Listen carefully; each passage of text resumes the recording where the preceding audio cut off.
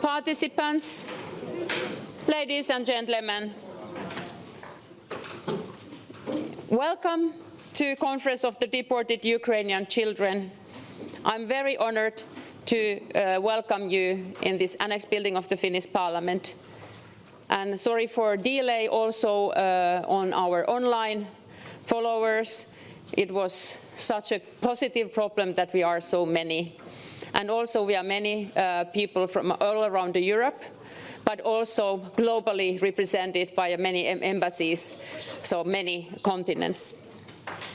So some of you know that I had a dream already last year to one day organize an international seminar in Helsinki on this topic. Today we bring together parliamentarians, legal experts, human rights defenders, international partners to address one of the gravest consequences of Russia's aggression against Ukraine, the illegal deportation of the Ukrainian children. My name is Mia-Petra Kumpula-Natri, and here as the Vice President of the Parliamentary Assembly of Council of Europe and the Chair of the delegation from the Finnish Parliament delegation to Council of Europe Parliamentary Assembly. This event is organized by our delegation together with a special network of Ukrainian children, and I'm happy to be Vice Chair, and here I have my Chair Olena Komenko, MP from Ukraine, with me. I'm proud to announce that this conference is organized under the patronage of the First Lady of Finland, Mrs. Susanne Innestup, who is not able to personally attend, but she is showing her support of today's event by according her patronage, and we are very grateful for her of such an honor. The purpose of this event is not only to raise awareness, but to strengthen European cooperation and international activities in returning these children and ensuring justice and reintegration. We have a participation of broad diplomatic courses and some countries, new countries also, and you are also all mostly welcomed. And as I welcome also action taken by so many countries, I hope that after this conference there is concrete action by many more. We will learn, we will exchange ideas, and then I hope we leave with the actions. Dear participants, weaponization of children is not okay. It's a crime, and it's not accepted anywhere. Russia has used that against Ukrainian children, and we gather here to help. Council of Europe Parliamentary Assembly also has adopted several resolutions and required action and reached something. I'm sure you will hear more about the special envoy who will come, and a nomination was required by PASE, and then also we have been pushing for juridical actions. You will hear more. So with these welcoming words, I will have an honor now to give the first speech to Mr. Jussi Halla-aho, the Speaker of the Finnish Parliament.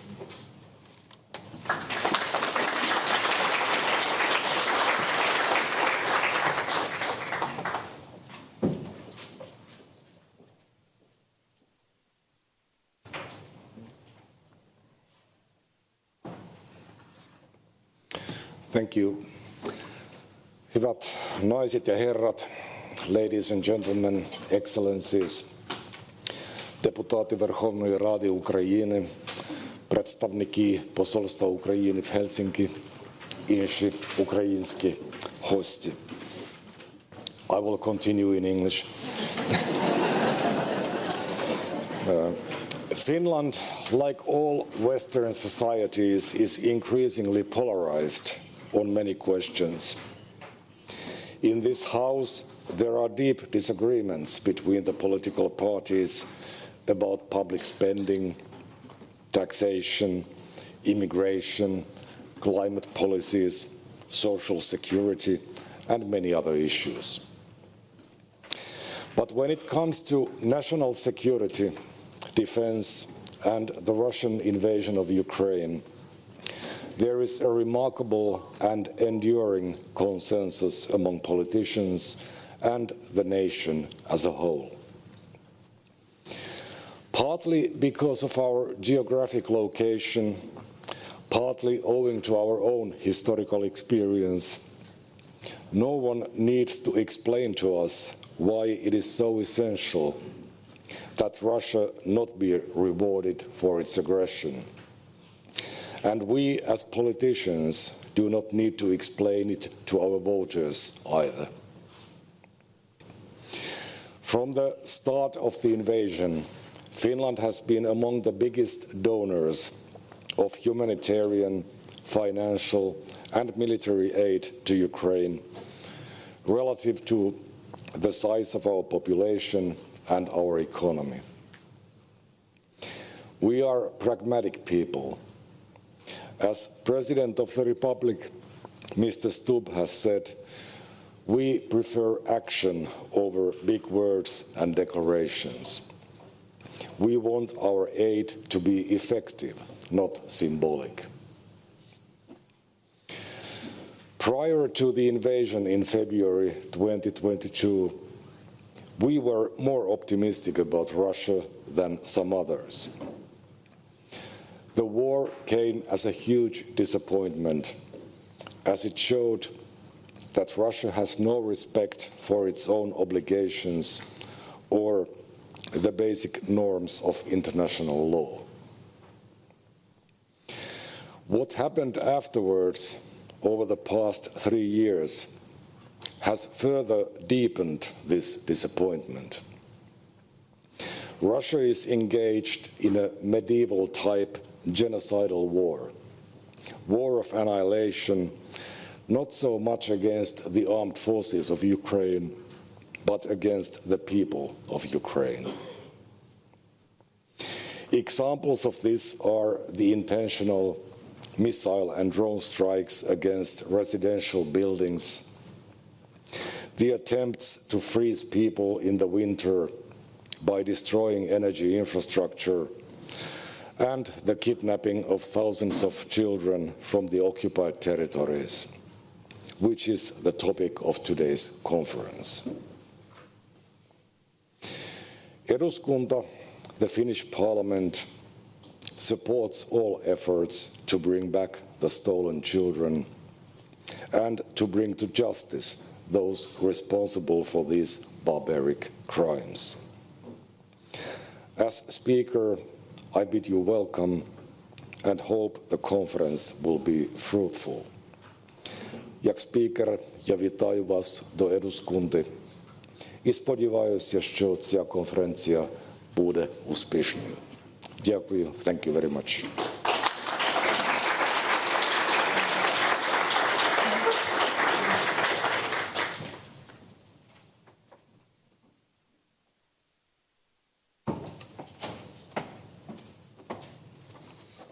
Thank you, Honourable Speaker.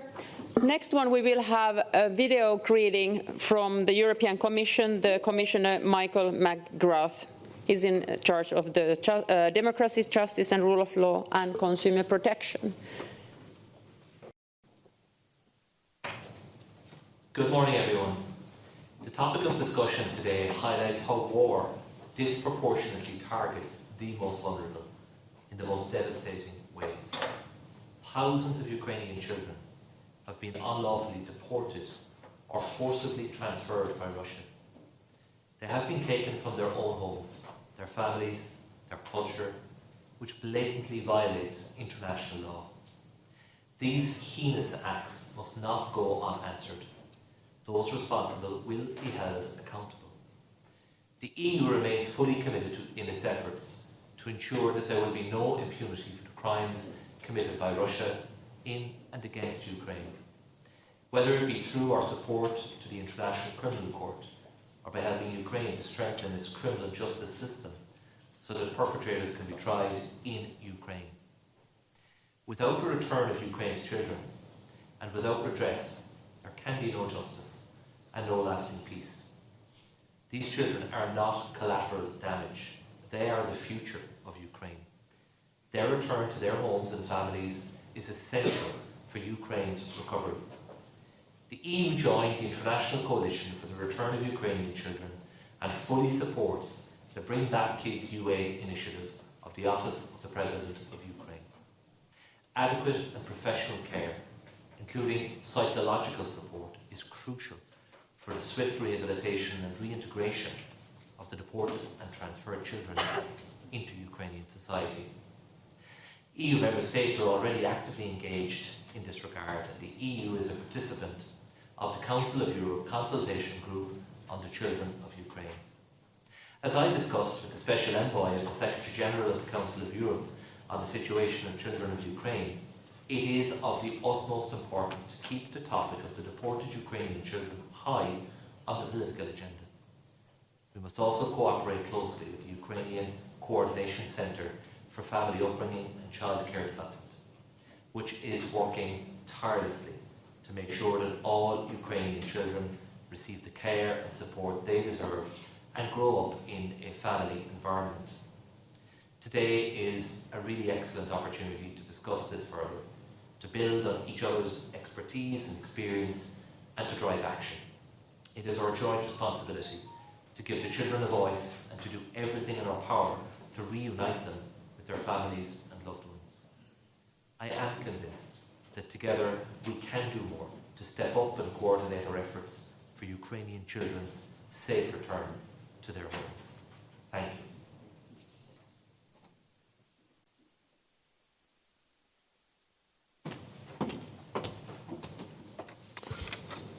We thank Commissioner also participating on this way and supporting the effort of this conference. And then the next speaker is the Honourable Minister of Social Security, Sanni Grahn-Laasonen, representing the Finnish government.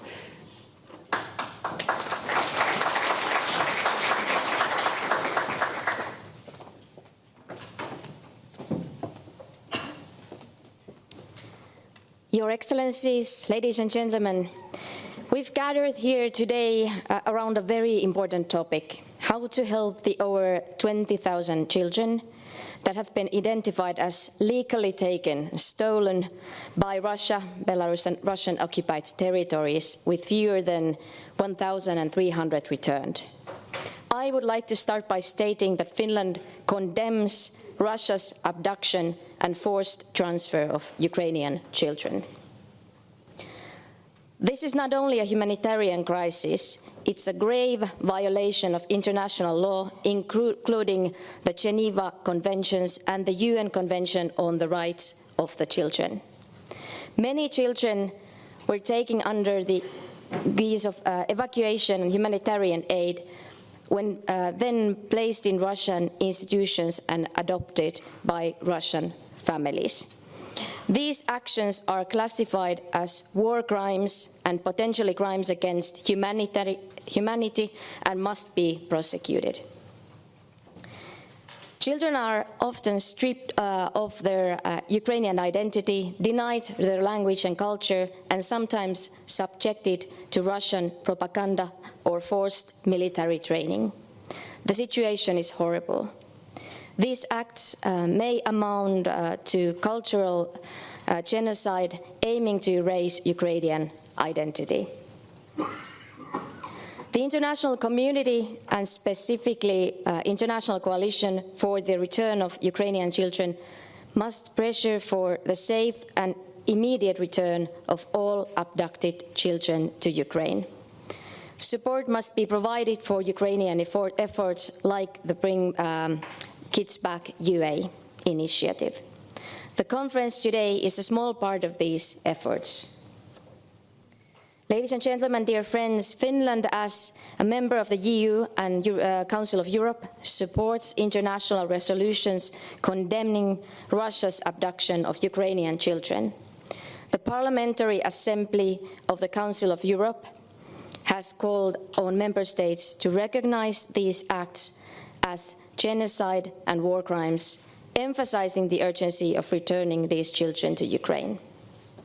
Approximately 23,000 Ukrainian children have sought refuge in Finland since the onset of the war, including around 600 unaccompanied minors. These children receive support through the Finnish Immigration Service and municipal services, including access to education and mental health care. Finland continues to support Ukraine through humanitarian aid and participation in EU-led initiatives. While not directly involved in the repatriation of abducted children, Finland remains committed to upholding international law and supporting efforts to reunite Ukrainian children with their families and loved ones.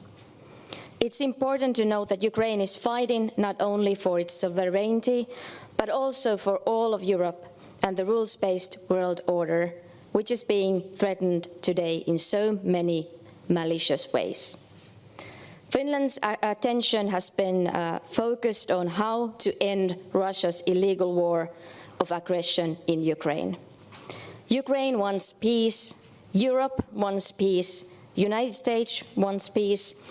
We're still waiting to see in clear and concrete terms if Russia also wants peace.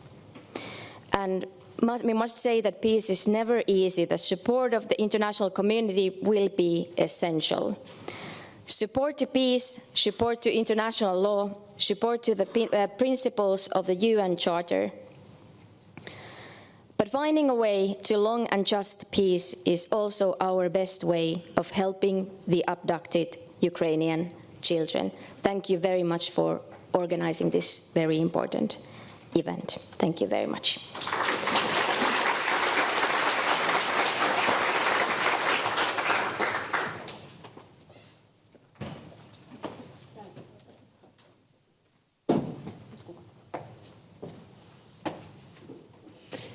Thank you, Minister. Next one will be online speak from Ukraine. I hope the connection is appearing here.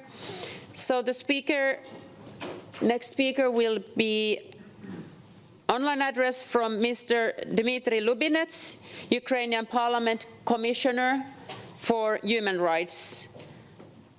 The activities of the Commissioner for Human Rights of the Verkhovna Rada of Ukraine are aimed at the protecting constitutional rights and freedoms of people violated by public authorities, local governments or their officials.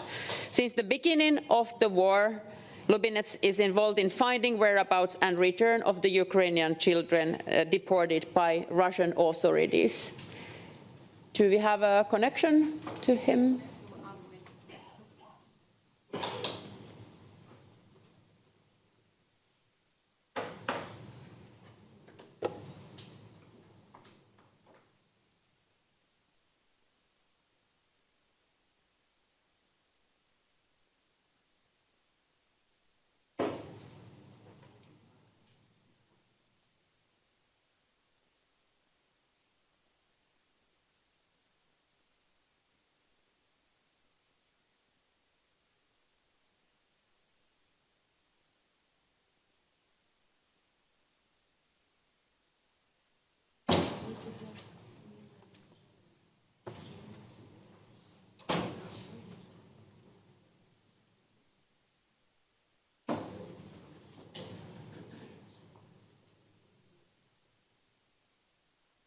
Onko sulla puhelinyhteys siihen alustalle?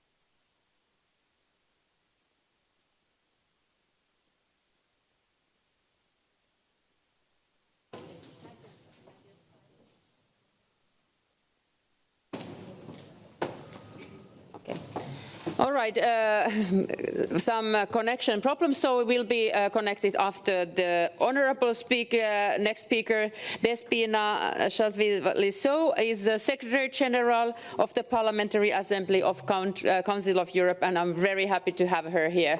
So please, Despina.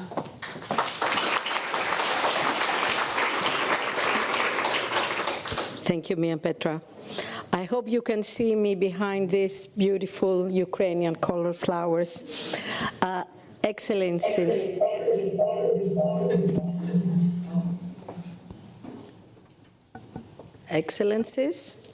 distinguished guests, there is an echo problem, I think.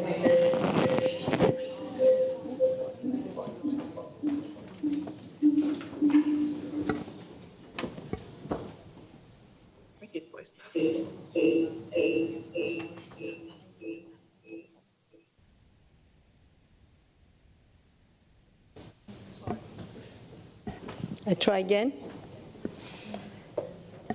It is a profound honor for me to address you today at this crucial conference on deported Ukrainian children. The Parliamentary Assembly of the Council of Europe, the voice of 46 member states around Europe, has been unwavering in its condemnation of the forced transfer and deportation of Ukrainian children by the Russian Federation, as it has been unwavering for denouncing this war of aggression and initiating the expulsion of the Russian Federation from the Council of Europe within a couple of weeks. In our resolution 2482 of 2023, the Assembly clearly qualified these acts as constituting crimes under international law, including war crimes and crimes against humanity. 1 year later, Resolution 2507, the Assembly emphasized the urgent need to identify, locate, and return the children of Ukraine, bring perpetrators to justice, and guarantee that such violations never happen again. I'm just on my way back from Luxembourg, where in the Ministerial Conference of the Council of Europe, the first step to establish a special tribunal for the war of aggression of the Russian Federation against Ukraine has also taken place. So justice is really in the focus of our joint efforts in the Council of Europe. The forcible transfer of children is one of the gravest violations one can imagine, because it strikes at the heart of a child's identity, security, and dignity. It tears them away from their families, their culture, their future. These criminal acts should be punished, and those who are responsible should be held accountable. Let me pay a very warm tribute to the outstanding work of the Parliamentary Network on the situation of the Ukrainian children under the leadership of Mrs. Olena Honeko, Chair, and Vice Chair Mrs. Mia Petra Kumpula-Natri. It was less than a year ago that what was Olena's dream became reality. Since then, Olena's and Mia Petra's tireless commitment, courageous voice, and their constant mobilization of parliamentary support, as this very event today testifies, have been instrumental in keeping the plight of Ukrainian children high on the political agenda of Europe. I would also like to thank warmly Mia Petra, head of the Finnish delegation to the Parliamentary Assembly, for initiating this conference, and my great thanks to the Finnish Parliament for their hospitality and excellent organization. Mr. Speaker, you have amazing people around you. Finland's strong commitment to human rights, democracy, and rule of law shines through today's event. As for the Parliamentary Assembly, we will stand firmly with Ukraine in demanding the immediate return of the children, the accountability of those responsible, and the comprehensive support for their children's rehabilitation and reintegration. Beyond declarations, we are committed to action, mobilizing the international community, strengthening cooperation with Ukrainian authorities, and supporting initiatives like the Bring Kids Back Ukraine program. Is Ms. Lubinet with us? Yes. Maybe? Then it is really my big honor to give him the floor.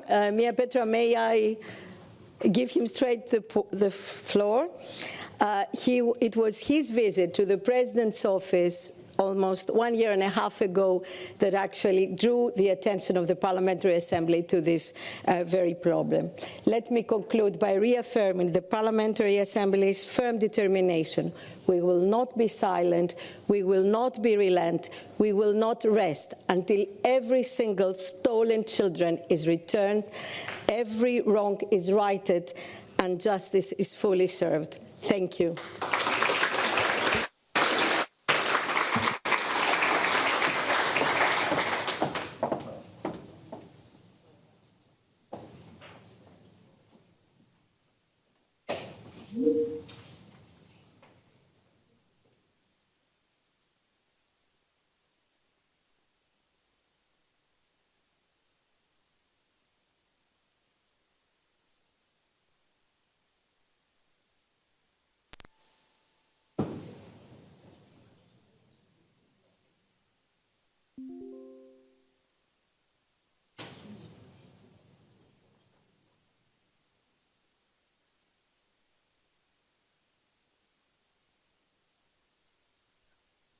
No.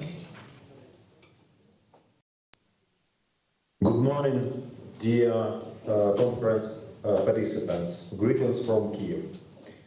First of all, I would like to express my heartfelt gratitude to the First Lady of Finland for organizing such an important event that draws attention to the crime of deportation of Ukrainian children. I sincerely hope that this event will lead to concrete actions to protect their rights and bring our children back home. Russia has been abducting Ukrainian children since 2014. During the period of more than 11 years, thousands of minors have been taken to Russia or forcibly displaced in the temporarily occupied territories of Ukraine. The Russian Commissioner for Children's Rights stated in one of her reports that the occupiers have taken more than 700,000 Ukrainian children to the aggressor country since the beginning of the full-scale invasion. The International Criminal Court has issued arrest warrants for her and for Russian president for this crime, but this is not enough. The deportation and possible transfer of Ukrainian children continues. Currently, more than 1.5 million children are at risk of abduction in the temporarily occupied territories. Russia has a clear goal: to destroy the identity of Ukrainian children, which is not just a violation of international humanitarian law. The forcible transfer of children from one national group to another is a crime of genocide. The aggressor is acting systematically and consistently in this regard. The first stage is direct deportation to the Russian Federation or forcible transfer of a child within the temporarily occupied territory. The second is changing the child's documents and imposing Russian citizenship. The third is placement of Ukrainian children in Russian families. The fourth is militarization through military patriotic movements such as so-called youth army, which have also been operating since 2014. The fifth, they attempt to change the self-identification of Ukrainian children to Russian. All of this is happening is parallel with hostile propaganda aimed at making children serve in the Russian army in the future. Let me tell you a story. The story of Ukrainian child, Alexander, is a boy deprived of parental care. Since 2016, he has been living in a family-type orphanage in Kherson region, where he and his sister found a new family. But the war crossed his life out. During the occupation, he was taken to Russia alone with other children in the orphanage. The boy was transferred to a so-called new Russian foster family, separated from his sister. Alexander wanted to return back to Ukraine, but his new family prevented him from doing so. His documents were taken from him and he was isolated from the outside world. In the Russian reality, he had no voice, no choice. And then came the terrible news. Alexander committed suicide. His story is not just a tragedy. It is a crime that has a name, deportation. And most importantly, it is another proof that Russia is not just stealing Ukrainian children, it is breaking their lives. As of today, Ukraine has managed to return 1,311 children who were forcibly displaced or deported. They were returned as part of the approved Bring Kids Back UR action plan of the Ukrainian president. NGOs and international partners, in particular the state of Qatar, are involved in the return. There is also the International Coalition for the Return of Ukrainian Children, which has already attracted 42 members. And this work is taking place in the face of significant logistical difficulties and Russia's artificial delay of the process, in particular by demanding additional documents. Children and families are also subjected to psychological pressure. Therefore, it is important to put pressure on Russia and bring the perpetrators to justice. A few days ago, almost 40 countries adopted an international declaration in Lviv, Ukraine, on the establishment of a special tribunal to investigate the crime of aggression against Ukraine. This is an important step towards justice, and I believe it will bring the Russian political and military leadership to justice for the crime of aggression. I emphasize that as of today, the Russian Federation has committed over 167,000 crimes of aggression and war crimes in Ukraine. The tragedies in Kryvyi Rih, Sumy, Kiev, where innocent civilians, including children, were killed, are unbreakable and heartbreaking. These kids of horrors, they become a daily reality since the beginning of the full-scale invasion. In order to achieve justice, I call on international partners to strengthen pressure mechanisms, ensure effective justice, and help bring Ukrainian children home, and also to join the search for deported children and obtain personalized information about them.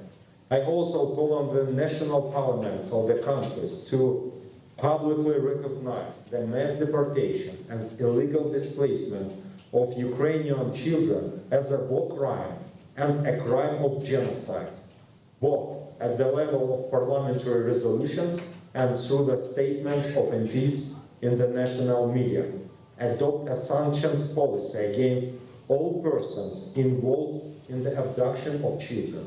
Investigate Russia's war crimes and ensure accountability, in particular by speeding up the process of establishing a special tribunal. To develop public advocacy, in particular through national parliamentary hearings, inquiries to international institutions, and statements at face meetings. Support rehabilitation and integration projects for returned children, in particular by funding programs in the areas of psychological assistance, educational, and restoration of family ties. Finally, I would like to note the recent adoption of a resolution by the European Parliament in support of the return of Ukrainian children who have been deported or forcibly displaced by Russia. We are sincerely grateful for this decision. I hope that we will see the same concrete steps as a result of this event. Once again, I am sincerely grateful for your attention to this very important topic. Thank you for your support, for your willingness to listen, for your readiness to act. We are fighting together for our future and justice. Thank you very much.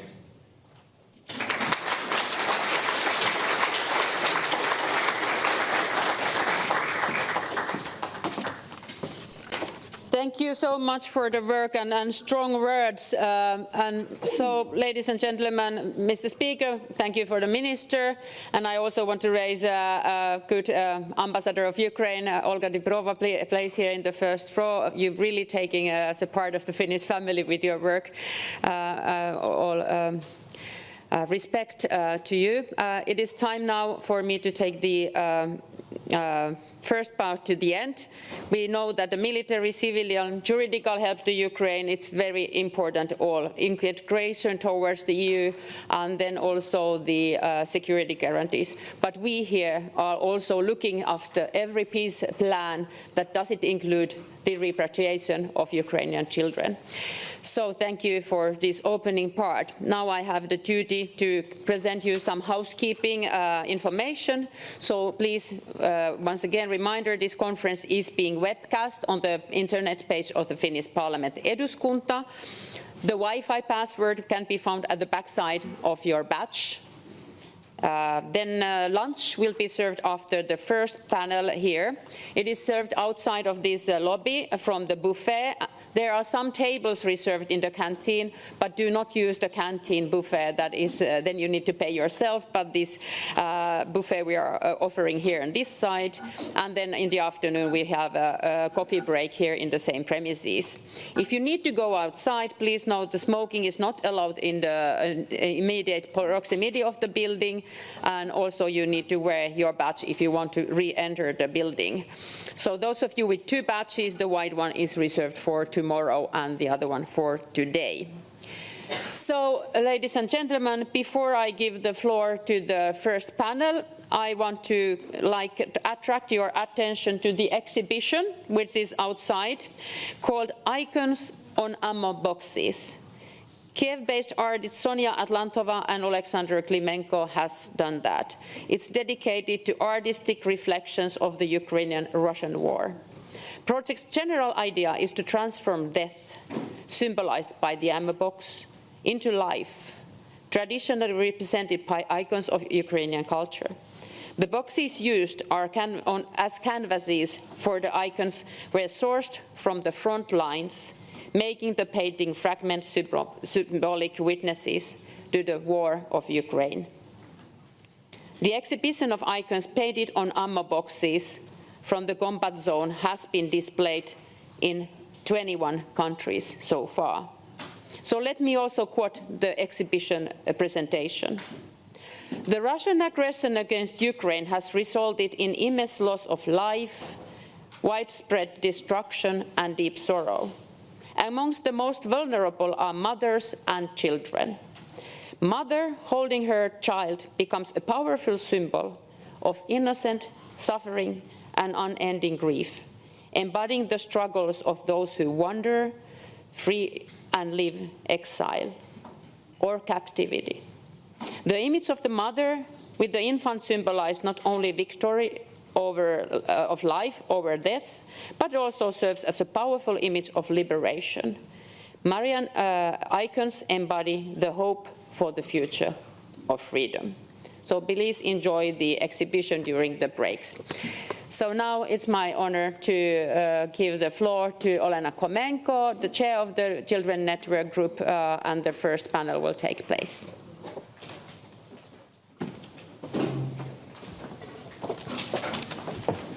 Thank you, dear Mayor Petra, and I invite our distinguished speakers of the first panel to join me in the presidium.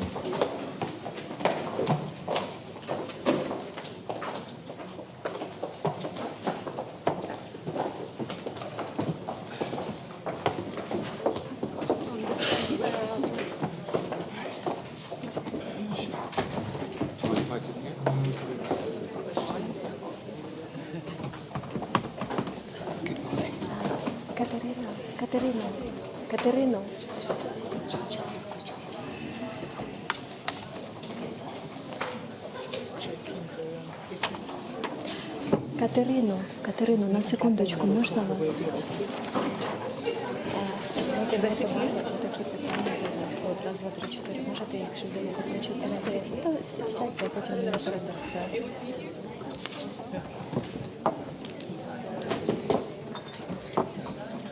не потрібно, можемо прибрати, що дотично можемо залишити.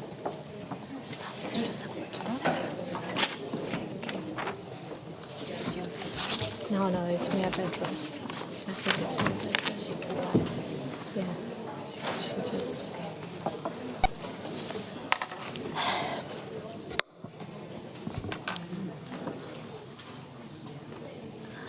Good morning, everyone. Thank you for joining this crucial first session of our conference titled Illegality of Deportation of Ukrainian Children, Accountability and Restoration of Justice. My name is Olena Komenko. I am a member of the Ukrainian Parliament and chair of the Parliamentary Network for Ukrainian Children of the Parliamentary Assembly of the Council of Europe. The network was established in the Assembly to unite parliamentarians of 46 member states to address the whole range of issues Ukrainian children face due to Russia's full-scale war against Ukraine, as indeed no child in Ukraine has been spared by this brutal war. I am honored to chair the network together with dear Mia Petra, and I'm happy to see members of the network here with us today. Thank you all for coming and for supporting the most vulnerable in this war. Russia's mass deportation of Ukrainian children is not only a humanitarian catastrophe, it is a violation of international law and crime that must not go unpunished.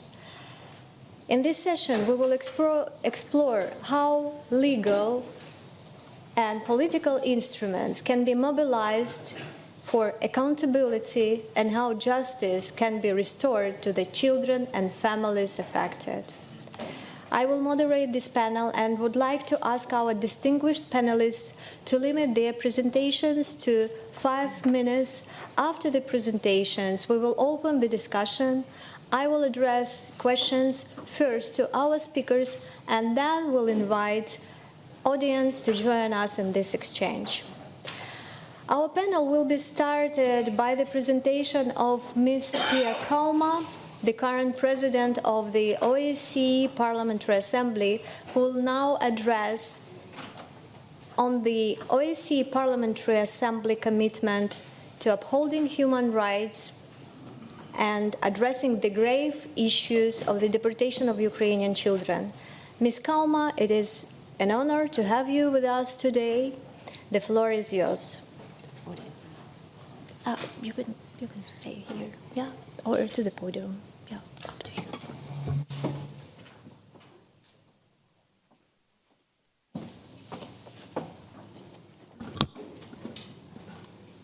Excellencies, distinguished colleagues, let me begin by sincerely thanking our hosts for organizing this important event and for placing the issue of the deportation of Ukrainian children at the center of today's discussion. I would also like to thank my fellow panelists for their tireless work and dedication to justice, child protection and the rights of the victims. It is an honor to join all of you here today for this important discussion. The forcible transfer and deportation of Ukrainian children to the temporarily occupied territories of Ukraine and Russia remains one of the most disturbing and consequential violations of international and humanitarian law.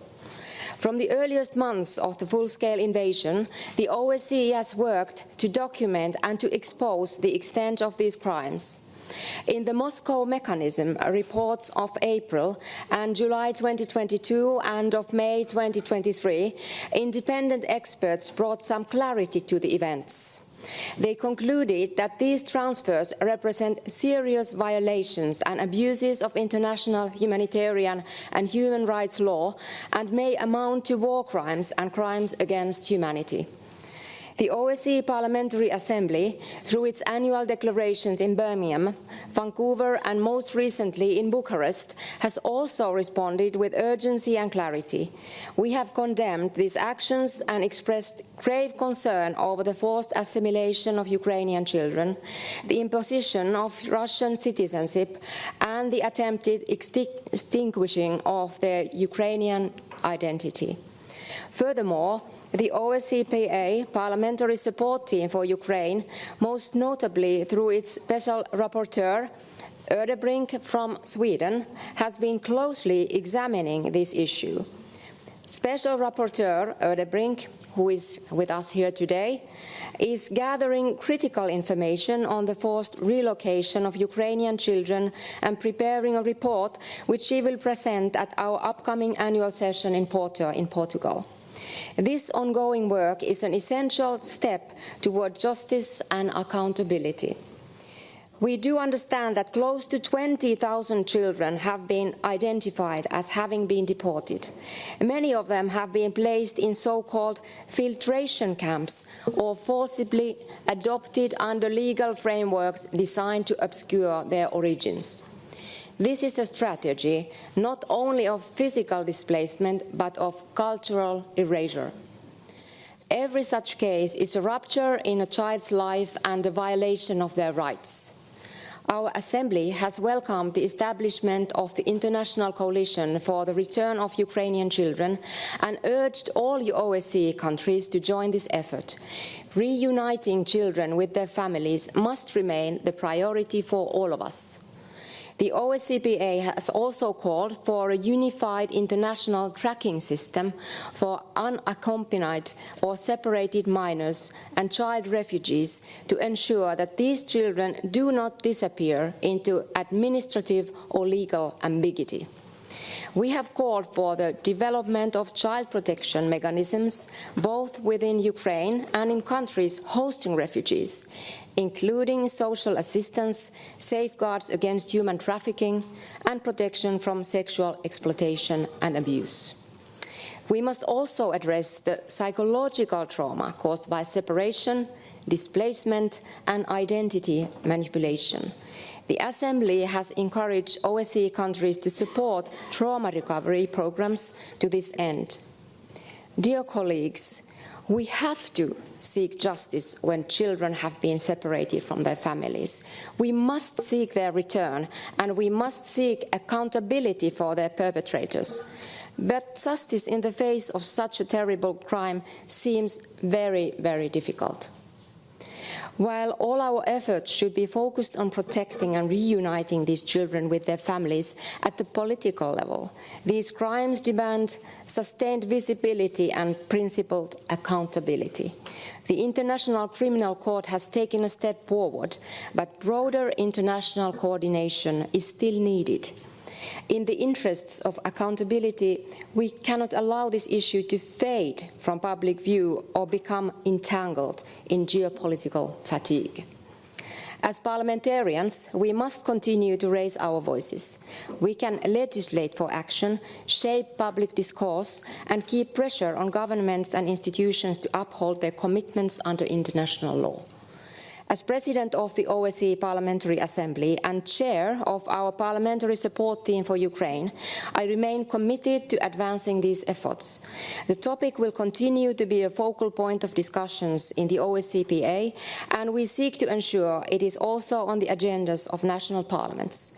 We will continue to make this a priority in public communications, ensuring sustained visibility and engagement.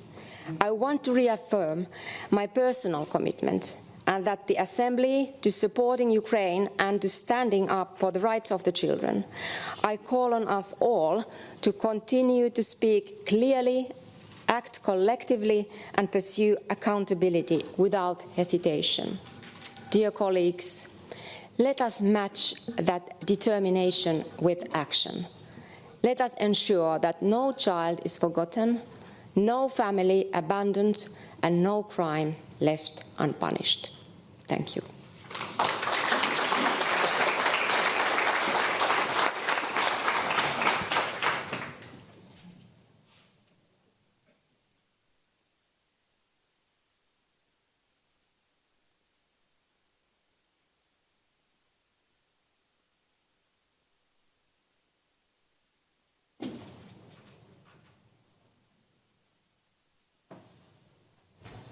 Dear colleagues, I was informed that Ms. Kauma has to leave soon, so I would like to ask her a couple of questions, as she will not be able to stay till the end of the session. Ms. Kauma, how can OSCE Parliamentary Assembly members practically support efforts to impose consequences on states, Russia and Belarus, for the deportation of Ukrainian children? And can inter-parliamentary engagement help where traditional diplomacy struggles?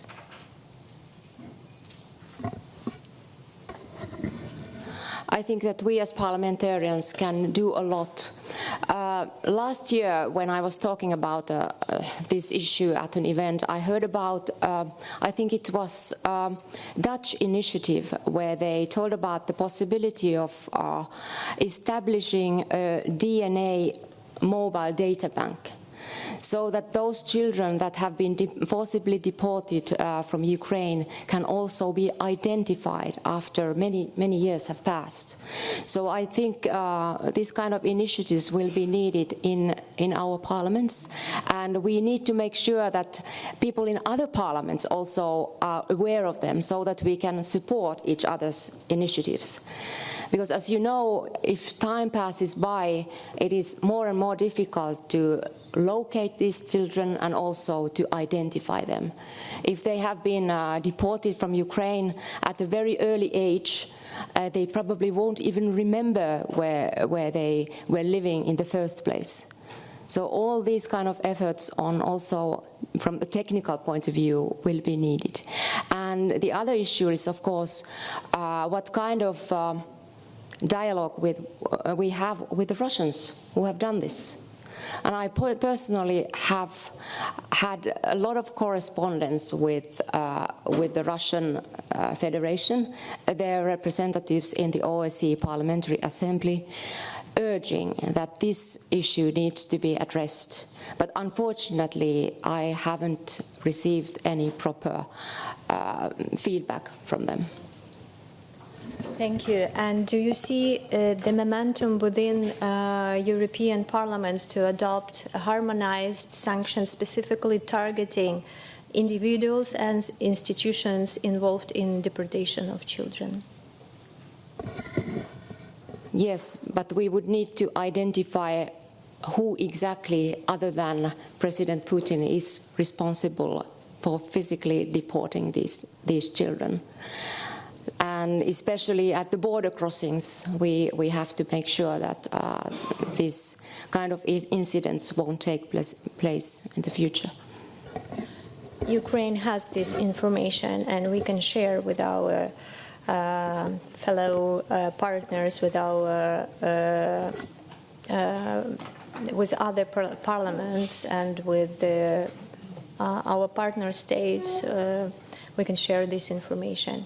And the last question: what does the OSCE have to promote consistent and coordinated international action on accountability? What else could parliamentarians do to help gather evidence and build public pressure? I think especially the parliamentarians who have been in their national parliaments or European Parliament for a long time have good networks in different countries, and I think we need to exploit those networks to the maximum so that we can jointly work together so that we can bring those children back home. And I must also emphasize that since the cooperation, so to speak, with the Russian Federation is so important, it is all the more important that the rest of us will work together in order to get those children back home. Thank you very much. Thank you.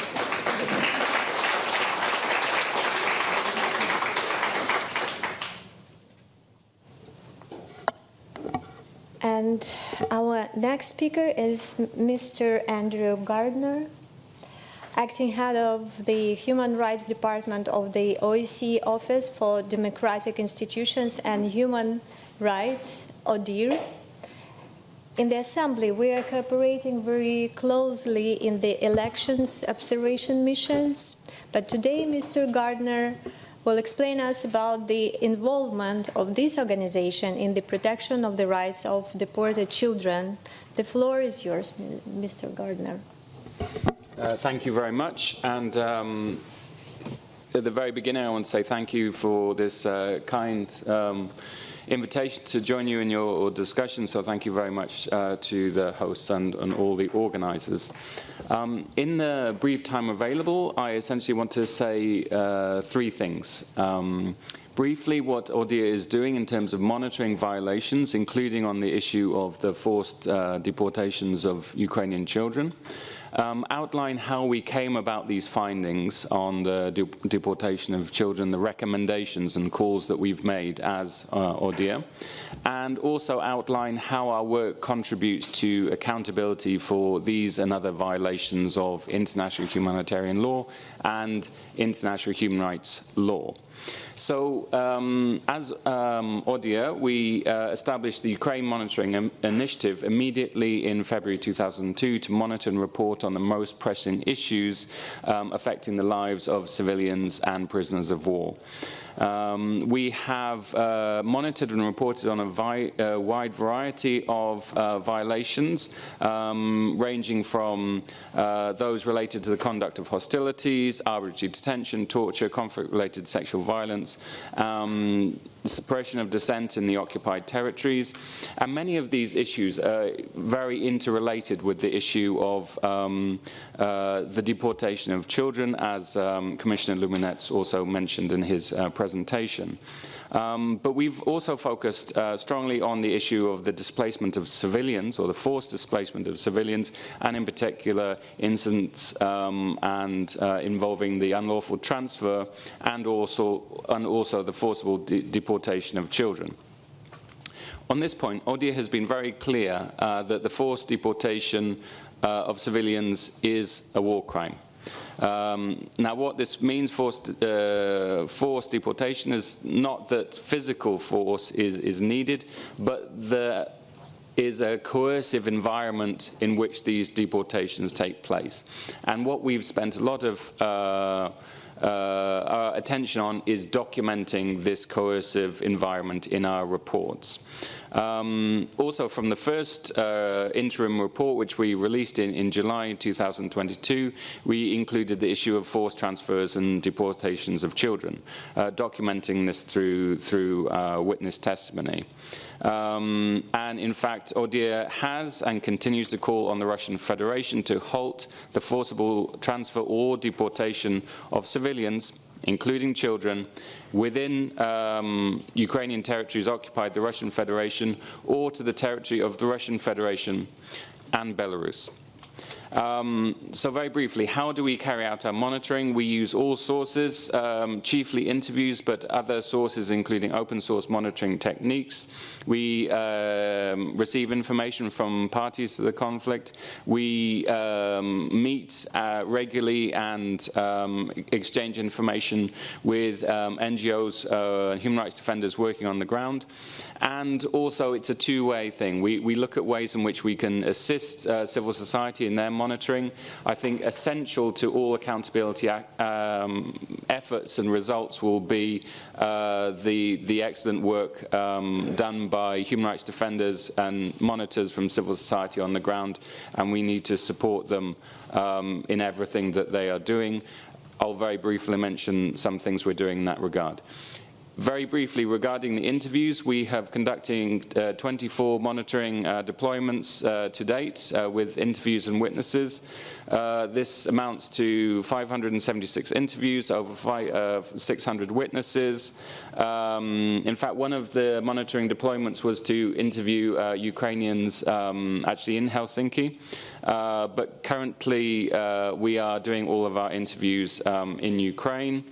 We have done 85 interviews so far in 2025, which will contribute to our next report, which will be published in July of this year. We use a trauma-informed approach, and all the interviews we do are unique. We go to considerable lengths to ensure that people we're interviewing are not people that have been interviewed by other similar actors. Now, we do this both to avoid re-traumatization, but also to avoid duplication. And we have the principle that with the consent of the witness or the survivor, that we will share the testimony with other actors seeking to ensure accountability. More on that a little bit later. And this is a crucial point for this particular subject. We, in line with the trauma-informed approach, we do not interview children as a rule, but we do, of course, interview their parents and other witnesses, and also young adults who've explained to us the experiences that they had as children. And in line with our attempts to make our monitoring collaborative with other actors, including in particular civil society, regarding our trauma-informed approach, we've turned it into an e-learning course, which is available online, free for everyone to use, including in the Ukrainian language, which helps anyone. I mean, we did it primarily for Ukrainian human rights defenders, but actually anyone, state authorities, potentially prosecutors, all state authorities who come into touch with people who have experienced trauma, of how to interview in a way which does not traumatize people, and it keeps them safe. This is a resource which is very well used, in particular in Ukraine. So very briefly, how have we come about these findings? Well, I mentioned, and I think in particular the value added that we have in ODIHR, how our contribution is to accountability is through our witness interviews, our interviews with survivors and witnesses, and in particular, what have we got in terms of witness interviews on the issue of the unlawful transfer and forcible deportation of children. For example, even from the first report, we have several witness testimonies indicating that they left voluntarily, but because of fear for their own or their family's safety, documenting the pervasive violence and abuses by the occupying Russian forces and the dire humanitarian situation, which amounts to a coercive environment, and documents the extent to which these deportations were forced. We also have, from our reports, witness accounts of people who are being forcibly transferred, deported, or evacuated from Russian Federation occupied territories, the perilous conditions which they faced during their journey, including abuses by the Russian armed forces at checkpoints and during so-called filtration procedures. Also, witnesses have recounted being one of many Ukrainians deported to the Russian Federation by train. And these witness accounts are from different occupied Ukrainian provinces. For example, in our third report, 7 witnesses in their testimony referred to children having been taken with the permission of their parents, but by the occupying authorities to camps in occupied Crimea for safety reasons and to enjoy recreational activities, but were then never returned to their home or their parents' care as promised. This amounts to a forced transfer, of course. Also, witnesses stating that the threat of their children being taken to summer camps in occupied Crimea and not returned was the reason enough for them to leave their home and risk traveling, escaping even through Russian Federation territory. Now, these are just examples of concrete testimony which we have, which is, of course, useful for us in our efforts for accountability. We're engaged in human rights monitoring. We're looking at the responsibility of the state. We're, through our recommendations, attempting to put pressure for change of behavior during the conflict at the current time, but also establish the responsibility and the facility for reparations for the victims and survivors. As I said, all the testimonies we've collected are unique. They're not people who've been interviewed by others, so in that sense it's an additional contribution. And as I said, with the consent of the witness or the survivor, we are prepared and have shared this testimony to other actors involved in accountability efforts. You will see in our reports that all the witness testimonies are meticulously referenced. So any, be it prosecutor or any other actor involved in a particular case or investigation on a particular location or particular issue, can get in touch with us directly and ask for a specific details of a specific testimony by number, and this will, providing we have the consent to do so, will be shared. I thank you very much for your attention. I look forward to the discussion.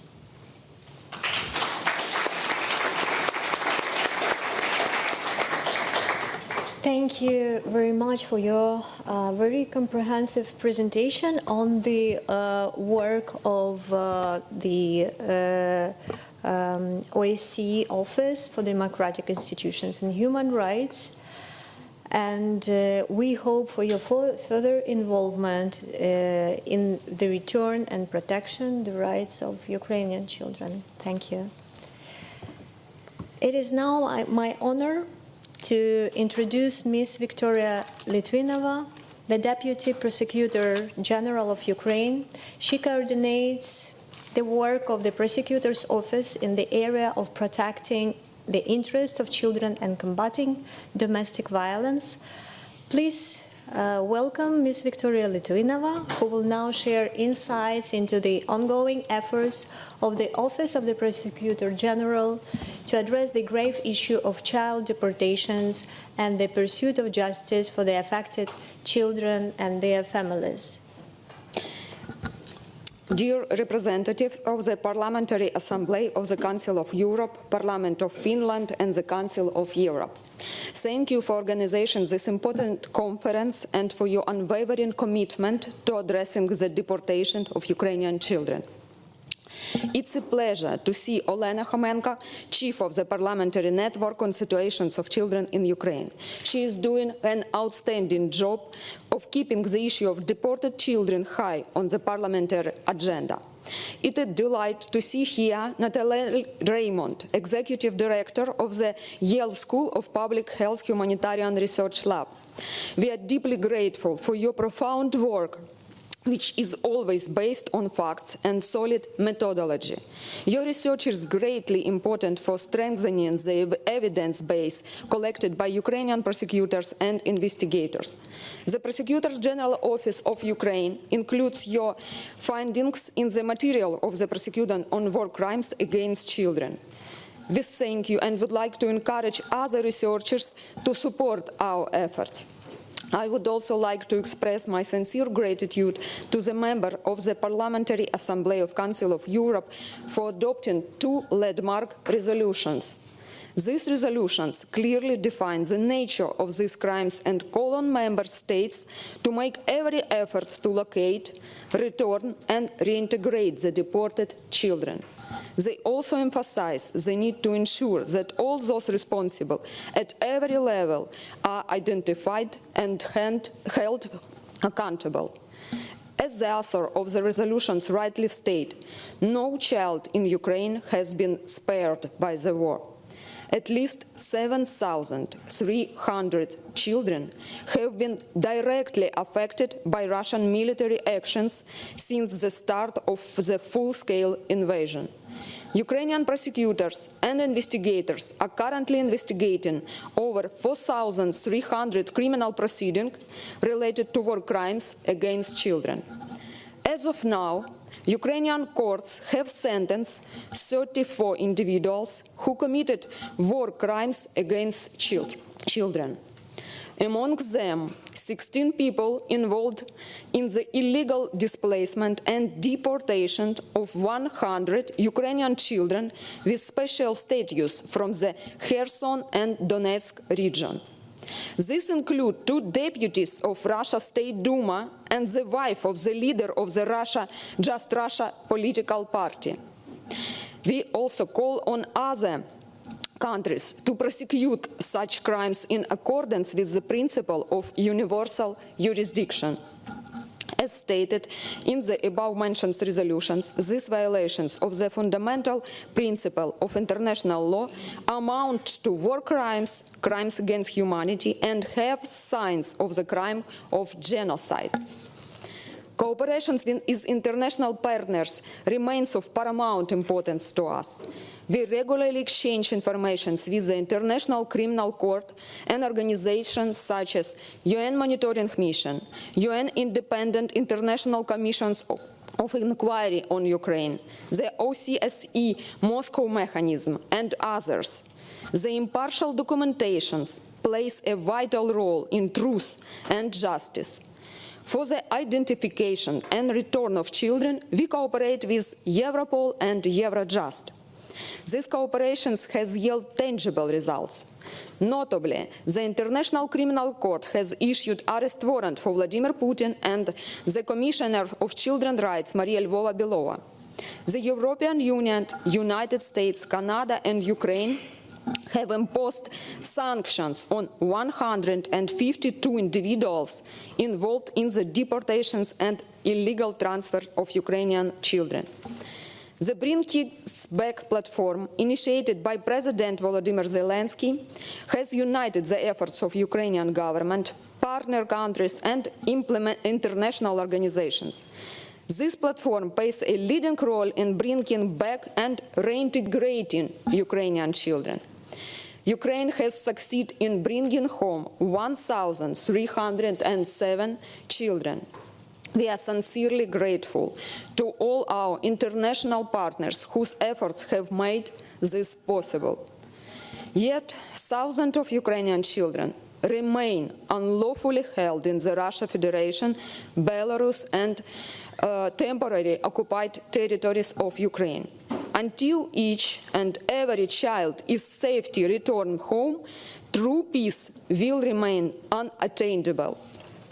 That is why we call on our international partners to increase pressure on Russia to return Ukrainian children, and also to work together to bring all those involved in crimes against children to justice. Thank you for your attention.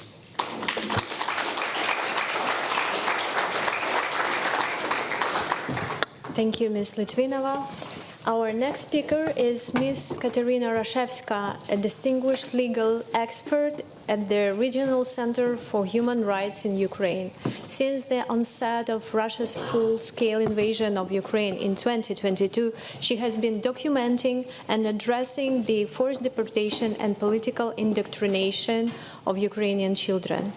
Please join me in welcoming Ms. Katerina Rashevska, who will now share her insights and the ongoing efforts to address the forced deportation of Ukrainian children and the path towards peace. Thank you, dear Elena. Distinguished audience, ladies and gentlemen, we are gathered here today not simply to share our pain, but to find solutions. We are gathered here today to speak the truth, to call the illegality of forcible displacement of Ukrainian children for what it is, a grave crime committed with full intent against the most vulnerable victims of the Russian aggression against Ukraine, our children. Since 2014, and with even greater scale since February 2022, the Russian Federation has launched a great campaign of deporting Ukrainian children. These are not isolated incidents, no mistakes of war. This is a policy, a machinery, a plan. Thousands of orphans were taken from Crimea even before the full-scale invasion and placed to Russian families despite multiple requests by the side of Ukraine to return them to their homeland. Thousands of children were taken from orphanages in Donetsk and Lugansk regions under the pretext of evacuation, rushed out in minutes. Heads of institutions didn't know where they were going. Biological relatives were not told. no legal procedures, no best interest assessments, just silence, and a bus with a Russian military escort waiting outside. By April 2022, more than 2,000 Ukrainian orphans had already been taken to Russia. Russian officials placed them in a federal database of children orphans allowed for adoption. Russian families were encouraged to take them in. And soon, those children were issued Russian passports, new identities, and sometimes even new names. Ukraine was erased from their documents and from their future. This is not an evacuation. It is cynically planned deportation. It is not child protection. This is abduction and assimilation, and it is unlawful. It violates the Geneva Conventions and the Convention on the Rights of the Child, but it also violates the Hague Child Protection Convention and the Rome Statute. It violates the basic principles of humanity. Russia didn't stop. Children from Mariupol, from Volnovakha, from Kherson, from Zaporizhia, from Kharkiv regions were taken too. Some lost their parents to shellings. Others were separated with their family members during the so-called filtration process. Some were told that they were going to recreation camps and never returned. We have proof of Ukrainian children being transferred to 57 regions of the Russian Federation, from Rostov to Vladivostok. We have evidence of their indoctrination and militarization. Russians forced Ukrainian children to wear military uniform and to use real weapons and parachutes, and call this process their rescue. But what kind of rescue takes a child and hides them from the only people who love them? We have seen children placed in temporary care and never brought back. We have heard Russian high-ranking officials told that adoption is just formality because the children have no future in Ukraine. The deportation of Ukrainian children by new Russian parents is ongoing. We are documenting such cases even in early April 2025. Let me be clear, deportation is not only war crime. It is a crime against humanity, especially regarding the fact that this crime doesn't end after physical displacement of Ukrainian children. What we are facing, it is a clear intent of the Russian agents to guarantee the integration of Ukrainian children inside the Russian nation. This act has a genocidal nature, and we need at least political recognition of this fact by national parliaments. We welcome the arrest warrants issued by the International Criminal Court, but we still wait for the additional qualification of deportation as a crime against humanity. We hope that despite all the challenges to the court's activities, such as sanctions, non-implementation of its decisions even by member states, intention to withdraw, and Putin's desire to bargain for a de facto amnesty under Article 16, we still hope that ICC will continue to prosecute perpetrators of international crimes. We must pursue this accountability not just to punish, but to tell every child still waiting to come home, we see you, we are coming for you. We must support DNA examination and identification of children by any means. The Russians claim that over 700,000 Ukrainian children have crossed their border. Push them to share this information about other minor citizens, if not as a part of the fight against deportation, so in the context of combating human trafficking. We must demand full access for the international independent monitoring missions and organizations to Ukrainian children under Russian control. We must protect every Ukrainian child from being used as a pawn of Russian propaganda and policy. So we should implement more sanctions and coordinate sanction policies to avoid the loopholes. Every day we delay justice, another Ukrainian child learns to call a stranger mother. That is why there is no justice without return of Ukrainian children, and no fair and lasting peace without accountability, truth, and memorialization. Every child stolen is a future stolen, the future not only of Ukraine, but of our shared humanity. Thank you.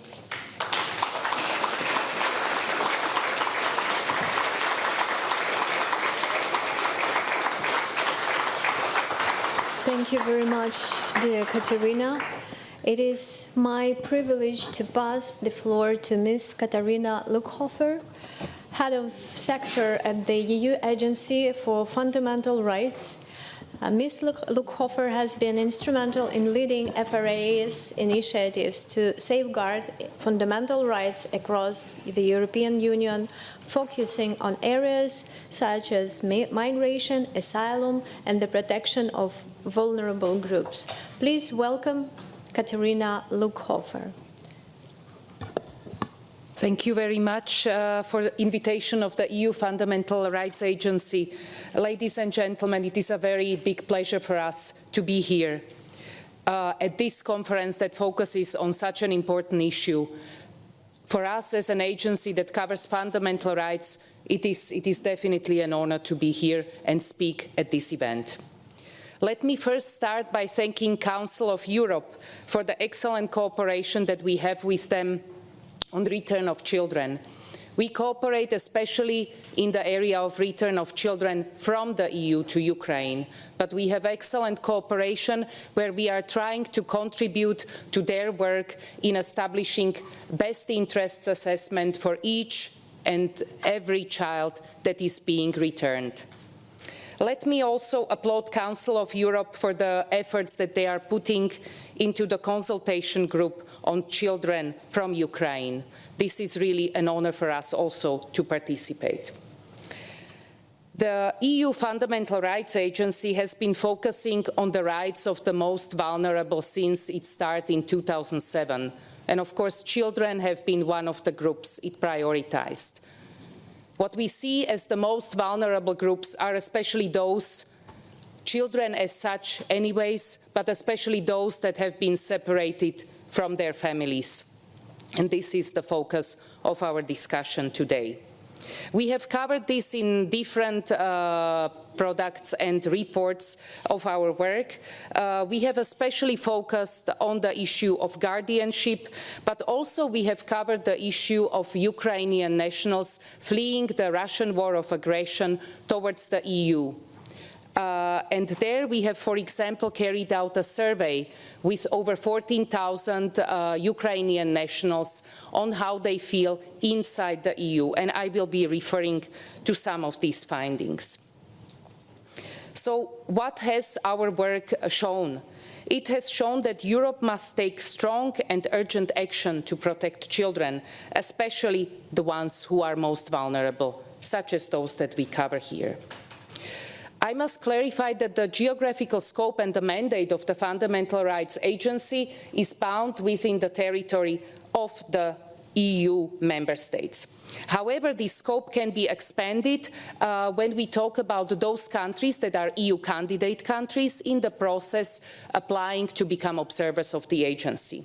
So, for example, now we have Albania as an observer, and Ukraine is applying to become an observer of Fundamental Rights Agency, and we very much hope that this will materialize very soon, because then we can fully cover Ukraine in the data collection, research, and surveys, not only in the EU member states, but also inside Ukraine.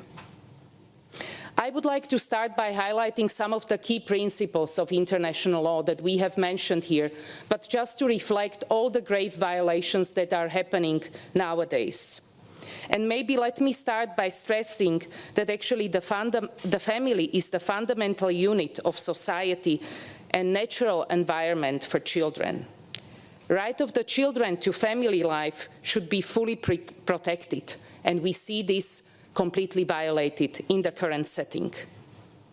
Preventing family unity and preserving family unity is an essential element of every child protection system.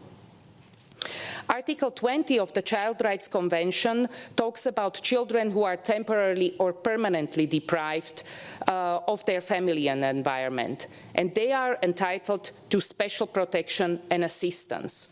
This talks of all the children regarding of their legal status.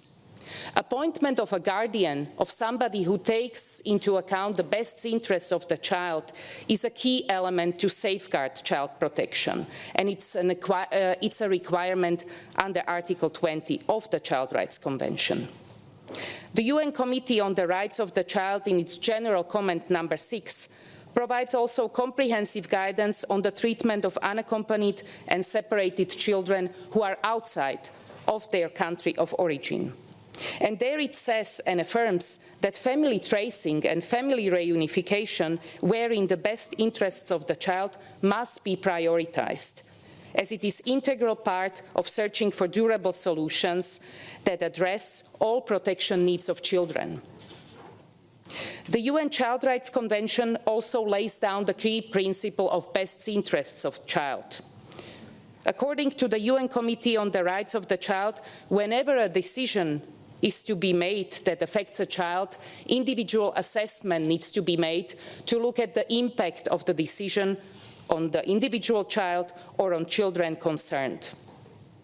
The principle of best interest of the child is not only a legal obligation, it is also a substantial right, and it is a rule of law issue that we see currently being violated. For the decisions on parental rights, custody, or adoption, the best interests of the child must be the determining factor.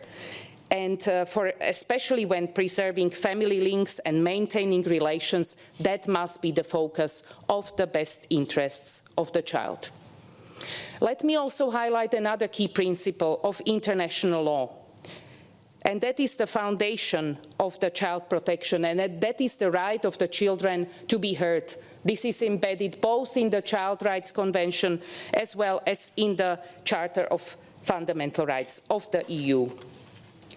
This, of course, needs to ensure that the child receives the information and that the child understands the information. Only then a child can take an informed decision, and this information should be fully comprehensive for the child's age and maturity.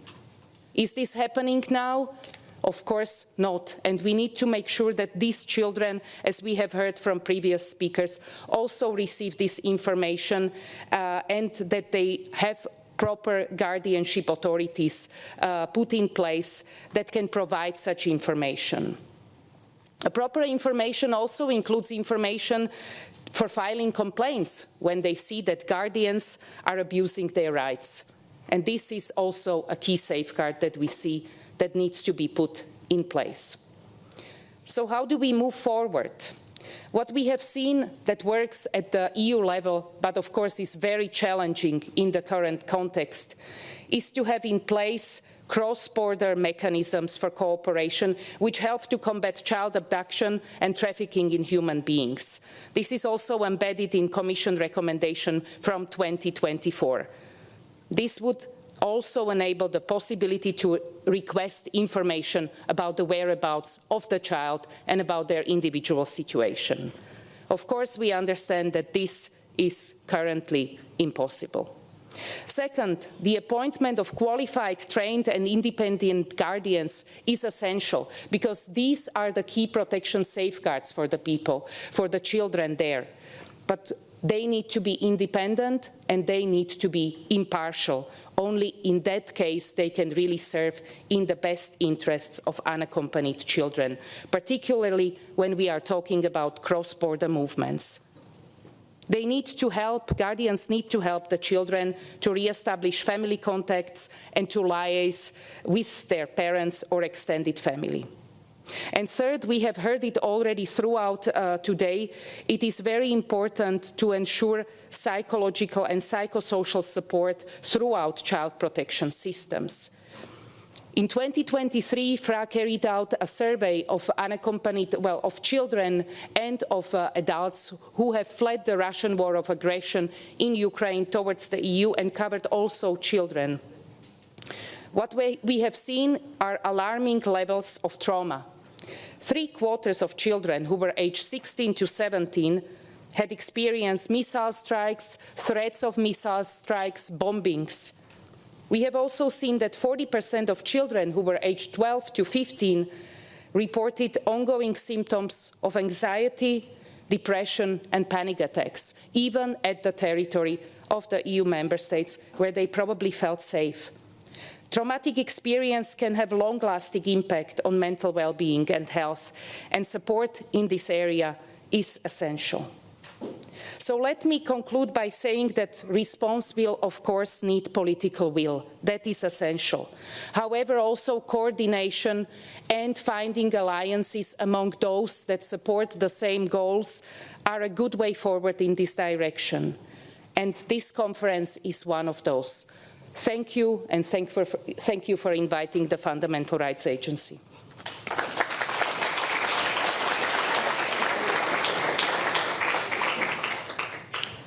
Thank you, Ms. Luckhofer.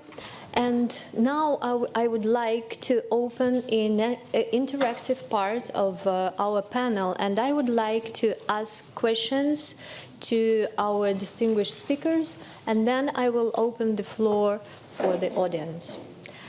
And first questions come to Ms. Victoria Litvinova, the Deputy Prosecutor General. Let's talk more about the illegal deportation of children. When do Ukrainian prosecutors record the first cases? Thank you, Elena. As we already mentioned, deportation began from the very beginning of Russia's aggressions in 2014. Right after the occupations of Crimea, the Russian government launched the Train of Hope program. It relocated Russian citizens to Crimea to adopt orphaned children. This was not about helping children. It was part of a broader strategy to integrate Crimea into Russia and alter the regional's demographics. A similar scenario unfolded just before the full-scale invasions in 2022. Leaders of so-called DPR and LPR announced mass evacuations, particularly of children. According to the investigation, children from boarding school and orphanages were the first to be removed. Uncovering such crime is a painstaking task. It requires proving every element of the crime for each deported child. Investigators must demonstrate that there were no security or medical reason to justify the child relocation. The collected evidence proves that in Crimea and Donbass, Russian authorities refined their child deportation strategy. During the full-scale invasion, they implemented this same playbook in newly occupied territories. Children were deported not only from state institutions, but also from families, children who had parents and relatives. During the investigation, we reconstructed the timeline of events and hierarchical chain of officials, masterminds, and collaborators involved in these crimes. We discovered that Russian authorities even amended national legislation to make this easier. Presidential decrees of 2022 were issued to fast-track Russian citizenship for Ukrainian minors. Children under 14 didn't even need to give consent. Those over 14 had to swear allegiance to the Russian Federation. After these legal changes, Russia launched propaganda campaign promoting the adoptions of Ukrainian children by Russian families. In 2022, children from Donbass received Russian passport in ceremonies in the Moscow region. Commissioner for Children's Rights Lvova Belova publicly stated she had adopted a teenager from Mariupol. The leader of the pro-Putin Just Russia party and State Duma deputy Sergei Mironov adopted an 11-month-old girl illegally taken from Kherson by his wife.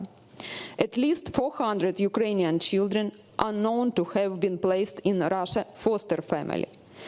Time is not on our side. Russia changed their names, falsify documents, erase memories. Children are subjected to forced integrations and indoctrinations. The most cynical manifestations of this policy is the adoptions of Ukrainian children by family involved in so-called special military operations against Ukraine. State media actively promote these events. During a meeting between Vladimir Putin and the wives and mothers of soldiers fighting in Ukraine, one woman admitted to taking a 4-year-old girl from the Kherson region. Another disturbing aspect of Russia policy is military patriotic education. In February 2023, Russia has passed a law integrating occupied territories into its educational system. Children must study using Russian textbook. Speaking Ukrainian is forbidden. Education has been militarized. Children are taught to handle weapons, meet with military personnel, and are encouraged to join paramilitary structure like UnArmia. And eventually, these children may be used in the war against their own country. Thank you. And the second question, you mentioned that thousands of Ukrainian children have become victims of Russian aggression, and this includes both those who were illegally deported and victims of attacks and other type of crimes. How do you work with them?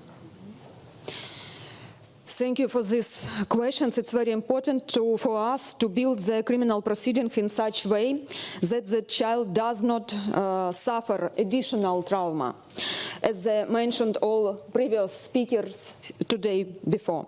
The Prosecutor General Office is advancing child-friendly justice. This means proving full access to justice without causing trauma. Instead, we're focusing on facilitating rehabilitation and reintegration into society. We have minimized interviews and investigative procedures involving children. We engage psychologists who are specialized in working with children. With our partners, we opened 13 child-friendly Barnahus centers where children receive support in a safe and nurturing environment. In 2023, we established the Victim and Witnesses Coordination Center to support affected by the war, including children. The center's mission is to provide comprehensive support to survivors, ensuring access to necessary medical, psychological, legal, humanitarian, and other assistance. Today, the center specialists work with nearly 1,000 children affected by war crimes. We have established effective cooperations also with civil sector and civil society to enhance support for victims. Thank you, Ms. Litvinova. And now I would like to ask a question to Ms. Katerina Rashevska. What legal precedents or international frameworks to holding perpetrators accountable, especially those who are currently beyond the reach of Ukrainian jurisdiction, and how to overcome these obstacles? Thank you so much for this question. Despite all the uniqueness of the Russian aggression against Ukraine, this crime of deportation of children and also of the assimilation is not the new one. During the Second World War, I'm sure that our audience is aware, the Nazist Germany representatives deported thousands of children from occupied territories. They selected them and then transferred to German families for the so-called re-education. Some children were transferred to specific institutions in order to be re-educated and then to become German military or representatives of Nazi government. So it was already, and after the end of the Second World War, our Ukrainian scientist, lawyer, Raphael Lemkin, started thinking how we can punish it, how we can prevent it from being happening in future. And then we voted the Genocide Convention, but unfortunately, as we know, today, even the ICC, after the issuance of arrest warrants, has no additional qualification of the act of deportation of Ukrainian children and their education as a crime of genocide or even the crime against humanity. And I suppose that this is a problem because when we are not calling the evil by its proper name, it may provoke the repetition of the scenario. And non-efficient reaction for the deportation of Ukrainian children since 2014 actually provoked the large-scale deportation of Ukrainian children after February 2022, because Russians, they were sure that the reaction will be the same, that they will be able to persuade the international community that this is only rescue operation, humanitarian action to protect children, and not an international crime, and not the crime of the crimes, genocide. So we have the problem with this qualification, with non-proper qualification. Of course, deportation is good, but it is not enough in order to prevent the repetition of crimes. And also it is not enough in order to ensure justice. Because some children, okay, maybe by legal terms they were not deported, but they were but their delay they were subjected to the unreasonable delay of repatriation. They were subjected to re-education, to militarization, to indoctrination. As for today, we don't have any definition of militarization and political indoctrination in the international law. How we can prosecute these actions? I'm sure that in this audience there is no person who supports the policy of militarization of children in occupied territories, who support the transformation of children from one nation to the enemies of their homeland. So this is something strange. It is against humanity, and it should be recognized as a crime against humanity, but unfortunately we have no legal precedents in order to do it. So I am really grateful for all the competent bodies, because Office of the Prosecutor General, they are doing really hard work in order to persuade even international experts that militarization and political indoctrination should be prosecuted as war crime or crime against humanity. So we have this fight on the margin of the fight against Russian aggression, this fight for justice, for accountability, and of course any support, any investigation under the universal jurisdiction principle, so investigation of militarization and indoctrination of Ukrainian children as a crime against humanity will be very beneficial for Ukrainian children. Thank you, Ms. Rashevska. And now I would like to address the question to Mr. Gardner. How can ADIR help national and international legal systems become better prepared to investigate and prosecute war crimes against children, especially in cases as complex as deportations?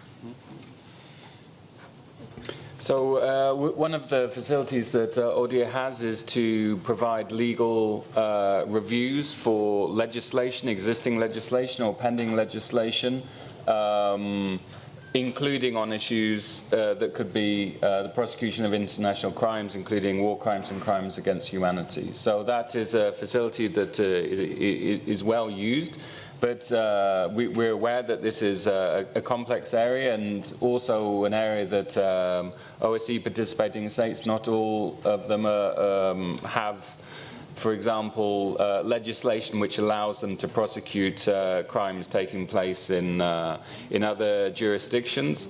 So, I mean, for example, in terms of universal jurisdiction, if states have legislation which they would like to advance, or maybe are thinking about legislation, this is something we could offer our expertise in and advice through formal legal reviews, and also through, of course, informal dialogue and assistance in that way. Maybe I'll leave it at that for now, and I'll come back to the issue of reparations and also accountability from the perspective of victims, which is also important. Thank you. And now I would like to ask Ms. Luckhofer, what policy advice or technical support can FRA, the agency for EU Agency for Fundamental Rights, provides to EU institutions, to member states, or to Ukraine to ensure these children's identity, language, and cultural ties are preserved and restored?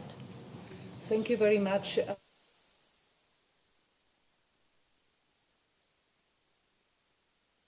Hello, sorry. So we are currently actually conducting and finalizing a large survey that we have carried out with women who have fled from the Russian war of aggression in Ukraine towards the EU, many of them with children, on the human rights abuses that they have been facing. And we will be finalizing this research in November with a report and with recommendations.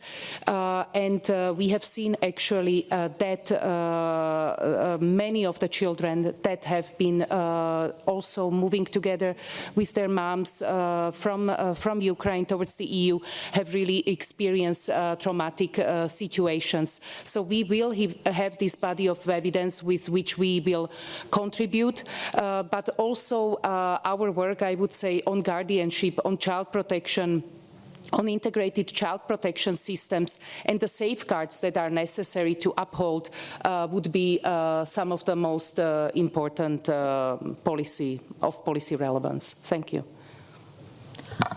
Thank you. And now I would like to come back again to Ms. Katerina Rashevska and ask her, if traditional legal roads are blocked or slow, what alternative accountability mechanisms, such as universal jurisdiction or national level trials in third countries, should European states consider?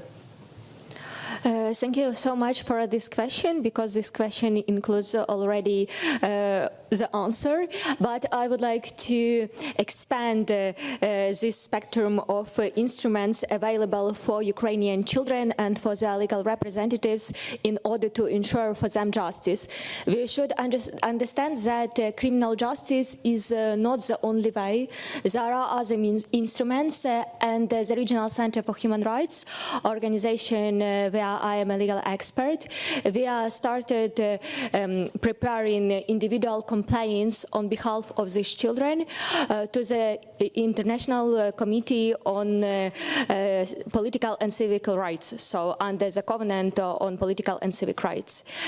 We should understand that, unfortunately, the Russian Federation has not recognized the jurisdiction, for example, of the United Nations Committee on the Rights of the Child, and this instrument is not available for us, but at least the United Nations Committee on the Rights of the Child is a good option.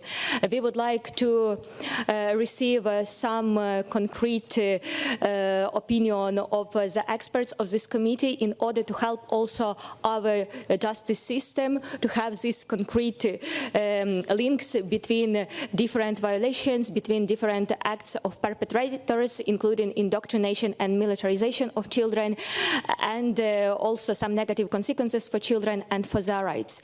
And also I would like to highlight a very importance of another mean. This is a sanction policy. I started talking about it during my intervention, but I would like to repeat because in the context of the displacement of Ukrainian children to Belarus, to these re-education camps, the sanction policy was so efficient that during the first months of 2025, we are not documenting the transfer of any Ukrainian children to Belarus. So it is our joint victory, the concrete result of the reaction of the international community, of the sanctions of the European Union, of Canada, of the United States, United Kingdom. All these hearings in national parliaments, resolutions highlighting the role of the Belarus regime in this militarization, indoctrination and forcible displacement of Ukrainian children was good enough in order to repress this policy. So I hope that we will not see Ukrainian children in Belarus also at the end of this year and never. And I hope that the sanction regime will be also efficient to repress the actions of Russian officials, at least at the medium level. Of course, we understand that Putin and Maria Lvova-Belova will not stop because of sanctions, but other perpetrators may. Thank you, dear Katerina. And the last question from me comes to Mr. Gardner. I will not monopolize the panel anymore and open the discussion to the audience. The last question is, how can ODIHR help expose all those involved in the deportation of Ukrainian children, including officials not only in Russia but in Belarus, and support countries in closing legal gaps that allow perpetrators to escape justice? Thank you. I mean, I think our main contribution to accountability, as I said, is through our interviews that we're conducting. And obviously this is from the survivors. So this is only one part of what, for example, prosecutors would need to build a case to find persecutors. But I think it's important to see accountability from the perspective of survivors and victims. And as I said previously, you know, it's important for survivors and victims to be listened to be heard, and for their voices to be shown, and for it to be acknowledged what happened. So I think the work that we do and others do is also important in terms of this being a first step. Likewise, for states, what can they do? I mean, as I mentioned, you know, steps taken to prosecute, but also to look at accountability from the perspective of survivors and victims. So many, as we've heard, children and other survivors of violations in Ukraine are now outside Ukraine. There are important steps which can be done in terms of providing rehabilitation for them, for psychosocial services, making sure that they get the support that they want. This, again, is a part of accountability, and even potentially interim reparations as well for them. So there are many things which other states can do. Some are doing already, but I think all can do more. Thank you, Mr. Gardner. And now I would like to open the floor. I would like to open the discussion with the distinguished audience. Please, you're welcome to ask your questions. Please limit your questions to half a minute. And I would like to ask speakers to keep their answers within 2 minutes. Thank you. Do we have a microphone for okay. So you can use your microphone. Yeah, the floor is yours. And please introduce yourself. I'm ambassador of Croatia here.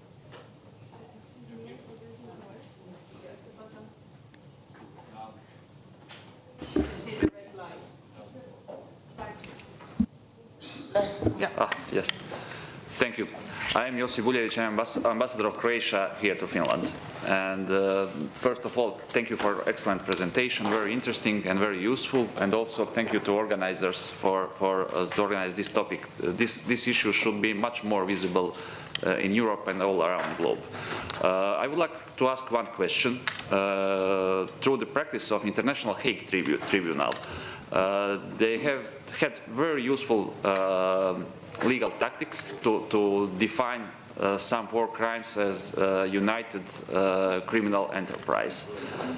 I would like to ask Madam Rashevska, Madam Litvanova, or maybe Mr. Gardner, do you see any legal possibility to define this deportation of Ukrainian children as united criminal enterprise? In that case, it will be much more easier to prosecute all involved in that crime activities. Thank you. Thank you for your question. Who takes the question? Ms. Rashevska, please. So I will briefly answer on behalf of myself and also of the Office of the Prosecutor General. So as far as a joint criminal enterprise, of course, we are looking for this concept in order to prove also this plan and policy element. And it is important not only to qualify the crime as a war crime, but also as a crime against humanity. We have some problems at the national level with common responsibility and how to qualify the joint criminal enterprise, but of course we will solve everything in order to do it. And it is also our aim to see all the picture, not as some sporadic acts and incidents of medium-level representatives of occupation authorities or even of Russian government, but as a Russian policy, the policy of the Russian Federation headed by the President Vladimir Putin. And the same approach is shared with the ICC. Thank you, Ms. Rashevska. And I would like to give the floor to the lady. Please introduce yourself. Thank you so much, Olina, and thank you for arranging this important event and to the panelists for your interventions. The most effective way to deprive a country its future Excuse me, could you introduce yourself? Yes, sorry. My name is Carina Ödebrink and I'm a Swedish parliamentarian and also rapporteur in the support team for Ukraine in the OSCE. Sorry for that. Thank you. We had a meeting, we had a Zoom. It was an online meeting, so I couldn't recognize I was a little bit stressed about the time limit.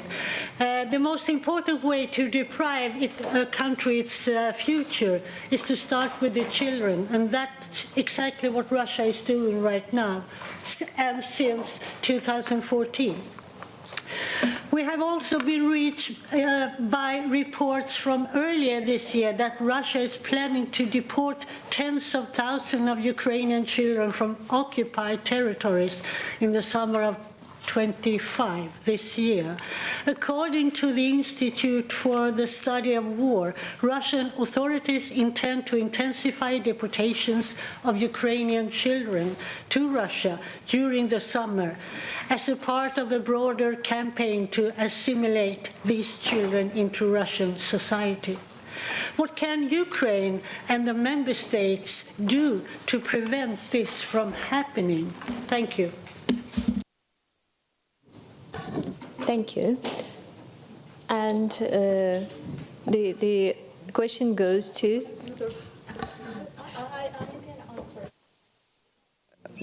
Unfortunately, it's also not questions for me as a prosecutor. I also waiting for some parliament decisions to prevent, to stop this, but I can imagine what they can do. Probably we all together should think about this today and make some universal statement about this, what next step, because it's not finished. But as I mentioned, as a prosecutors, when we only have the legislative framework, we can act. Another way, we can't do something. Thank you for your important questions and for thinking about the future and how to prevent it in general. Just to briefly add to the answer, so this is not something new.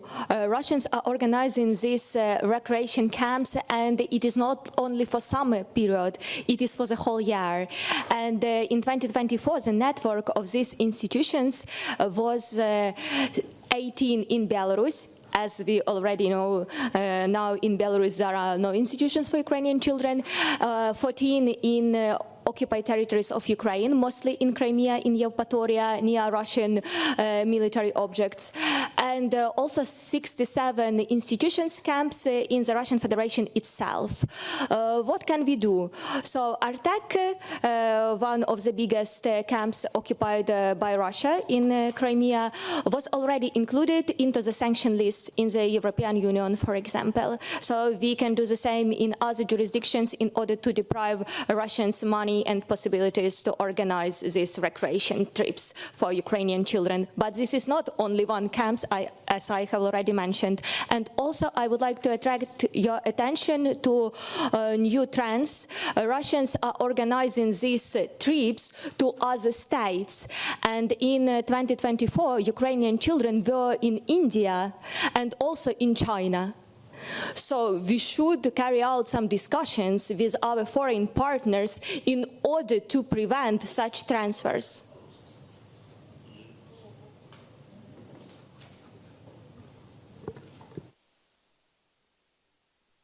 Thank you, Ms. Rashevska. And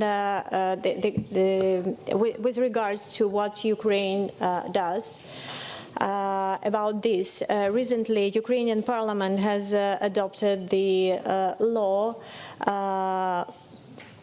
that introduces the changes into criminal code of Ukraine, criminalizing the facts of deportations and forcible displacements, and also indoctrination and militarization. And of course, it is very important for Ukraine to engage international community, and there are many actions that our partners, our international partners, and the parliaments of our fellow states can do with regards to stop these deportations. And the speakers already mentioned what instruments can be used. These are sanctions, these are political statements, this is cooperation between law enforcement agencies. This is facilitation of and helping organizations who are working on identification and search of Ukrainian children in Russia. So there is a wide spectrum of actions that every state, every parliament can be involved in, and we will be very much grateful if you will. Thank you, dear colleagues. And do we have yeah, please, if you'd like to comment. Yes, I just wanted to add one small additional thing, because you have mentioned also these study trips or visits to China. In June, there will be EU-China human rights dialogue. And if, of course, that is also a possibility where to raise such issues. So please do share also information with us, and we will be glad to raise any issues in this regard. Thank you. Dear colleagues, yes, Ms. Despina? At the end. Yes, okay. Mr. Paolo Pisca, please take the floor.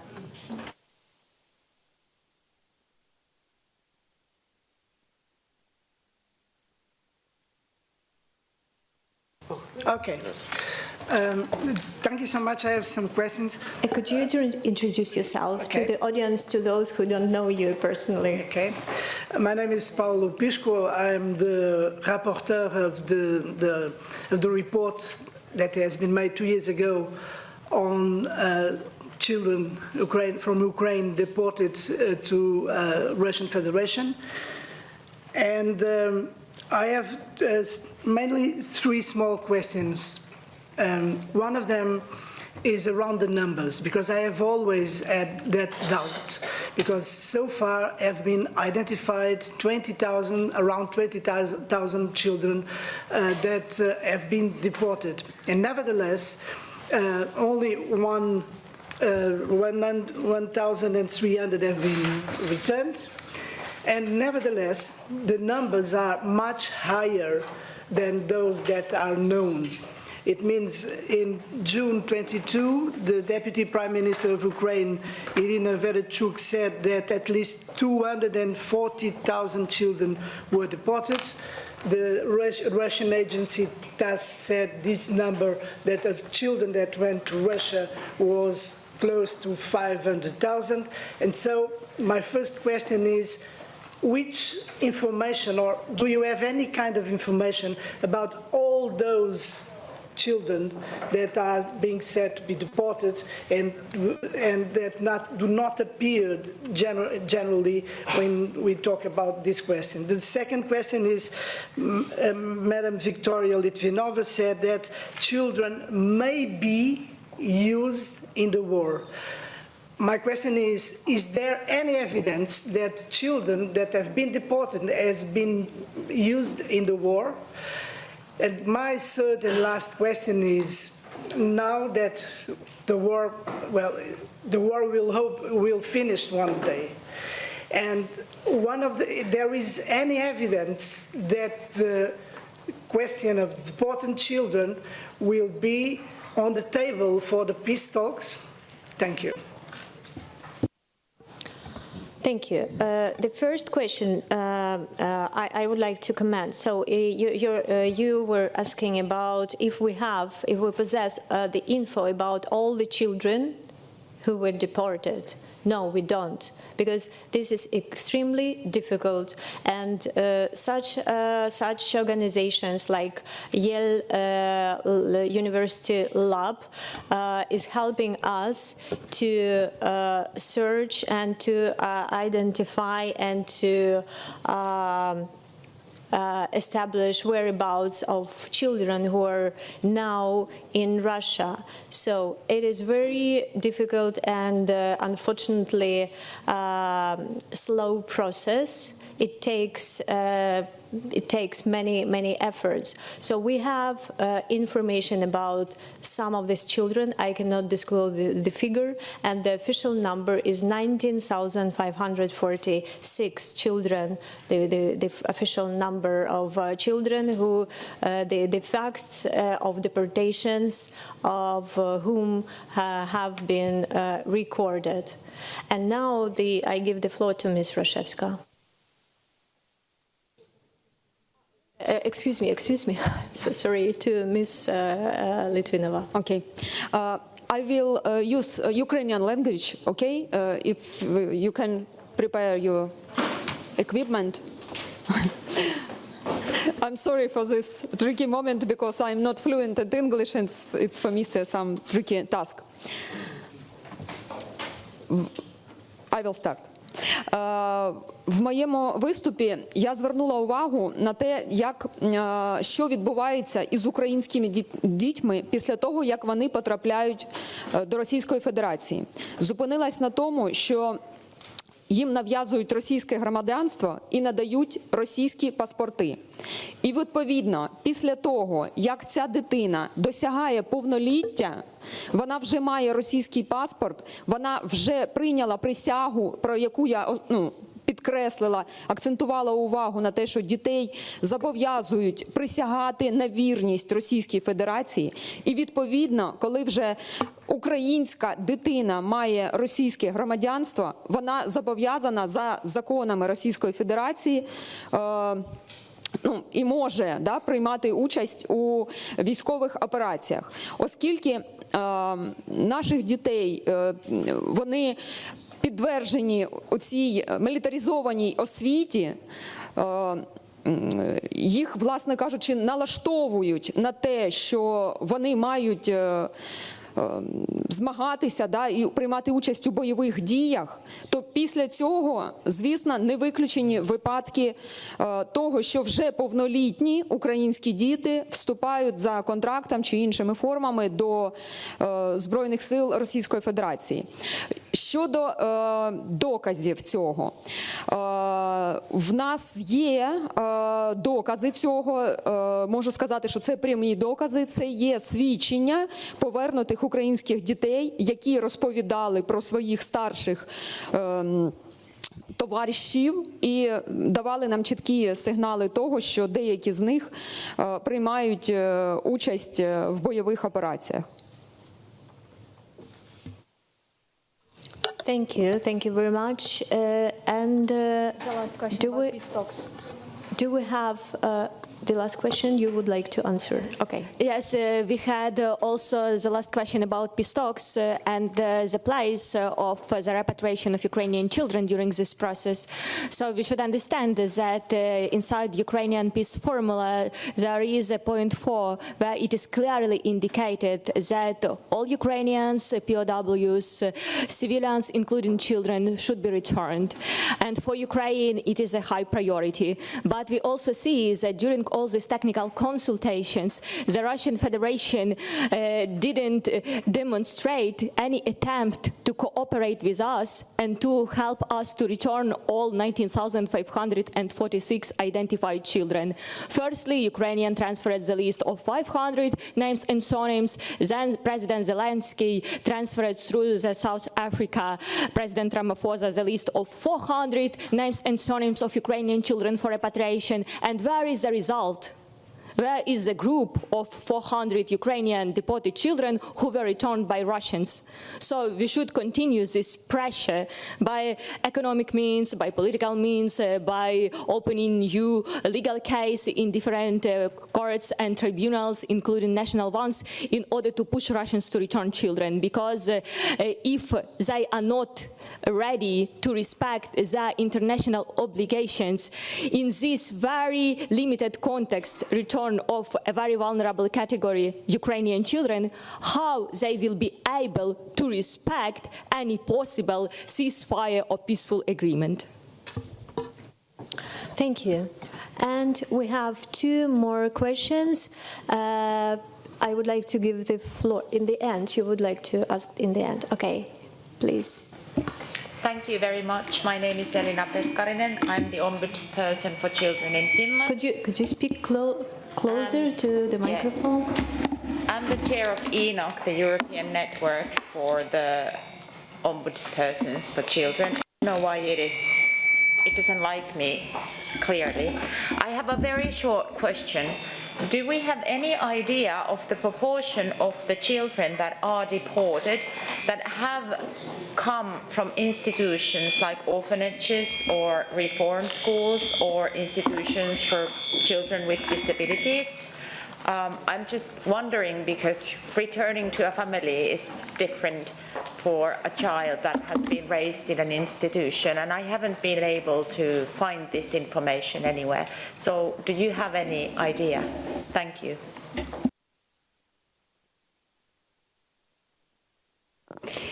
So according to Irina Vereshchuk, we have among these 19,546 children, around 4,000 children who were deported or forcibly transferred from institutions, from boarding school, orphanages, and so on and so forth.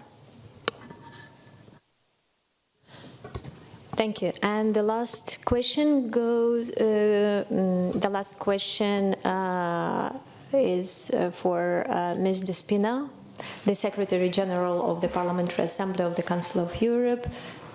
Please, the floor is yours. Thank you, Chair. Thank you, Elena. It's not a question, it's a proposal, because I'm really impressed of the discussion your panel held, and I see as a lawyer all the legal implications. So I would like to draw your attention to the following. We have a discussion in June of a report on the legal consequences of the Russian Federation's aggression against Ukraine.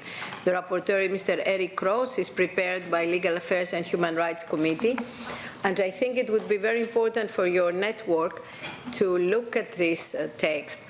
and try already at this stage to propose not too many, but 1 or 2 sentences to make the link with what we are discussing today.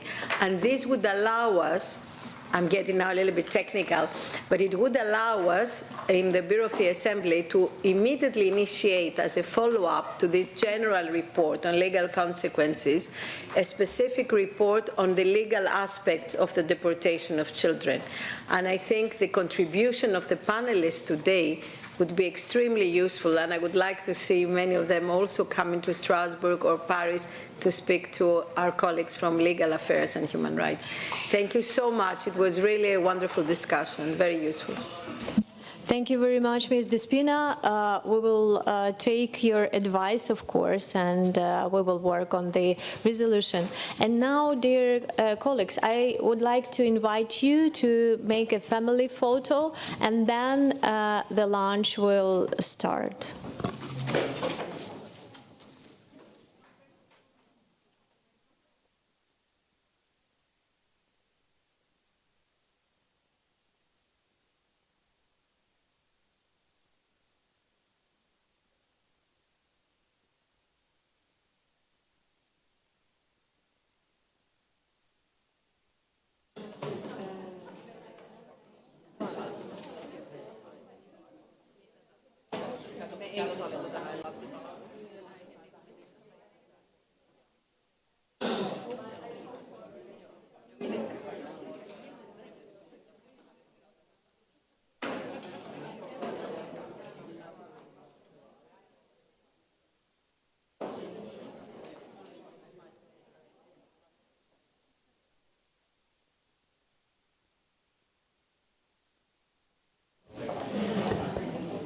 Dear friends, I hope you all had some strengthening of your legs and some food, hopefully networking, and are ready for the afternoon session. So, also online audience, very happy to have you on board. And then after the excellent morning session, we are going to keep the high level, as I know my speakers. So the topic, next one, is the return of children, what can be done. We know a lot have been done, and I always hope that more could be done. We have greetings online from 3 speakers, and then we have one greeting from here. Then we will remain in the floor with the 2 specialists from the Yale University and then from the Bring This Back Task Force. So then the panel will be 3 of us with the questions and possibility for you to really get to the practical work in Ukraine and outside. So the first remark and greetings to this session will be from the European Union. Member of the European Parliament, Eva Kopacz. She's a Vice President of the Parliament and the European Parliament Coordinator for Children's Rights, who has been strong advocate for children protection in conflict zones. And yes, our network cooperates. Kopacz is a distinguished politician who has served as a Marshal of Polish Sejm, Prime Minister of Poland, but also Minister of Health. And it's a good place to mention here that also the European Parliament had a good debate in the plenary and voted a resolution calling the return of Ukrainian children who were illegally taken away or deported by Russia. I may here also say for the networking efforts that I was personally member of European Parliament until last summer for 10 years, representing Finland, worked a lot with the sanctions in the subcommittee in the Trade Committee. So I know that European Union has done a lot of very concrete actions on sanctioning people, taking part in the deportation systems, advertising the adoption, which is illegal, and others. So that is something concrete that Parliament can also have push a lot more. But now you can put video on. It is a video greeting from the Kopacz, but she has been involved in the preparation of this conference. Szanowni Państwo, bardzo dziękuję za zaproszenie na dzisiejszą konferencję. Od ponad 3 lat naród ukraiński wytrwale broni swojej ojczyzny, wolności i tożsamości oraz naszych wspólnych europejskich wartości. I jak w każdym konflikcie zbrojnym, tak i w Ukrainie najwyższą cenę za rosyjską agresję płacą dzieci. Wiemy z relacji naszych świadków i dzieci, tych nielicznych, które udało się do tej pory wyrwać z rąk agresora, że Rosja robi wszystko, by uniemożliwić ich odnalezienie w zamkniętych ośrodkach w ramach tzw. edukacji patriotycznej, a tak naprawdę brutalnej rusyfikacji. Dzieci są upokarzane, zastraszane, a za nieposłuszeństwo karane. Odbiera się im dokumenty, zmienia dane osobowe, zabrania kontaktu ze światem i wmawia, że Ukraina ich nie chce, że ich rodziny o nich zapomniały. Putin wprowadził zmiany w ustawodawstwie, by ułatwić nadawanie rosyjskiego obywatelstwa ukraińskim dzieciom i umożliwić ich szybkie adopcje przez rosyjskie rodziny. Ta przestępcza, systemowa polityka wynaradawiania i rusyfikacji to nie tylko łamanie konwencji ONZ o prawach dziecka.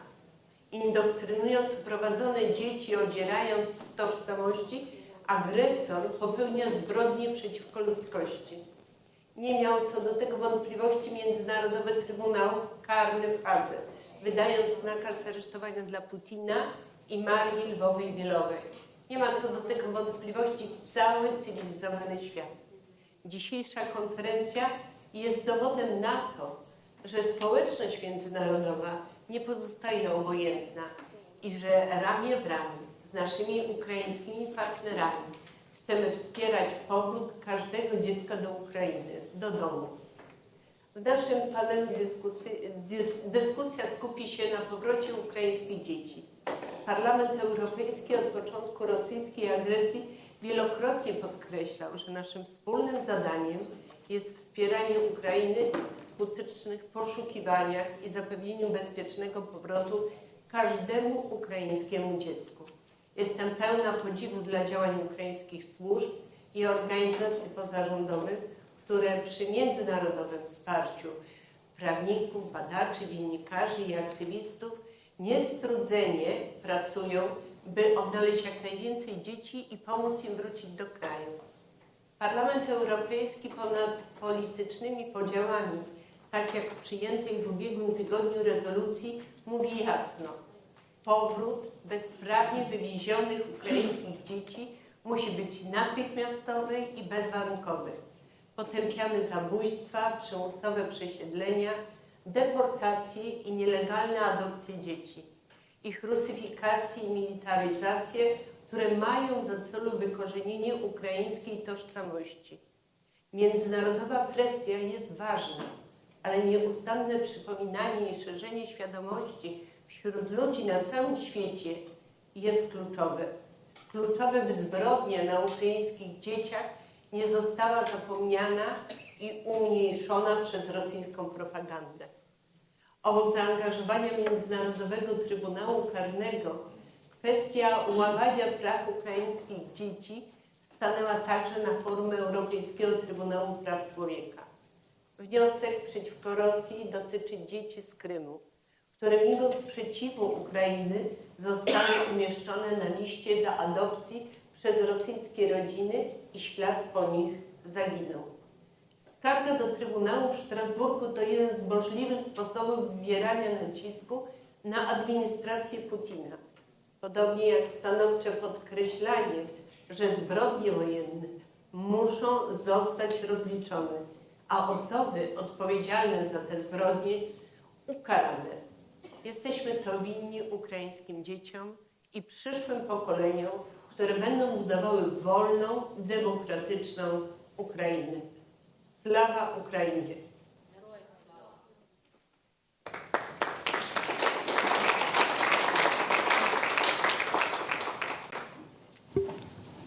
Yes, greetings to European Parliament, and then children group Eva Kopacz is leading, and they are working hard on this topic. Then next one online will be Lady Helena Kennedy. Lady Kennedy is co-chair of the Bring Kids Back Task Force, and she's a director of the International Bar Association's Human Rights Institute, IBAHRI. So welcome, Lady Kennedy. We can't hear you yet.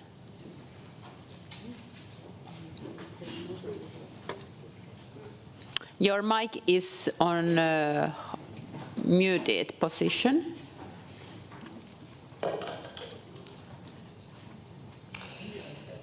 Hello, my Perfect. name is Baroness Lady Kennedy, and I chair the Bring Kids Back Task Force along with Andrei Kostin, who is the chef de cabinet, the cabinet secretary to the President of Ukraine.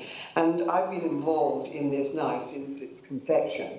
I was one of the lawyers who was advising the international lawyers advising the Ukrainian government on war crimes. And this was one of the things I was asked to do now some 18 months ago. And we've been working on this consistently. A lot of the work inevitably has to be below the radar. But what is so shocking is what has been happening to the children of Ukraine and what this has meant to the whole state of Ukraine. And I just wanted to mention a number of things to you as we have these discussions. When this Ukrainian task force was created, I was asked because I was recognised as an independent expert. I don't have associations with the Ukrainian government, and I was brought in, and the core objective of the task force was to develop and implement human rights-based mechanisms for the return of the Ukrainian children who'd been forcibly transferred and deported. And most of the work that we do goes on behind closed doors. You and the Human Rights Institute, for which I work, I'm the director of the International Bar Association's Institute of Human Rights. I'm also a member of the British Parliament. I'm in the House of Lords, and I'm a lawyer of many decades' experience internationally and domestically on these sorts of human rights issues.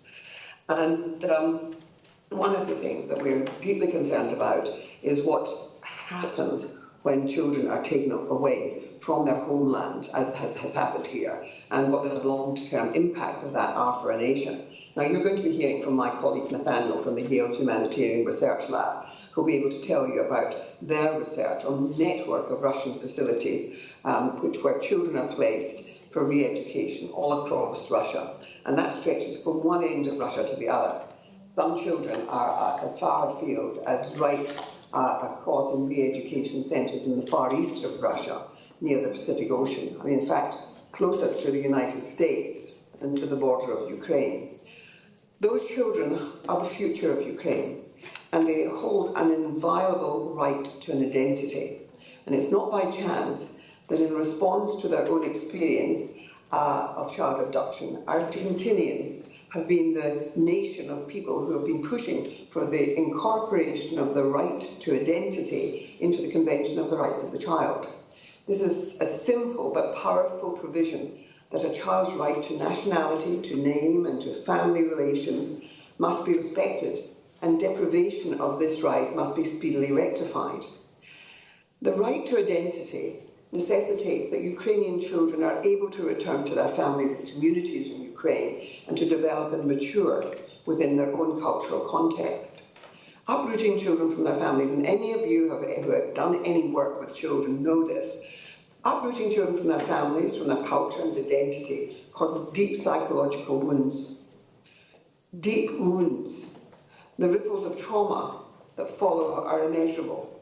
When this act is coupled with indoctrination and they're being told that they should hate their homeland, that there is no such place, and their homeland is spoken of in derogatory terms, and they are made, in the end, to feel completely alienated from their beginnings. The consequences are catastrophic. Such actions undermine sovereignty, undermine cultural identity, and perpetuate intergenerational cycles of violence and conflict, and we've seen it in many places around the world. But enough about telling you of the devastating impact of this horrific crime. perpetrated by Russia, and you know that it led to warrants being issued against Putin and against the Commissioner for Children. But I want to talk about what the states can do and have got to do to try to return those children from whence they came and to whom they belong. And this I want to pay tribute. I want to pay tribute to the government of Finland and to the First Lady of Ukraine for convening this important dialogue, and to the Council of Europe for having been such a strong ally to this initiative of bringing the kids home. We know that the European Court of Human Rights is currently reviewing a case concerning the adoption of Ukrainian children by Russian citizens in Crimea, and we should be looking forward to seeing how that progresses in the coming months.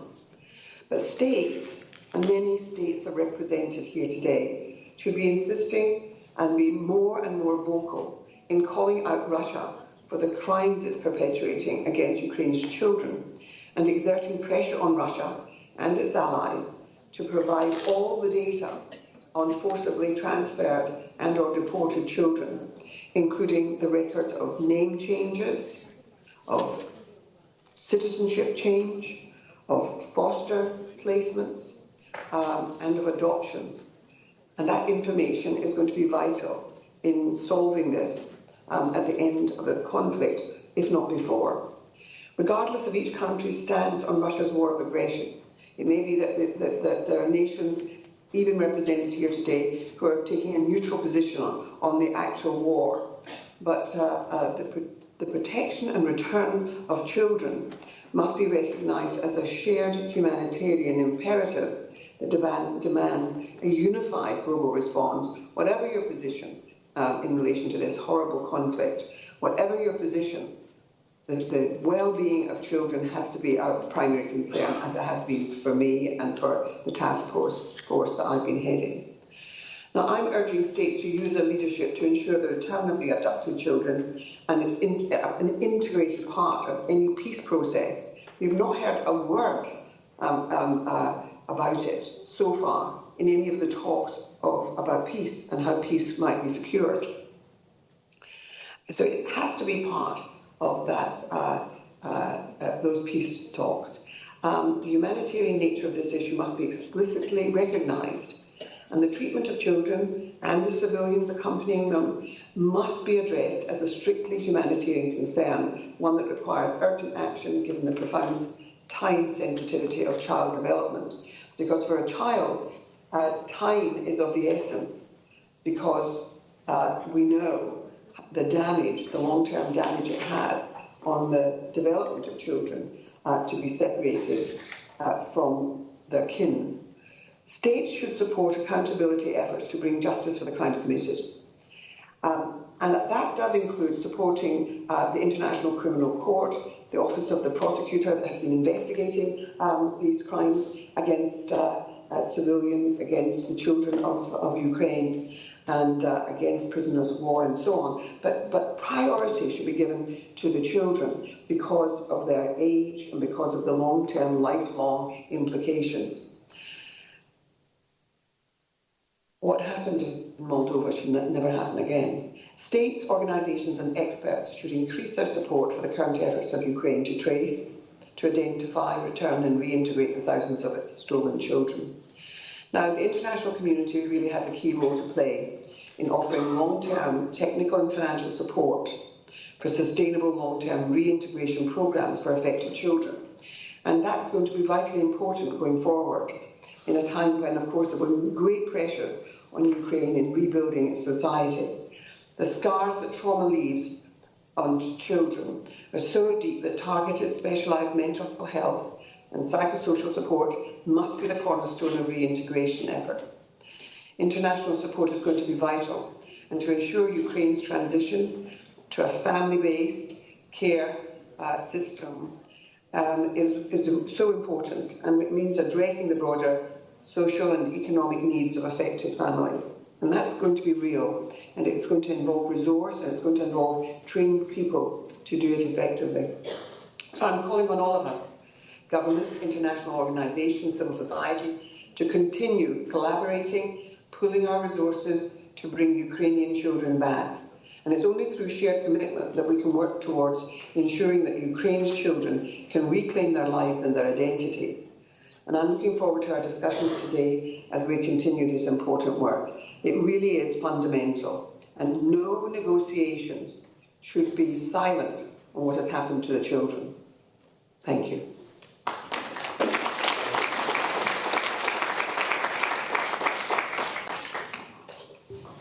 Thank you so much, Lady Kennedy. Can I pose you two questions? Because I was informed, I'm not sure if it's working. Do you hear me?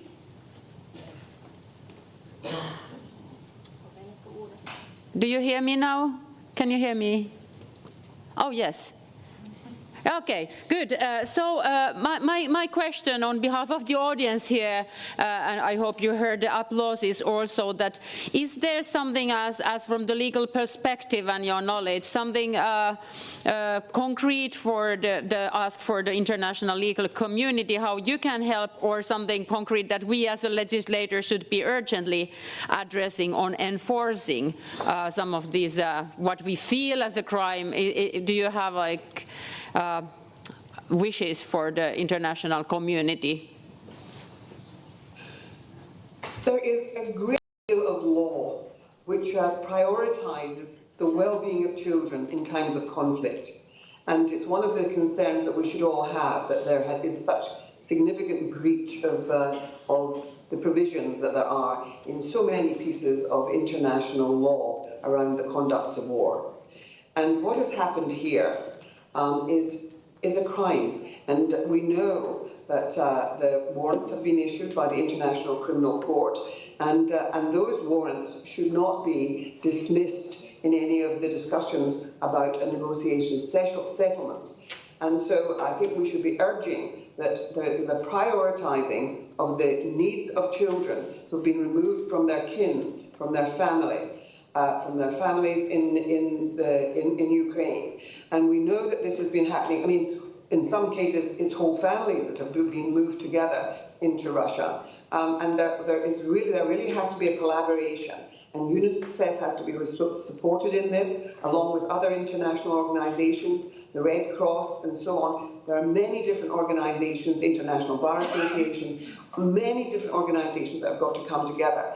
And I would urge the states who are present here today to be insisting and giving backing to the work of the International Court in investigating the war crimes that have taken place, the crimes against humanity which have taken place, the rapes that have taken place, but also, and the prioritising, and already there are the warrants, the way in which the children have been abducted and have not been returned to their families, despite requests by, for example, our task force, the provision of information about families and relatives, wanting those children back, and yet there has been no response to those requests in an adequate way. There has been a return of some children, but it has really been a small proportion of the number of children who have been taken, and we're receiving no real information. So there has to be a demand by the states that there is collaboration and cooperation from Russia in doing this as one of the ways towards a peaceful settlement. If we want a just settlement, the children have to be prioritised, and the sort of return of them to their families and to their own homeland. Thank you so much for the concrete wishes for many countries, also represented here by the parliamentarians or the diplomatic courses and so. But then, in short, another question before we leave you go. Do you see any pattern of possibility for finding the children, or from the legal perspective, because then we have trackers here, from the legal perspective that we could really target for mass, for the bigger amount of children, because now, for my understanding, it is still one by one case law and bringing back. So any ideas of the more broad legal ways to help to raise the numbers quicker?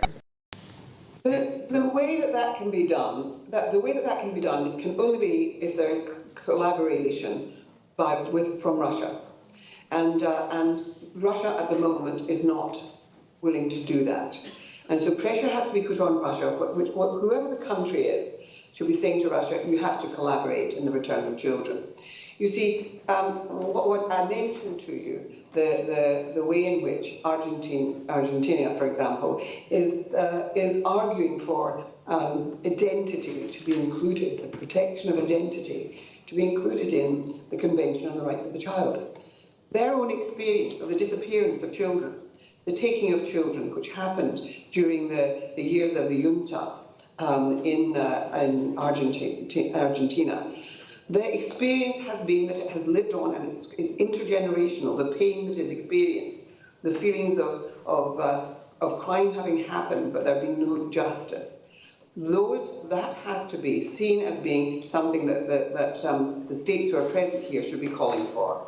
So I would urge certainly that there is a call for that, but we have to be insisting in any settlement in the collaboration by Russia in identifying the children who are living all the way across Russia and who are placed in, some of them in institutional care, and some of them in training places and schools, and some of them with families. So we have to we have to more than try, we have to insist upon any settlement, including Russia's collaboration in the return of those children. Thank you so much, and greetings from Helsinki to London. Thank you. Well, greetings to Helsinki. It's one of my favourite places, and I pay tribute to your government for taking such a lead on this. Thank you. So we go further now, and unlike I said before, we have the technical opportunity to have bilateral, so Irina Tuliakova will be part of the panel online, but now we will have my colleague Krista Mikkonen from the Finnish Parliament, but she's representing here also the Council of Nordic on the Parliamentary Assembly, and they work on the topic. Welcome, Krista.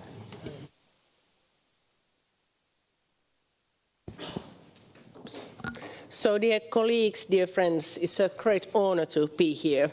Unfortunately, the Vice President of the Nordic Council, Ms. Maria Stockhaus from Sweden, couldn't make it today. So I'm Krista Mikkonen, a Finnish parliamentarian, but I'm also a member of Nordic Council, and in this role I have an honor to deliver the Nordic Council's greetings, this important matter. Today we are discussing what can be done to help the deported Ukrainian children. A frightening reality, and we must find ways to act on Russia's detestable conduct, Russia's abuse and terror. It concerns us all, and we want to help. At the moment, Sweden is holding the presidency for the Nordic Council. The presidency focuses on the Nordics together, Nordic value and cohesion in troubled times. And times really were troubled when this year's presidency program was written. But unfortunately, I can state that since then, the situation surrounding us has worsened even further. We need each other more than ever, and we need to meet with our friends and allies. Last week, the Presidium of the Nordic Council and the Bureau of the Parliamentary Assembly of the Council of Europe met for the first time in Kristiansand, Norway, to discuss issues of common interest and future cooperation. Both organizations share common values on freedom, human rights, and the rule of law, and both organizations stand united in their strong and unwavering support to Ukraine in this fight against Russian aggression. On the horrifying topic of today, let me say that Russia's deportation of Ukrainian children is one of the several examples of Russia's brutal warfare. Illegal deportation and forcible transfer of civilians constitute war crimes. Russia's illegal and unprovoked invasion of a peaceful neighbor has robbed millions of Ukrainians of their freedom. It has catapulted Europe back to one of the darkest chapters in our history books.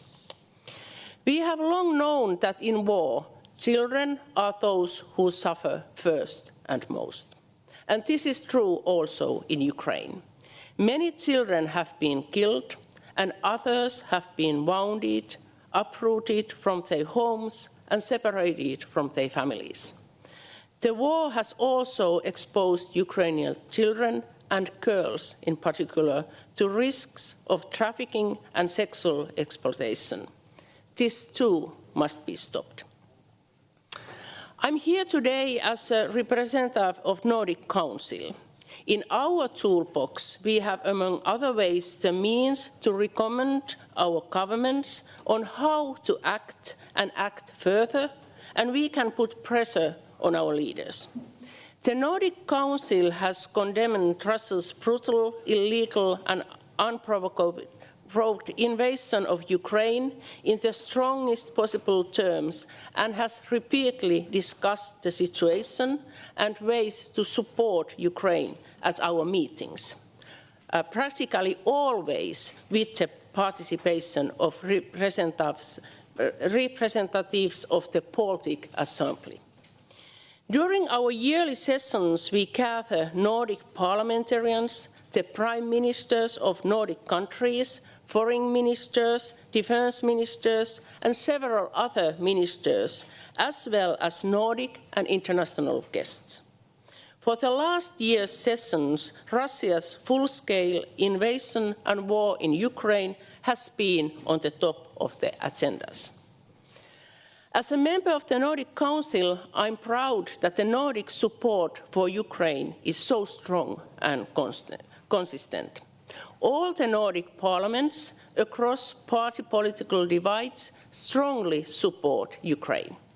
However, we must not take this huge support for Ukraine for granted. We, as a politician, have a particularly important task in reminding and informing the population why it is so crucial to support Ukraine and what is at stake. Dear friends, like I said, all the member states of the Nordic Council are strongly supporting Ukraine. Our minister already told earlier today what Finland is doing. But I, as a Finnish parliamentarian, want also to underline that Finland is fully committed to holding Russia to account for its illegal and barbaric actions in Ukraine. The support for Ukraine in the Finnish parliament is strong and as solid now as it has ever been. The president of Ukraine, Vladimir Zelensky, visited the Finnish parliament a few months ago, and the admiration and support the leader of the free world couldn't have been more clear. Dear friends, we must ensure that Europe, the West, and other allies continue their substantial support to Ukraine both during and after the war. A strong, democratic, and successful Ukraine means a strong, democratic, and successful Europe. And we must provide more political and financial support to Ukraine's work to ensure that deported and forcibly transferred Ukrainian children are allowed to return home. That is our common duty.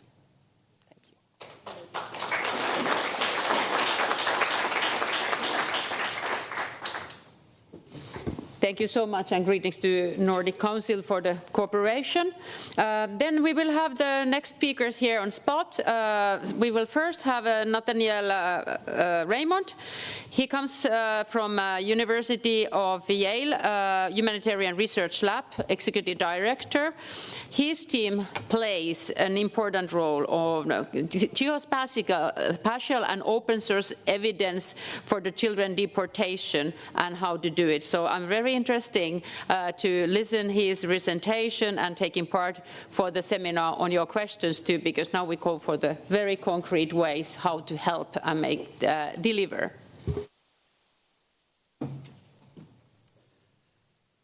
As you can tell, I'm deeply jet lagged, so I'm going to stand up to stay awake. This session can be called Real Talk. We're going to get extremely concrete and tactical, and I try to keep my remarks short in most cases. Today I'm actually going to speak for a while, so please, Madam Chair, shut me up if you've got to. So basically, I've been a war crimes investigator and an aid worker for 25 years, but my specialization is in complex missing persons cases in the context of conflict. And so this is what I do. I find missing people in war.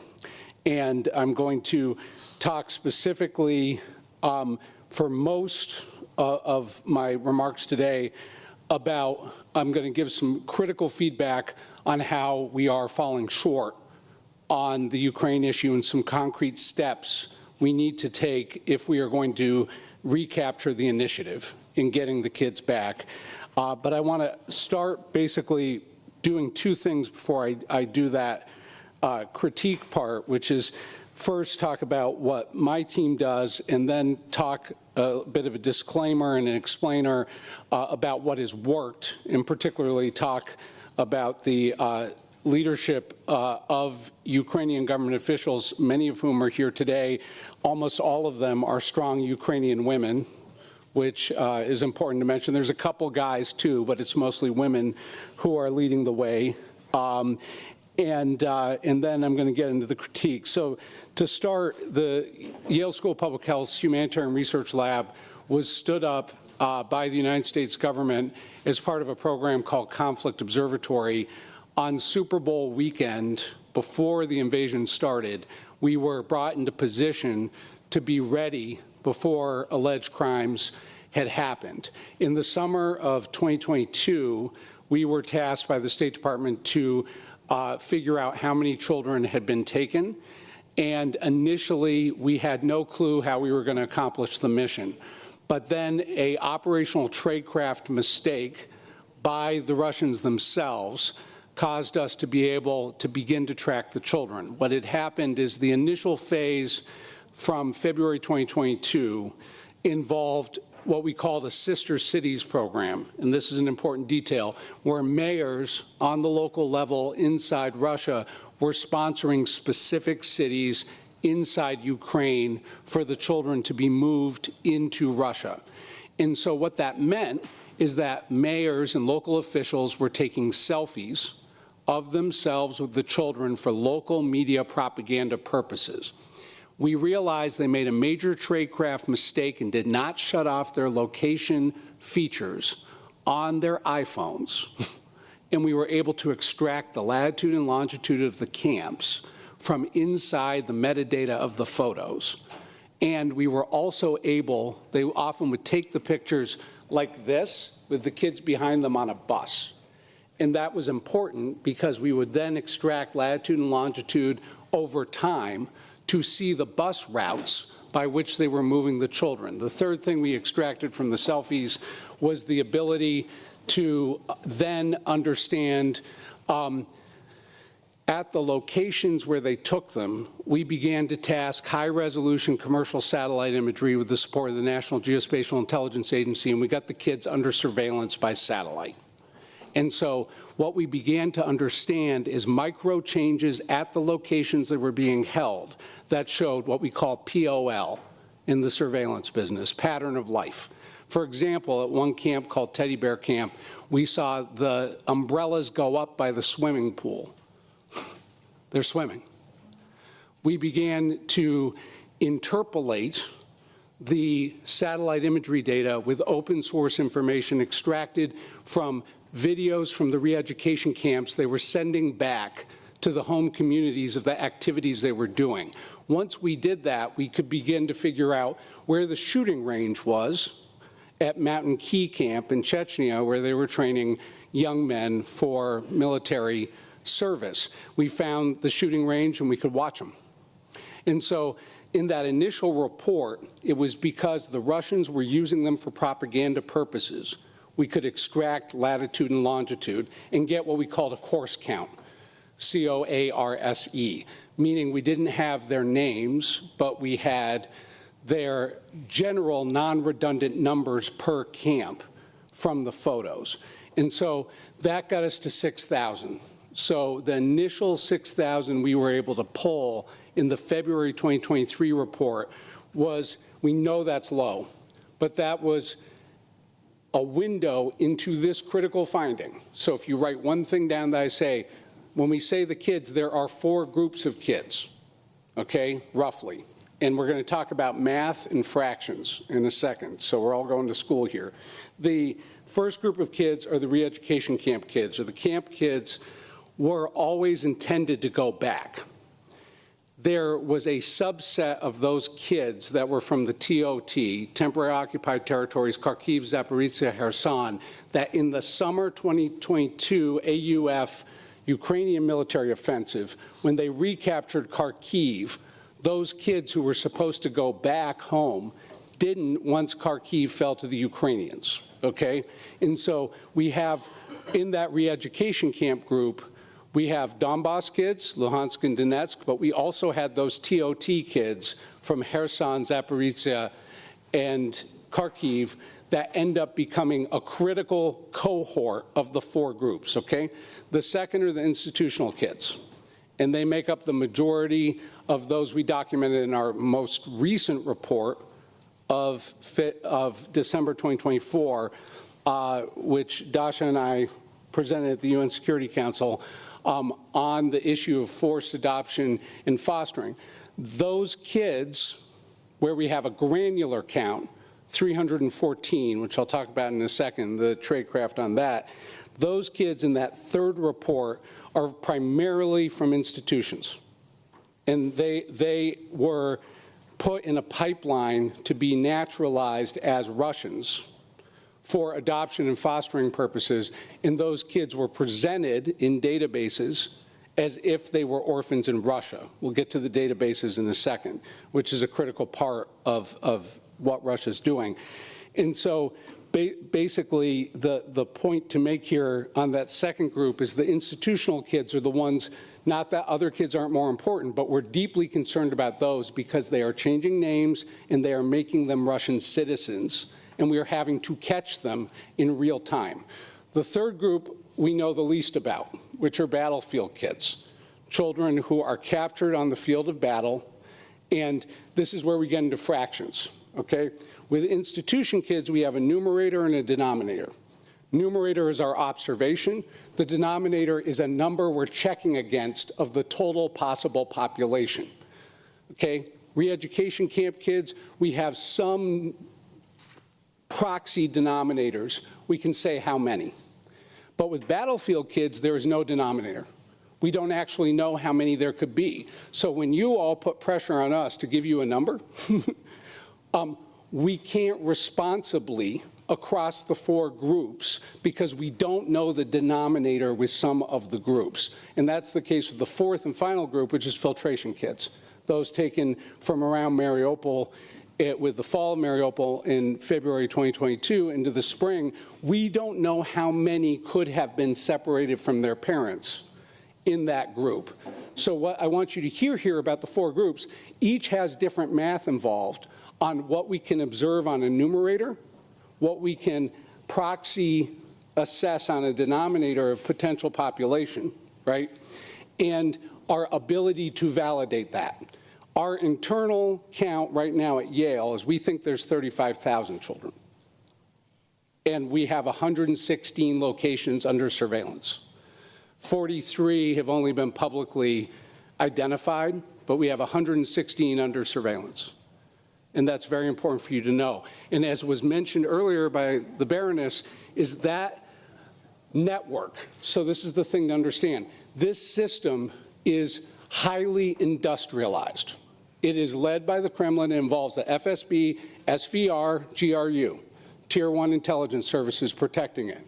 It involves the Ministry of Education, and it involves 3 interconnected databases that are booby-trapped. And this is very important.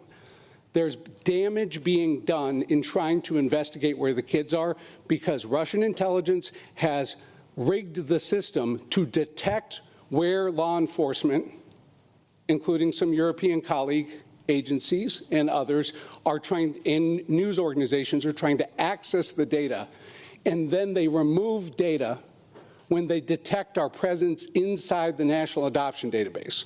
So we've had to be like a SWAT team in a hostage situation coming up through the sewer, and often it's the other cops in the area who give away our position. And so what you have to understand is these three databases, Ministry of Education, ANOTRIS, which is a quasi-government organization, and then the third is called Change One Life. We've been able to pull digital forensics off of the servers and find out that in some cases it was funded by President Putin's office himself. They are using the presidential air wing. We watched them. It's in our reports. We can see them from space. They're using military assets to move the kids.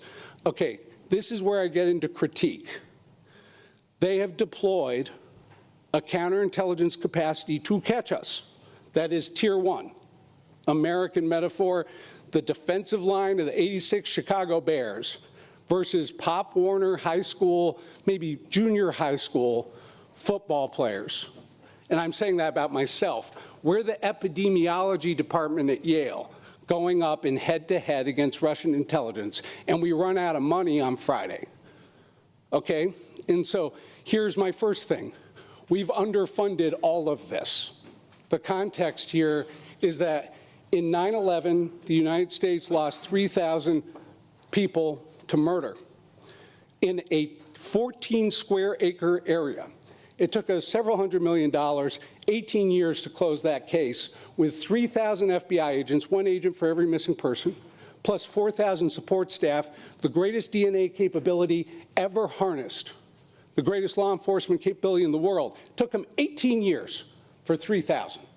Now we have my colleagues who are doing heroic work on the Ukrainian side, looking for 35,000 people who are not only not dead, they are growing. And they're over 3,500 miles in an industrialized system where they are being moved as we look for them, and we're doing it on less than $10 million. In the single biggest kidnapping since the Russia case in 8th Nuremberg during World War II by the Nazis. And you think we're going to succeed? I am here to tell you. Right now, we are going up against the equivalent of an aircraft carrier battle group with two guys in a canoe.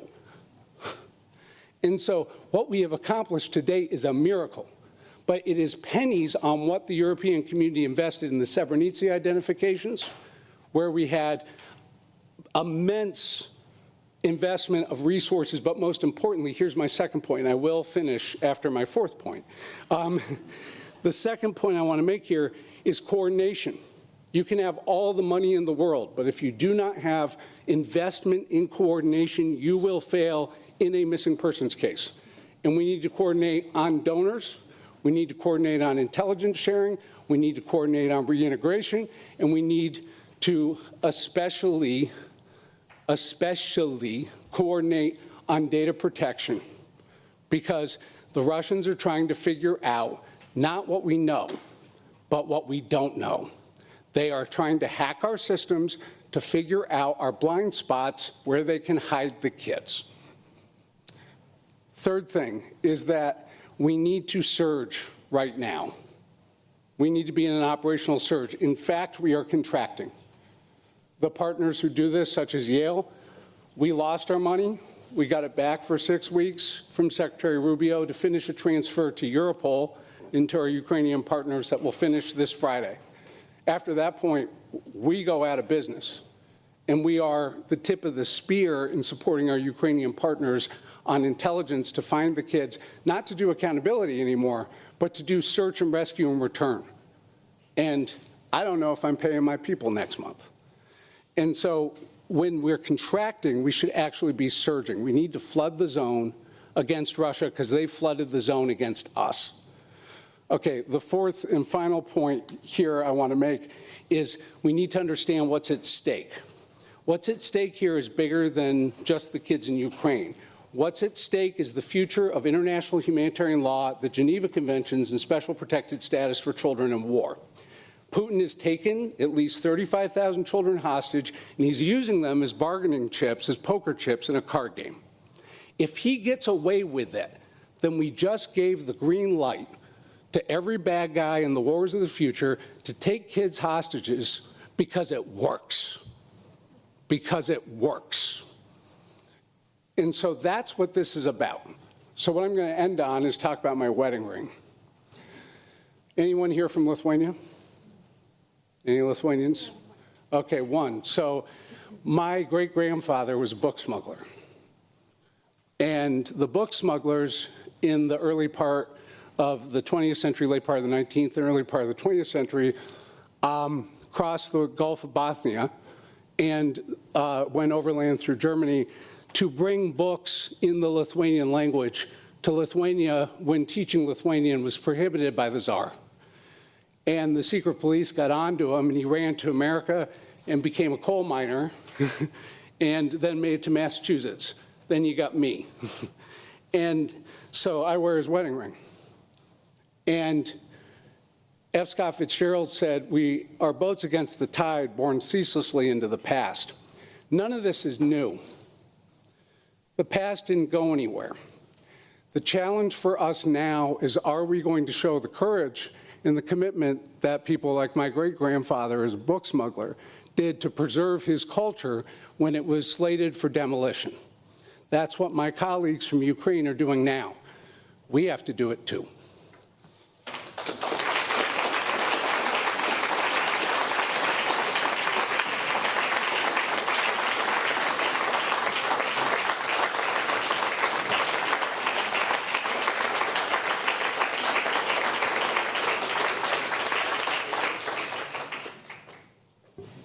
Thank you.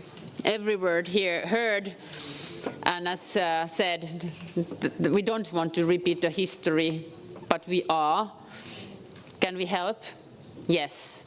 The financing for this kind of operation cannot be stopped just because we don't afford to lose that much of information that could be provided. So we have to continue on this one. Now, next on the panel will be Irina Tulyakova, online, straight from Kiev. She's the head of Coordination Center for Family Upbringing and Childcare Center, and will stay with us in the panel also after her intervention. So, Irina, floor is yours now, please. Hello, everyone. I will speak in Ukrainian.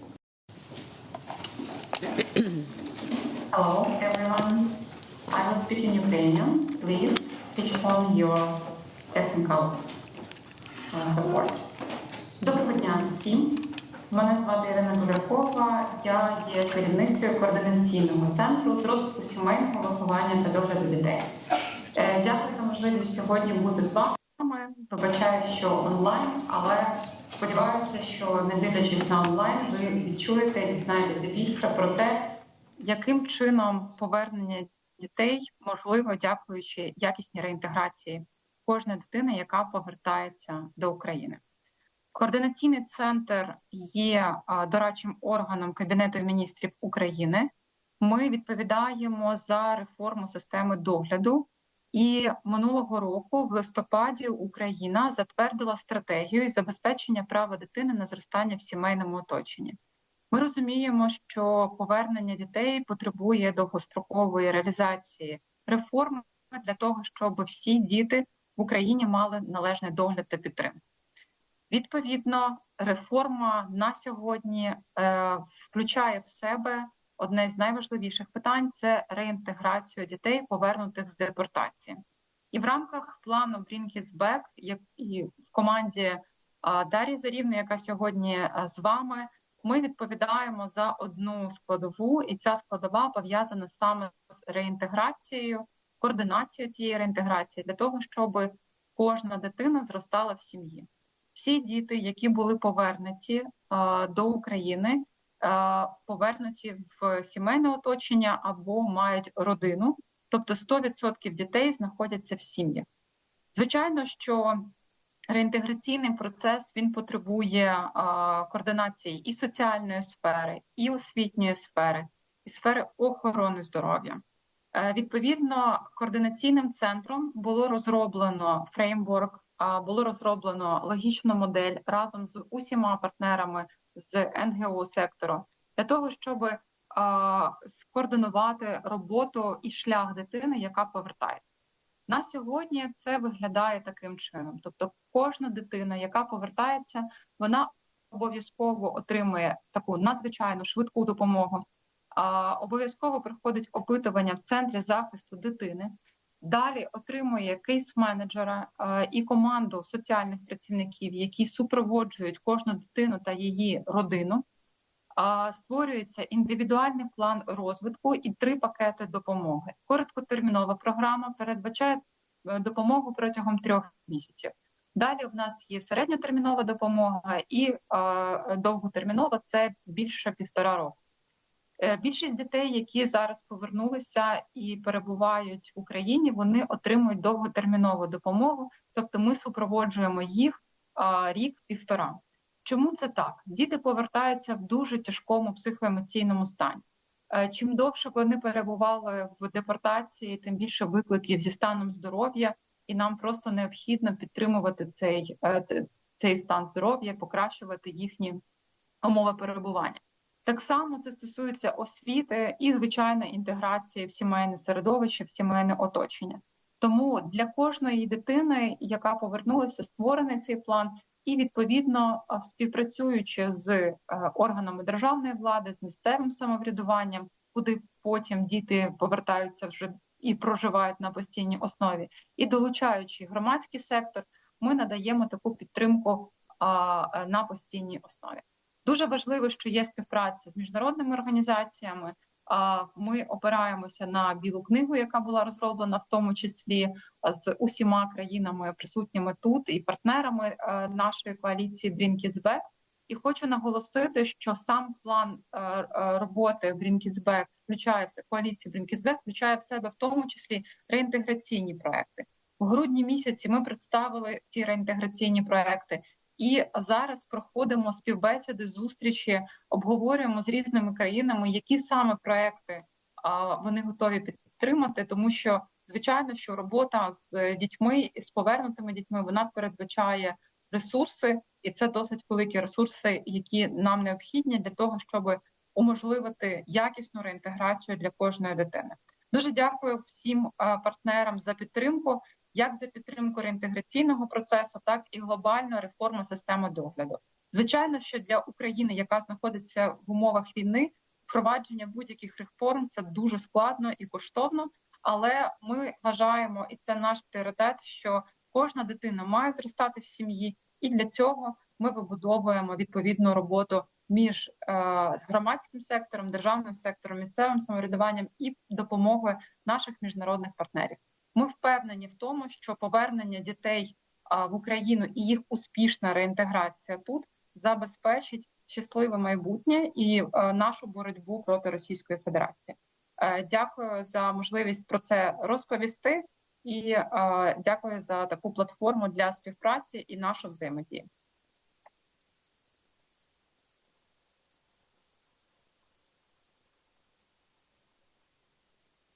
Thank you so much for your important work also. And then the final speaker on this panel before the opportunity for the questions and debate, we have Daria Zarivna, who is from the operational director of the Bring Kids Back Ukraine initiative and wearing a very nice T-shirt that I have, and I wonder why I didn't have it on today. Please welcome. Thanks a lot, and I also want to thank everyone who took part in our flash mob, yes, with these sweatshirts. We are very grateful for the support and for all these tons of photographs and posts we've seen in the internet. So, first of all, hyvää päivää. I want to, first and foremost, thank you for this opportunity, for making it all happen. This is extremely important to put this topic into the spotlight, especially now when the peace talks are ongoing. Despite the fact that now it's obvious that Putin doesn't want neither 30-day ceasefire, no just and lasting peace. He's just not interested in that right now while we are speaking, while we are having this important discussion panel. The dramatic negotiations in, not even negotiations, but dramatic events and shifts are taking place in Turkey. Nevertheless, we need to continue our work, and we need to continue to raise this issue, the issue of thousands of illegally deported Ukrainian children stolen by Russia. And I would like to start with the following message. I think that our countries and our nations have a lot in common. I think that we both share very painful and traumatic experience of stolen by Russia, of our children stolen by Russia. In the 19th century, thousands of Finnish boys were forcibly taken to the Russian imperial Cantonist schools. There, they were separated from their parents. They were not allowed to use their native language. Their identities were altered, and they had to undergo military training. So as you see, the Russian tools and techniques haven't changed a lot since that time, and Russia continues to use children as a tool for control. Today we speak about almost 20,000 to be specific. It's 19,546 reports of illegally deported and forcibly transferred Ukrainian children, but the actual number can be much more. In the summer of 2022, the so-called Commissioner on Human Rights, Lvova Belova, reported that 744,000 Ukrainian children have been accepted by Russia. Since the International Criminal Court has issued 2 arrest warrants against Putin and Lvova Belova, they stopped to use any numbers, any specific facts and information. So when we speak about the number of children, the actual number can be much higher. Since President Zelensky has launched Bring Kids Back UA initiative, which aims to return all the illegally deported Ukrainian children and also to provide them with all the reintegration and rehabilitation processes and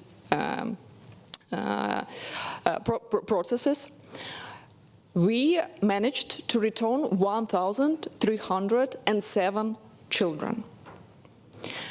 What is crucially important and what is special about Bring Kids Back UA?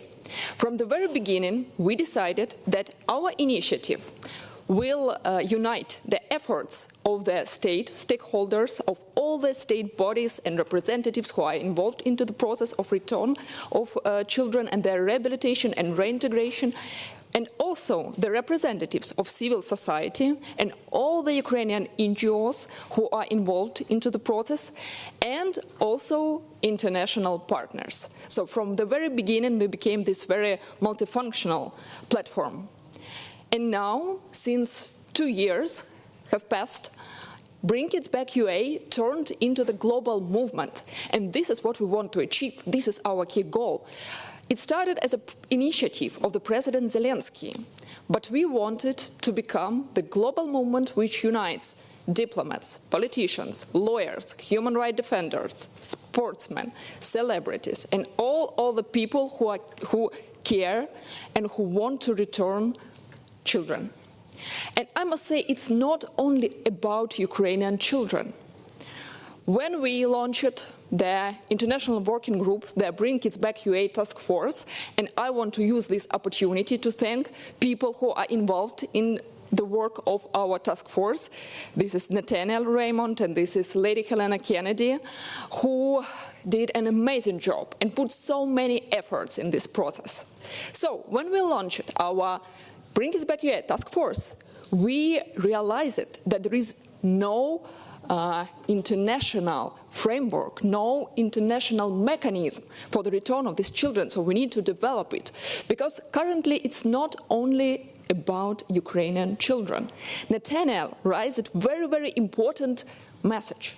He said that if Russia will get no responsibility for what they have done, it will open the door and the domino principle for all the dictators all over the world to do the same.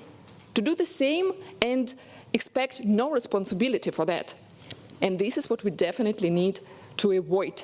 The responsibility must come and it can be avoided.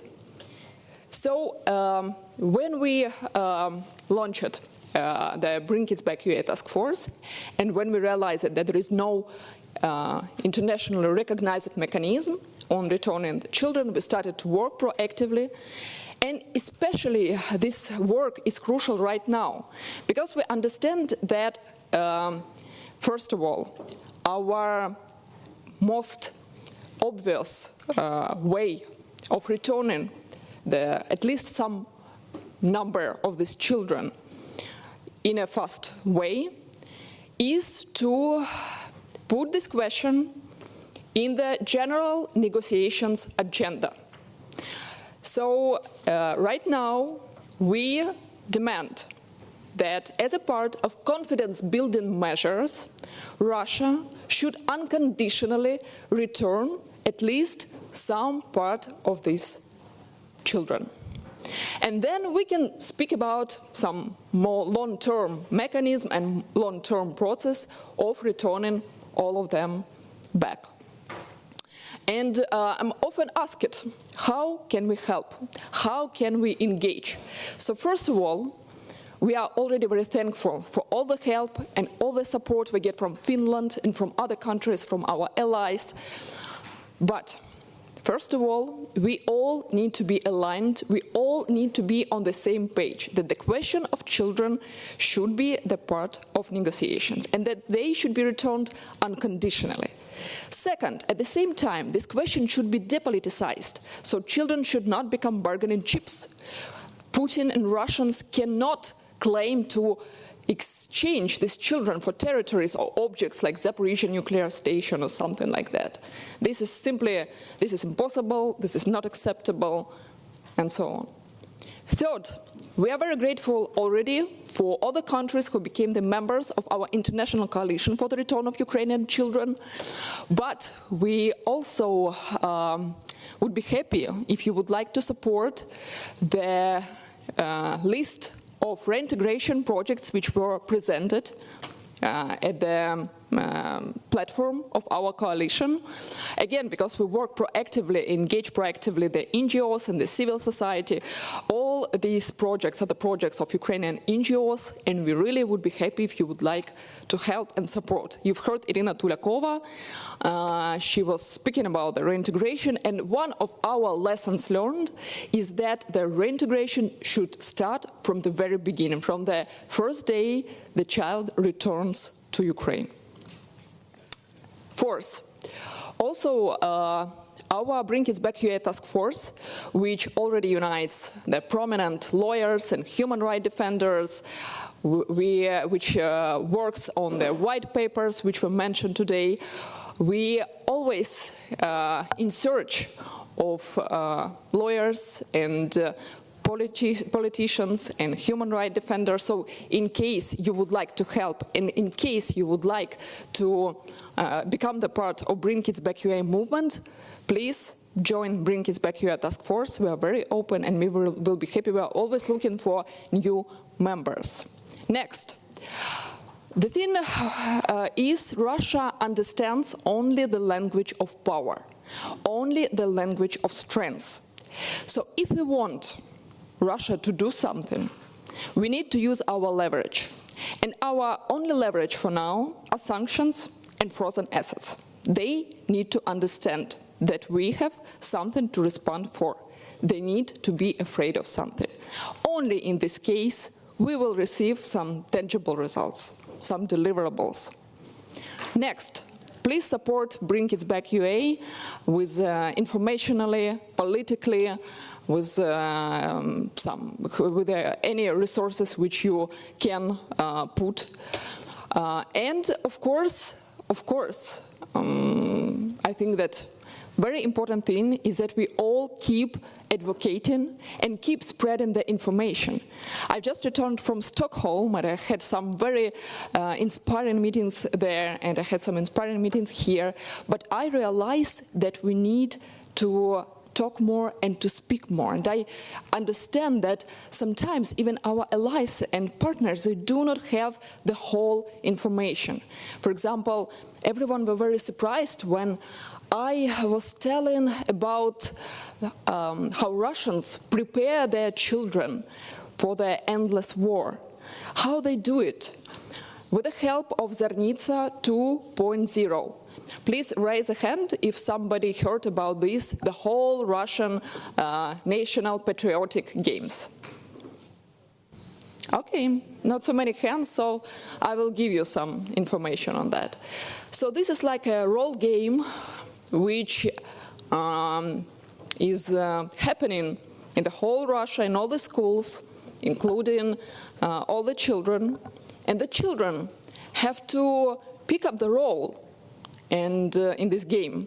And the roles are the following: the drone operator, the key propagandist, or the stormtrooper, or the soldier, or the key ideology instructor.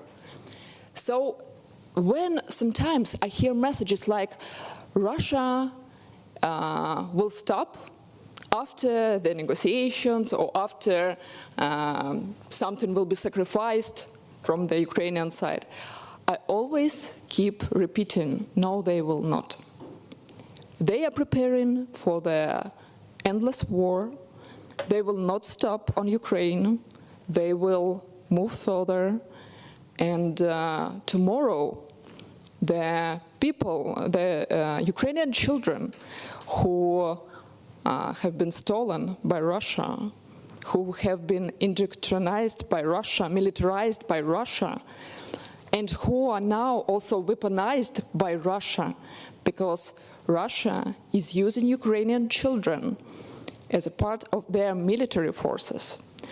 And starting from this year, for all the 18-year-old children who are living at TOT, temporarily occupied territories, it becomes obligatory that they have an obligatory military service.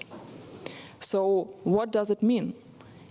It means that in a few years, they may be used by Russia against their own people, against their own country. And furthermore, if Russia will move forward to the other countries and other territories, these Ukrainian children can be used against the people of European countries.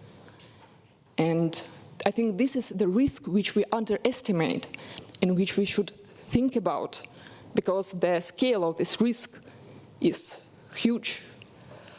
We have different stories. The story of Dmitro Kotov, the boy from the temporarily occupied Crimea, from Jankoy, who was engaged by UNARMIA. It's a military organization which is functioning under the control of Russian Ministry of Defense. So in 2015, he was engaged by UNARMIA, and in the spring of 2022, he died at the battlefield fighting against Ukraine as a soldier of Russian army. And we have tons of stories like that. So when somebody says to me that Russia will stop, I'm saying, no, it's not. When you put so many efforts and time into educating your children to hate and to prepare for the war, no, you will not stop so easy. This is something very strategic. This is a calculated strategy. So I think I already took lots of your time. As a conclusion, I just want to say that what Russia is doing is taking away our future in the same way as it tried to erase Finnish identity 200 years ago. But I truly believe that something which we can do together is be united, is remembering that only strength and only power and only using the leverage is what we can do to stop this. And I really hope that despite the fact that this is very long-term journey that is very complicated, I just hope that we will continue it and we will not stop until we will return all the Ukrainian children back. Thank you very much for your attention.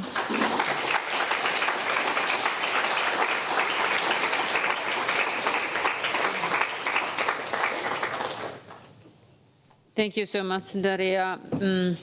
Now I go directly for the questions from the audience. Please raise your hand so I can start. Was there also that side one hand? I don't know. No. Yes, please introduce always yourself first and then a question. Thank you, Mia Petra. My name is Carina Ödebrink from Sweden and the OSCE-PA. Thank you so much for your very interesting remarks. I have a question for Mr. Raymond. The work of Yale University is instrumental for the possibility to track the systematic and ongoing abductions of Ukrainian children. It is deeply worrying that the funding for the Yale University's program has been halted. There are many important actors involved with keeping a register of the extent of Russia's systematic relocation of Ukraine's children. But your work will not be possible to replicate by other organizations in the field. I therefore want to express my appreciation to you, Mr. Raymond, and your colleagues at the Yale University. I also want to ask you if you could elaborate on the possibilities to continue operating despite the administration's decision to discontinue the funding for your team. What alternative funding could make it possible, and what can we do as parliamentarians to support continued investigations by the Yale University? Thank you very much. Thank you, Karina. To the point, I take more questions online and then we can have a panel to answer. Yes, please, colleague from Portugal. I have a question to Mr. Raymond. Because I used some of your data, as I told you, in the report, and I used the data that were in the report February of 2023. And by the time you said in the report that there were 43 institutions or structures that host kids from Ukraine, and around 6,000 children that were in all those institutions in several parts of the country. 8 were in Crimea and 35 in Russian Federation, and there were 2, one in Grozny and another one in Crimea, which with military training. My question is if I well understood what you said that now in your last report there is about 160 structures that are doing this, and you identified around 35,000 children from Ukraine that are in the institutions. I don't know if they are precise, if I well understood, but it seems that I want you to correct me if it's... And in your view, what does that mean? What is the interpretation to do that you give to this evolution with more and more structures and more deported children that are there? And the other thing is connected with what the other person said before, is you have been doing a replaceable job collecting all that kind of information with technological and means and with the stuff that probably is not reproducible in other means, or in other terms. So is it possible to carry on with this? What are you going to do with all the information that you already collect, and if it's possible to carry on with this job? The last question is, what are the final proposals of Russia in doing all this deportation? This just is to erase the identity and to create the soldiers, or for the future, what it is in your view that the final proposal of the deportation of children? Thank you. Thank you, and Ambassador of Croatia, please. Yes, thank you so much. Mr. Raymond, when you spoke about institutions involved in this crime, you spoke about SVR, GRU, FSB, Ministry of Education, Army. I have a feeling that only missing institution is Russian Orthodox Church. Do you have any information, or maybe Madam Zarivna, do you have any information about involvement of Russian Orthodox Church in this deportation? I don't see more questions, but I put on one myself. Do we have some tools that are used to stop and prevent more cases to happen? Is there something that technically would ease you if a village is lost? Is there some DNA was mentioned, or whatever we can say that at least not to lose a child more?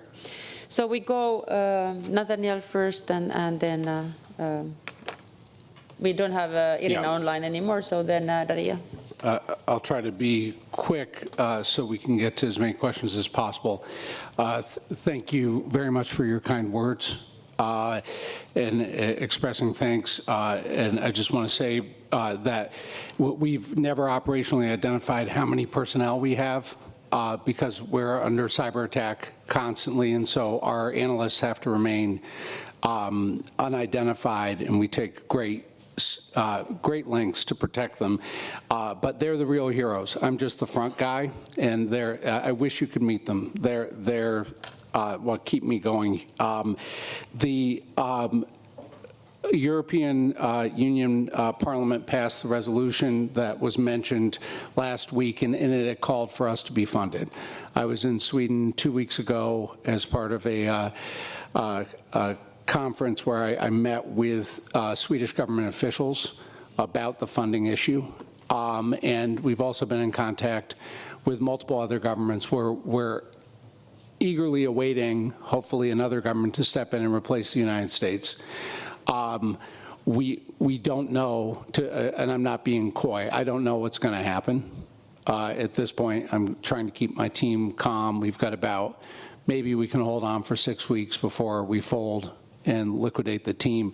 The problem with liquidating the team, and this is not an advertising pitch, it's just explaining operationally, is that we have about 5 skills that we all got together in one place, which is we got linguists, we've got imagery analysts, we've got open source analysts, we've got geostatisticians, and we've got people who come from other backgrounds using other types of sensors, and we have them in one place. And so what I'm worried about is if we disconnect on funding, I'm not going to be able to get that mix of skills back together.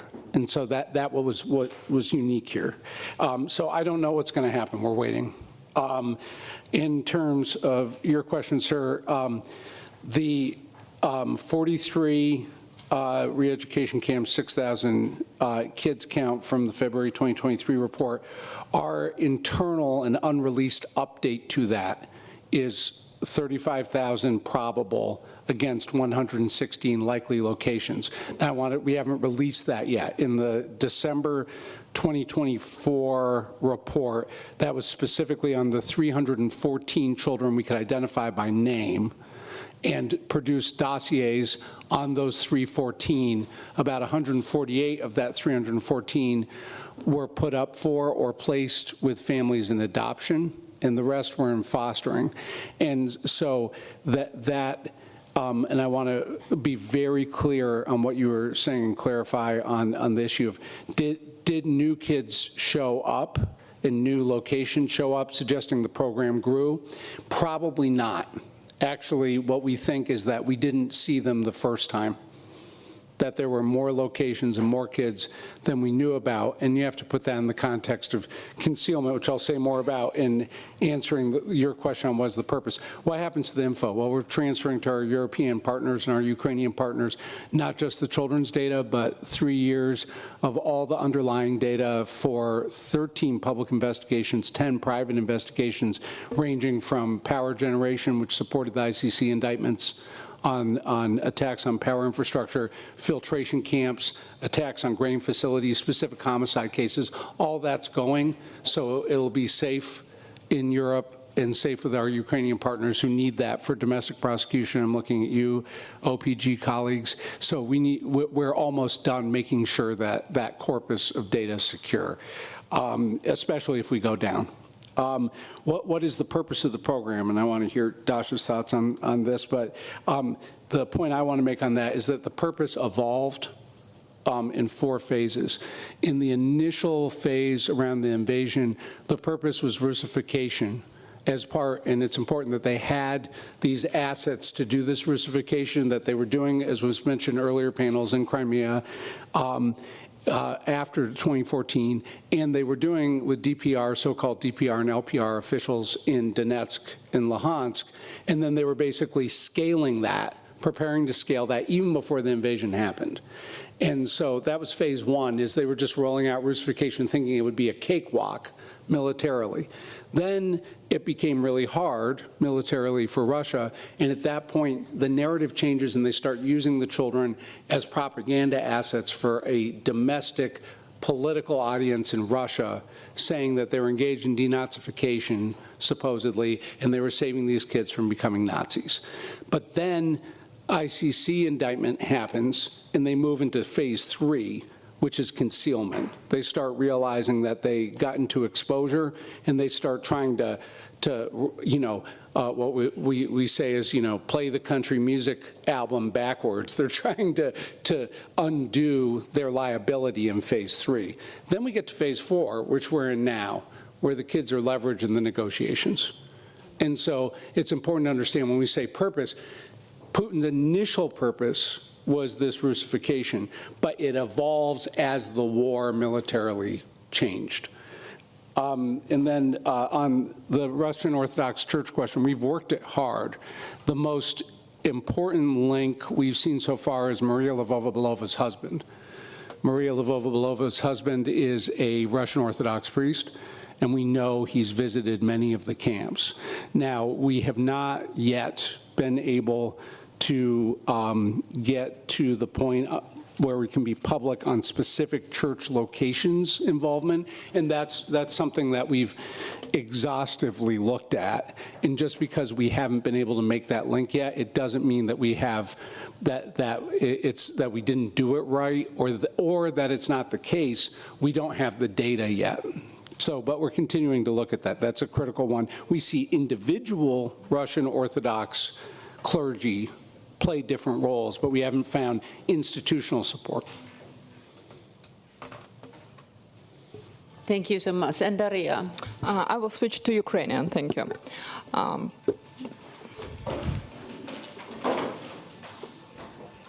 Чим хотіла б доповнити Натаніеля, У мене була цікава розмова з психологами, які працюють з цими дітьми, які повернулися з незаконної депортації або примусового переміщення. І вони цікаво описували свою взаємодію з такими дітьми. Ну, тобто вони працюють з дітьми, які там зазнали різних видів травм. Наприклад, вони загинули батьки, так, в Маріуполі під час бомбардувань. І от вони працюють з такими дітьми, у яких загинули батьки, або там батько загинув на фронті, і працюють, от, наприклад, з дітьми, які повернулися з депортації. І вони кажуть, що відрізняє саме цих дітей від інших, те, що у них повністю зламана воля. Тобто в кінці дня ти кажеш дітям, там, здавайте гаджети, ідіть спати. І діти, які пережили інші форми травм, вони можуть сперечатися, можуть не погоджуватися, казати, ми не хочемо там іти спати, не будемо віддавати планшет. А ці діти, вони все роблять безпрекословно, вони віддають усе, роблять з першого разу, вони постійно кивають, і вони там одразу йдуть спати або виконують все, що ти їм кажеш. І тут от цікаво, Натаніель описував стадії, так, в більш такому широкому розрізі. А я хочу ще сконцентруватися саме на те, як це відбувається з дитиною. Тобто стадія перша, коли їм забороняють розмовляти українською, називати себе українцем, тобто фактично повністю відмовляється дітям в їх походженні. Тобто вони мають відмовитися від цього походження.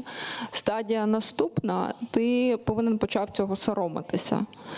А далі вже стадія 3. Ще важливо те, що на перших 2 стадіях ти ж відрізаний від всіх своїх близьких, від родини, від опікунів, від друзів, від українського медіаполя ти відрізаний. І в тебе поступово втрачаються опори, тобі немає більше на що спиратися, і всередині якби пустота. А далі вже потім тобі підсовують нові опори, нові там, меседжі, у що вірити. І далі вже виховують ненависть до України і до всього українського. І тут дуже важливий момент, ми постійно говоримо про 19 546 дітей, але не треба забувати про 1,6 мільйонів українських дітей, які перебувають на тимчасово окупованих територіях. Це дуже велика кількість. І вони піддаються індоктринації, мілітаризації, промивці мізків так само щоденно, на дуже високому скейлі. Просто хотіла підняти це питання, воно важливо, тому що дуже часто ми опускаємо з виду дітей, які там знаходяться, які не були депортовані чи примусово переміщені. І ви спитали про російську церкву православну. Тут я, в принципі, можу єдине, що додати до Натаніеля, це те, що весь російський державний апарат в це залучений, а ми розуміємо, що російська православна церква – це частина державного апарату. Російські священники – це агенти ФСБ під прикриттям. Тому очевидно, що так, відповідь на ваше питання – так. Дякую.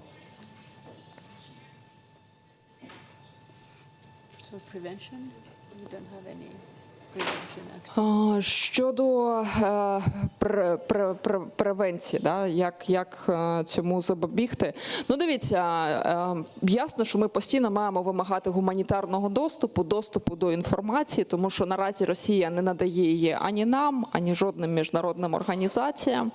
Ми розуміємо, чому ми так активно зараз говоримо про дітей саме в контексті можливих перемовин мирних, так?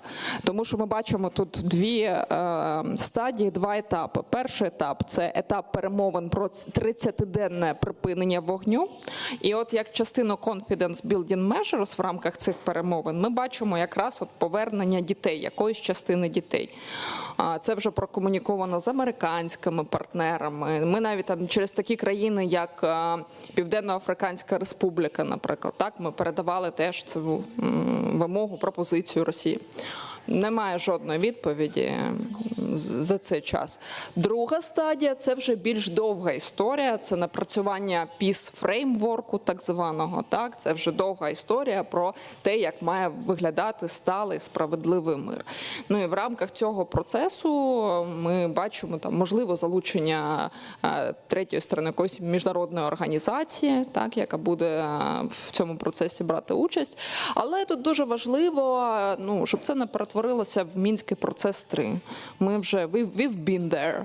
Ми знаємо, як це відбувається. Ми знаємо, як росіяни постійно, подивіться навіть з цим 30-денним сісфаєром, що відбувається. 11 березня пропозиція від американської сторони. Заходимо в 30-денний сісфаєр. Україна погоджується безумовно. Що робить Росія? Вона постійно викачує нові і нові умови. Вони постійно змінюють свою позицію. Це їх класика, така переговорна КГБшна класика, переговорна школа КГБ. Тому в контексті дітей ми вважаємо, що дуже важливо саме зробити confidence building measures. Поверніть хоча б якусь частину. Покажіть, що ви відкриті, що ви готові до цього. Це не так складно. Тобто є дуже конкретні, зрозумілі кейси, які зрозуміло, як цих дітей повернути. Вони чудово знають, де вони знаходяться, володіють цією інформацією. Ще важливий момент, мабуть, таких 2 уроки, які ми вивчили за час роботи Bring Kids Back, якими хотілося б поділитися. Перше, це те, що час працює не на нашій стороні. Взяти, до прикладу, хоча б Херсонський будинок дитини. Вони викрали дітей звідти, 67 дітей, вони викрали їх на початку повномасштабної війни. Всім дітям на той момент було менше 5 років. Сьогодні навіть ті люди, які працювали як співробітники Херсонського будинку дитини, вони не впізнають цих дітей, тому що вони виросли. Діти в такому віці дуже швидко змінюються, якщо дитина пройде по вулиці поруч. І по-друге, другий висновок – це те, що Росія не надає жодної інформації, всіляко блокує, і навіть коли є історії, коли, наприклад, у нас є мати, яка хотіла повернути своїх 3 доньок. Так вони заблокували і заборонили їй в'їзд на територію Росії на 50 років. Тому що вона начебто не пройшла їхні так звані фільтраційні процедури, фільтраційне інтерв'ю. Тому, як запобігти? Тиск всебічний з усіх сторін, але, повторюся, вони не так бояться тиску інформаційного, якогось адвокаційного, як санкційного, економічного. Щоб вони не казали, санкції працюють, їх економіка в складному стані, їх треба тиснути далі. І так само frozen assets, заморожені активи. Це єдине, що практичне і дуже tangible, те, що ми можемо використати просто зараз. Дякую. Thank you. And Nathaniel will still fill in his answer. Yeah, I'm really, thank you for asking the technical tools on prevention. I just listed out right now sort of a CONOPS, a concept of operations plan, if we had to put one in the field, lickety-split, and I think it's a great point. First, and 2 things are going to come up here as I go through this plan that are additional things you need to know. Registry and census. So why do we not have a good registry and census on the kids? Well, in the case of the East, in Donbass, in Luhansk and Donetsk, our data basically stops at 2014 with the Russian initial occupation. And so that's important to understand that a lot of the issues that my colleagues here on the Ukraine side, in the much cited 19,000 and change number, comes from the fact that the Ukrainian government didn't have vantage on registry and census data since 2014 in the eastern sector. And so we need to try to do that in areas that we think could be, if the line shifts, where we're going to need that data. Everyone talks about DNA. We don't have enough time right now to hear my long-winded lecture about DNA in these situations. Yeah, collect it. It's easy to do now compared to back in the day 20 years ago. But don't do it if you're not also going to do biometric. So you could scan iris, because the thing about iris is that you can do that without having a testing facility or a central DNA database. You also want to record their voice. You want to, with the biometric, you also want to measure the transoccipital distance between their eyes and a couple other features. You want to map target locations in areas which are under potential threat, and you want to do that mapping of target locations of time of day, against tactical scenario. What I mean is, and this really became critical looking at Kherson Baby Home, which Dasha was just talking about, the young kids who got scooped. Time of day is really important. Knowing what do you do when the kids in the institution are asleep? What do you do when they're at school? So in case we lose an area inside Ukraine where we have to do an evac on kids, where are they going to be when? If they're in a bomb shelter. I mean, this came up in Mariupol. The kids who were hiding in basements, a large group got scooped hiding in a basement. If we can plan for those operational scenarios, we can mitigate a little better. And then have evac plan of critical areas triaged if the line shifts rapidly. And then have basically what I would call 0+1 monitoring plan. So we need to have baseline imagery collection and some data collection to be able to do change detections on these locations. If we have a code red, another institution gets hit, and we go 0+1, so we're 24 hours, what we call the golden hour in missing persons investigations. We're in that golden hour period, and we can do very quick change detection and monitor where the scoop route is to probably bring the kids into Russia. We've done none of that, because we've been holding on for dear life on trying to find where the kids are now. But your point, this is new for me, thinking, oh, there are some very specific technical things we can do here to be ready for a code red, code black. Thank you. I think there is need for financing, so let's go for the coffee. Thank you so much.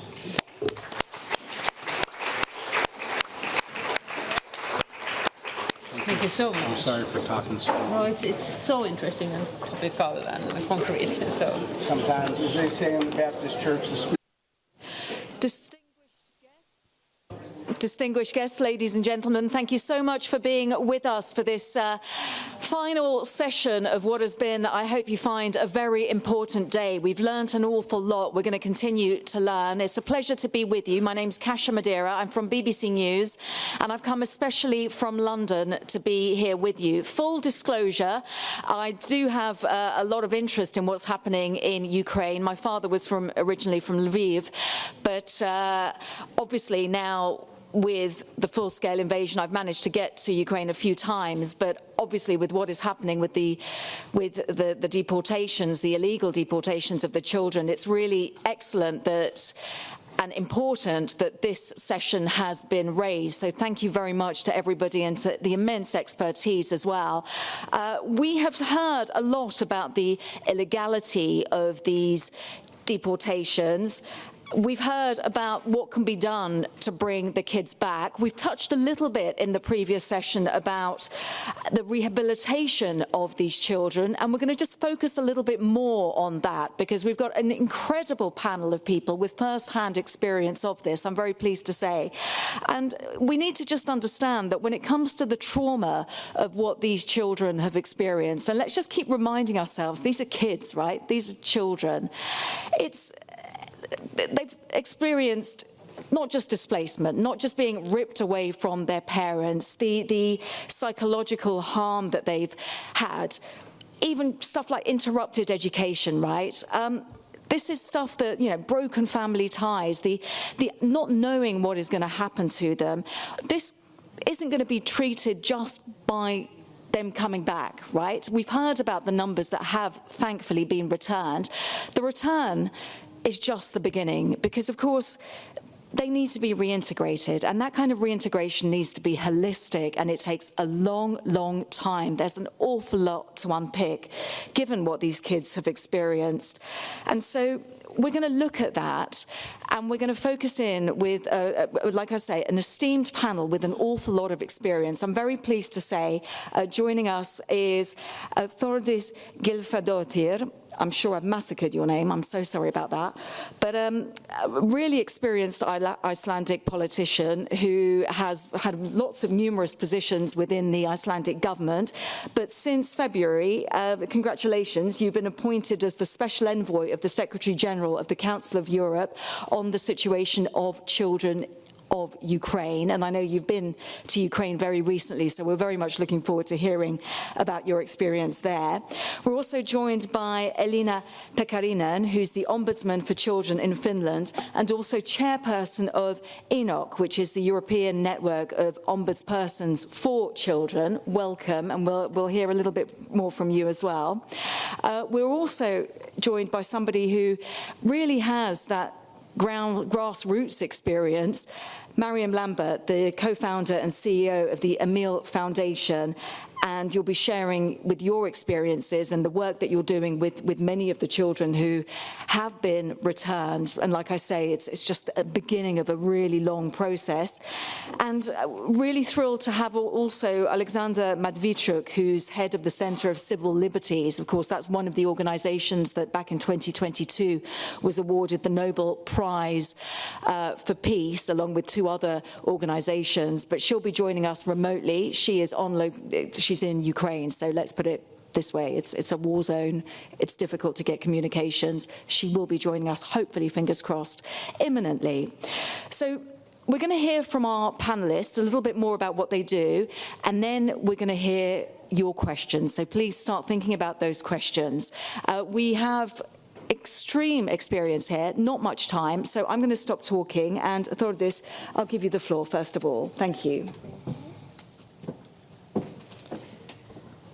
Thank you very much, and good afternoon to all of you, and especially the ones coming from Ukraine and the Ukrainian people that are here.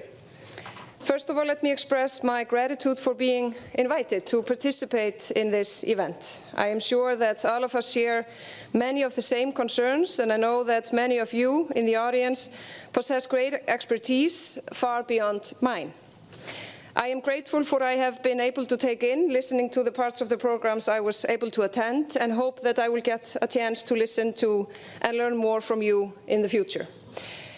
It helps me guide my efforts in my role as Special Envoy on the situation of the children of Ukraine for the Council of Europe. And as we all have an ambition in our own roles to make it count, I believe we are all learning from one another. All of us who are taking part today wish to be useful for the important cause we are discussing. If any of you believe that my involvement can be of use to your efforts, or think that it would be useful to have further dialogue, I am more than willing to give you my direct personal contact information after the session, because we really need to work together. Dear friends, I am sure we are all watching with a mix of hope and trepidation all the diplomatic efforts that are going on these days. There have been a lot of false hopes, a lot of false starts. But mostly there's a lot of drama that keeps the news media busy. To tell you the truth, I sometimes wonder if much of the West is watching the war like it's some sort of a TV drama or a reality TV show. And unfortunately, I get the sense that there is an all too common misconception that a temporary or prolonged ceasefire will be some sort of a final episode. That people are hoping so intensely for an end that they will not have the attention span to focus on what comes next. That the world will lose interest in what happens in the aftermath. And I really do not mean to make this sound trite. I simply really don't have a better analogy for this concern. But while politicians and media pundits are busy analyzing the comments and theatrics of the diplomatic drama, nothing changes for those whose lives are being damaged and destroyed on a day-to-day basis because of Russia's action. Perhaps the ugliest aspects of Russia's war of aggression of Ukraine is the willful policy of destroying the lives of children. We all hope that peace will come to Ukraine and freedom will be secured. But whatever happens in other matters, there will not be any justice unless the issue of Ukrainian children is appropriately addressed and resolved. And for Ukraine to prosper, there will need to be a gigantic effort to help rehabilitate those who have suffered terrible physical and psychological trauma at the hands of the aggressor. The safe return of the children and ultimately their successful reintegration into Ukrainian society, as well as the protection of children at risk of deportation, are a priority concern for both Ukraine and the international community. It is clear that addressing the needs of these children is a colossal challenge, perhaps one of the greatest challenges of our times. For how can one ever repair such evil? Following my recent visit to Ukraine, I believe that amongst the most acute need is trauma-informed support. Trauma-informed care and accountability are vital preconditions to any sustainable reconstruction. Trauma-informed support is essential as a mean in itself, so as to be able to address the deep emotional scars that war has left on these children and to avoid their re-traumatization. It is also very linked to any effective accountability process by ensuring the accuracy of children's testimonies during criminal investigations and for a subsequent trial. As this war of aggression tragically drags into its fourth year, it is more apparent than ever that Ukraine's reconstruction efforts and any hope for sustainable peace can only be achieved if there is effective accountability, and effective accountability is based on a trauma-informed approach. Despite the deep-rooted, widespread and debilitating trauma among all war-affected children of Ukraine, many frontline professionals working with children lack training in trauma-informed care and children's rights, both within and outside Ukraine. Efforts by the Council of Europe to develop comprehensive trauma-informed materials, such as manuals and training courses for frontline professionals working with children in times of crisis, including journalists, are advancing well. However, given the extent of the trauma, coupled with the cost of implementing such training effectively on a larger scale, financial commitments will be needed. Without trauma-informed care for children of Ukraine, any reconstruction efforts would represent an almost empty promise on rebuilding Ukraine. Because very often when we talk about reconstruction and the need to rebuild a nation, it's very often about roads and bridges and infrastructure. But you can't really rebuild a nation that is fully traumatized, and especially when the future of that nation really needs that kind of support. So member states, whatever, in which organizations, are financially supporting Ukraine and talking about reconstruction and to rebuild Ukraine, really have to have those classes on as well, on trauma. My ambition is to be of use to this cause of helping the children of Ukraine. It is a cause that is obviously greater than myself and greater than the institution that has given me the platform I am standing on. I know that all of us here share this dedication, and I hope we are all in it for the long haul, because these are issues that will take a long-term commitment, no matter what the day-to-day spectacle on the news is telling us. What matters are the individuals, the children and their families, who are only asking to be allowed to return to a normal life as ordinary people, but to be free. Again, I hope that I will be able to make connections here today, and that we all consider ourselves to be a part of the same team and with the same aims. Slava Ukraini. Thank you. Elena, do you want to say a few words? Thank you. Thank you.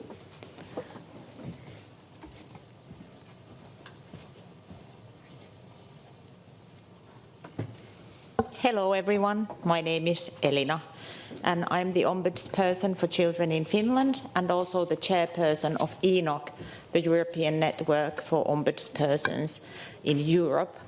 ENOC is an organization that is placed in the facilities of Council of Europe, but it is an independent NGO. It has 34 countries and 44 institutions, and all of the countries are members of the Council of Europe. Today, nobody has said this, so I don't know if you know which UN day it is today. Come on, people. It could be. Today marks the United Nations International Day of Families. And And I think it is a poignant coincidence and in many ways a profound opportunity that we gather here today to discuss an issue that, in my view, has not received the full attention it urgently deserves. As Katharina Lughofer from FRA has aptly stated, the family is the most fundamental unit in a child's life. Every child has the right to grow up in a family environment marked by love and understanding. Yet, for many families in Europe and in Finland, has the shadow of a war trauma still lingering, often stemming from the First or Second World War. My grandmother was Estonian, and so written into my DNA is the deep lived knowledge that our eastern neighbor can be unpredictable and its history is brutal. Members of my own family were displaced, disappeared, or fled across the globe. For centuries, Russia has mastered the art of indoctrinating children. My own relatives were sent to military service, the boys, on remote islands near to Japan or to Siberia, deliberately exiled far from their homes. These generational traumas are still very much with us.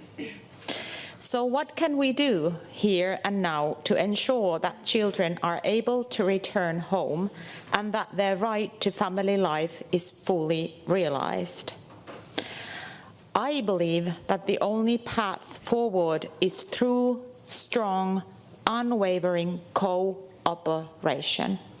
This belief is what has driven my involvement in ENOC's leadership and my service as its chair since last autumn.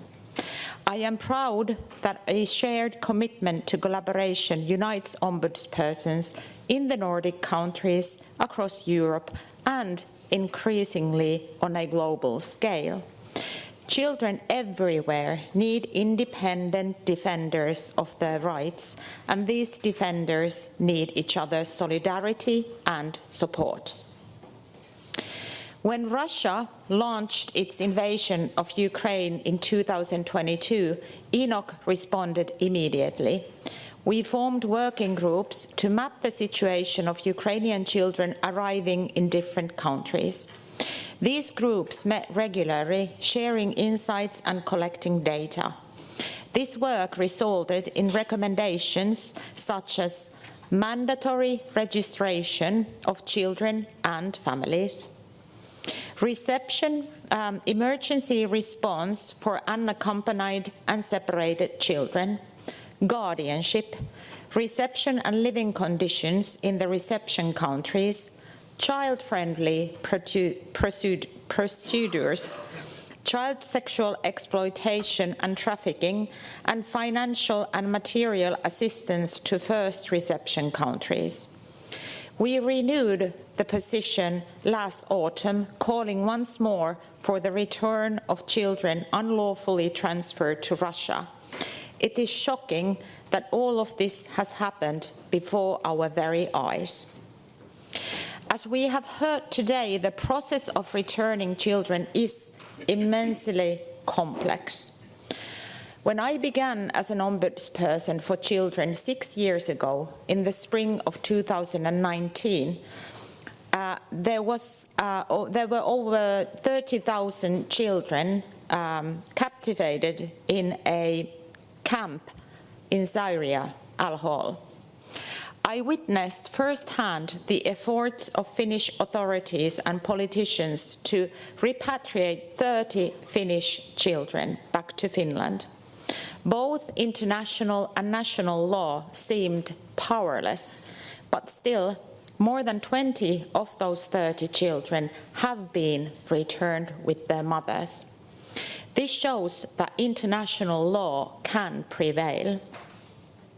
But our offers must not be reduced to legal and administrative procedures alone. We must begin now the systematic work for preparing for children's return, no matter how long it takes. This includes identifying and supporting the families to whom the children will be returned. It means training professionals, including Russian-speaking specialists who can offer support to children upon their return. We need early childhood educators, we need teachers, youth workers, psychotherapists, we need social workers and medical professionals. We must also support the parents who will welcome these children back.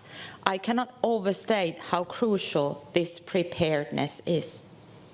At the same time, we must also acknowledge and correct mistakes that have been made in supporting Ukrainian refugee children already among us. In some families, children are living in poverty, poor housing conditions, or situations involving mental health challenges, substance abuse, or violence, often as a direct consequence of trauma and displacement. Just last week, I spoke to a school principal who described how Ukrainian primary school children, the small ones, are now turning against one another. They express their trauma through fighting, bullying, and humiliation using a language most Finnish teachers do not understand. These children are in urgent need of help.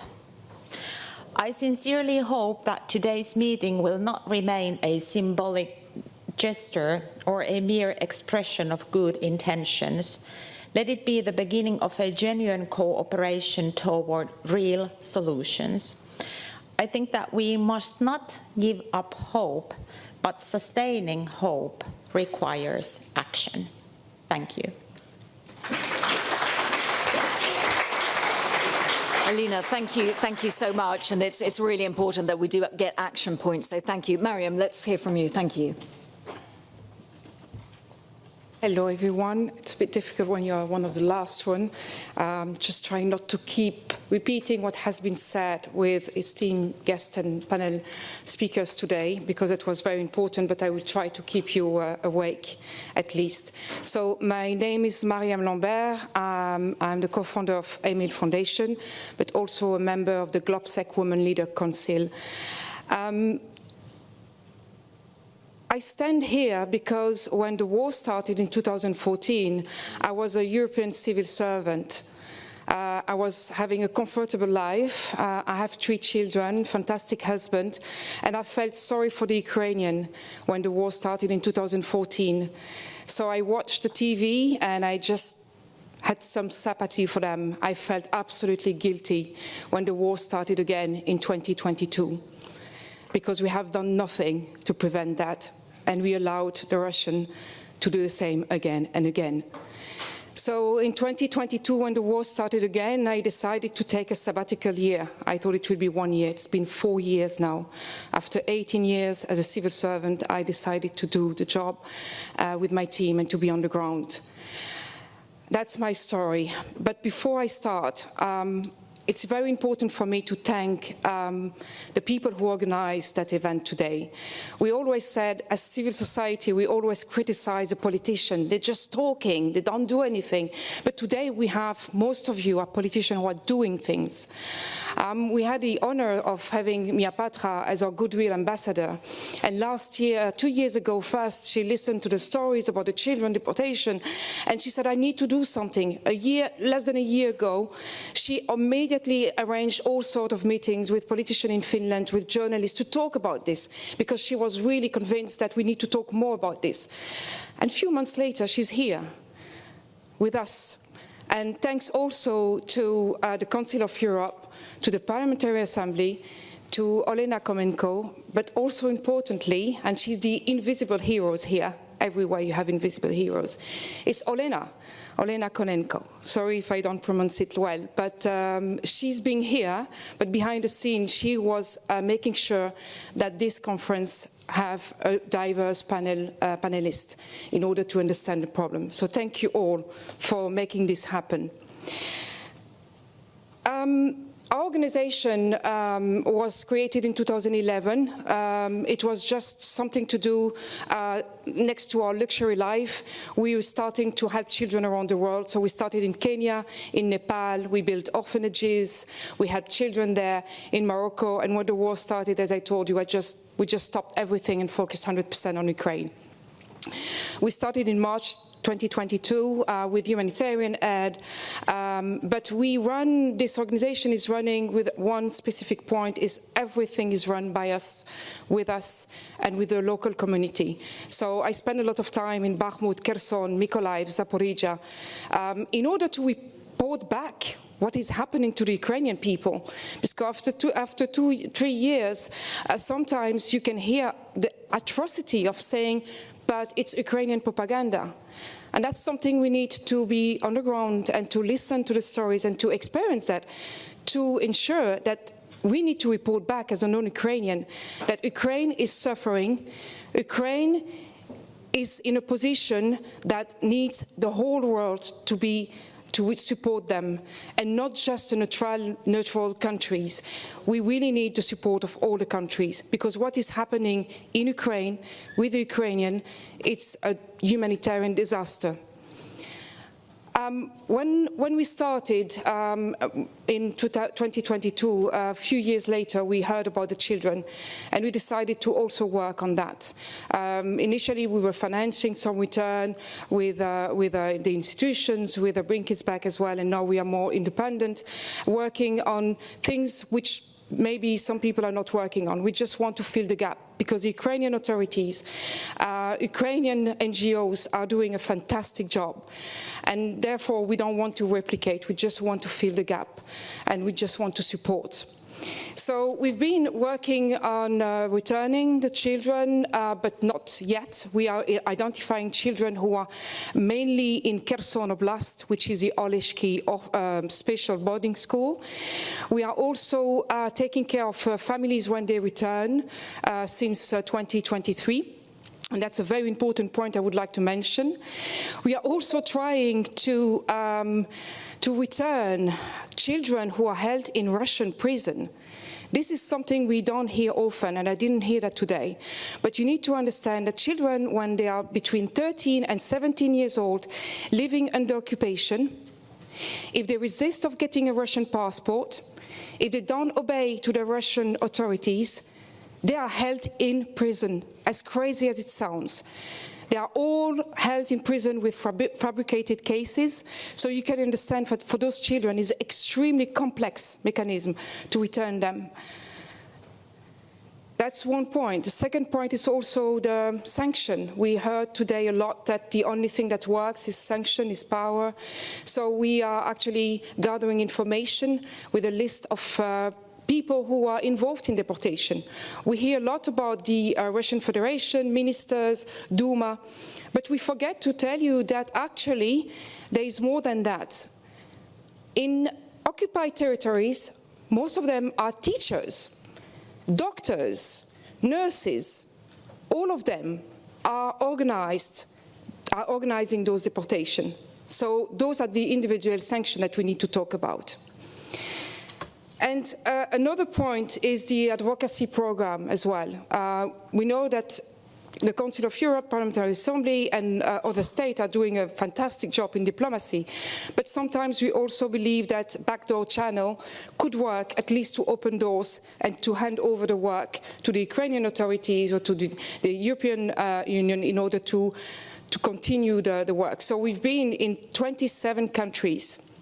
And I was myself in 27 countries, to talk about the deportation is a real issue that didn't start in 2022, but in 2014. And the deportation is not just about saving children, as the Russian Federation is mentioning, but it's a real crime. They are not just taking the children, they are indoctrinating them, they are militarizing them, and they are erasing them for any identity. And those children we are talking about are from 17 months old to 17 years old. 17 months old. We have cases of a child who was deported when who was taken, abducted when she was 17 months. It's been 3 years. We have an ethical problem. The child will probably never remember her mother, who is looking for her. But in all this, and I know I need to be short, but I would like to mention a very concrete case, because civil society, we are very, very pragmatic. But that story really breaks my heart as a mother of 3 children. It's one of the most humanitarian disasters for us and painful work is the Oleszki Special Boarding School in Kherson. Oleszki Boarding School, before the war, was actually one of the best institutions in Ukraine. It was a pride of Ukraine, where children with special needs, disabilities, autism, were actually in this institution and having a normal life and schooling program. It was really one of the unique places. But that school was under occupation within the hours of the full-scale invasion in February. And now I would like to speak on behalf of Vadim, a teacher that I met, who was actually witnessing the whole deportation about those children. So we are talking about children who cannot run away. They have disabilities, they need special care, they need special medical care every single day, and they need love of their parents, who didn't abandon them, as we can hear on different stories. No, those children needed to be taken care of in this institution and were seeing their parents every single day. But when the war started in 2022, the Russian came to that school. It was in summer 2022, and it was a point of no return for that school. They entered the building, they took away the Ukrainian flag, and they entered the school. They first destroyed all the drawings from the children. Anything related to Ukraine was destroyed. And the teachers, the Ukrainian teachers and doctors were witnessing that. They couldn't move, but they resisted. They didn't want them to go further. They took the children in a basement trying to protect them, but it was not enough. And in September, they replaced the Ukrainian director by a Russian one. The same month, the kids received a visit of a doctor who was apparently conducting medical examination and trying to organize holidays in occupied Crimea. And unfortunately, in October, they started to evacuate 16 children. In November 4th, they evacuated another 12 children. In November 11, which is a very important date, it was just a few days before the deoccupation, before the Ukrainians managed to deoccupy the city, all the children were gone. We are talking about 105 children who are left vulnerable, who were just innocent people, children, and needed the parents. The teachers were left, the doctors were left with a completely ghost school. Nobody didn't know what to do. They were transferred, apparently, to occupied Crimea, to a psychiatric hospital also in Crimea, and we don't know what happened to them. Only few children returned and were found. So that work is very important for us. We are trying first to identify the families, and we identified also the children, but it's a very small work in the big disaster that we are talking about. So today we are talking about 35,000 children that Natalia and Raymond mentioned. But you know, the way we are talking about that, the way we work about that, it will take maybe 50 years if we manage to return all the children. So what is important is that all of us today we need to keep that on the agenda. We need to talk about that. But most importantly, we need to think about the after. The mechanism of return includes, and that was well mentioned before, about the rehabilitation, the trauma that all those children are facing. But there is one part I would like to highlight, which was not mentioned, at least loudly, is the trauma that the parents who are waiting for the children are going through. That part needs to be taken care of. Those parents, and some of them are alone, waiting for information. They have contact with the authorities, but they have no psychological follow-up, they have no case manager. So we need to really focus on those people, because as a mother myself, if I don't feel happy, my children will not feel happy. If I feel depressed, they might see that's something wrong. So we want to give all the chance to those parents, those mothers, those fathers, those grandmothers who are looking for their children, to give them all the support they need in order to be strong enough and to start the second phase, which will be the support of those children. I think I'm trying to cover everything. But one more important point, I'm sorry if I'm long, but our organization is now working actively on building I don't want to say rehabilitation center, it's a center which is called Little Heroes Village in Volyn region. And in this institution we are working with other local authorities and institutions who will be providing all the help and need, especially for children with autism, disability, and who are returning from deportation with a really profound trauma. So we hope that in a few months we will be able to come back and to present you this village, because it's very important for us. It's a first step, but not the last one. Thank you.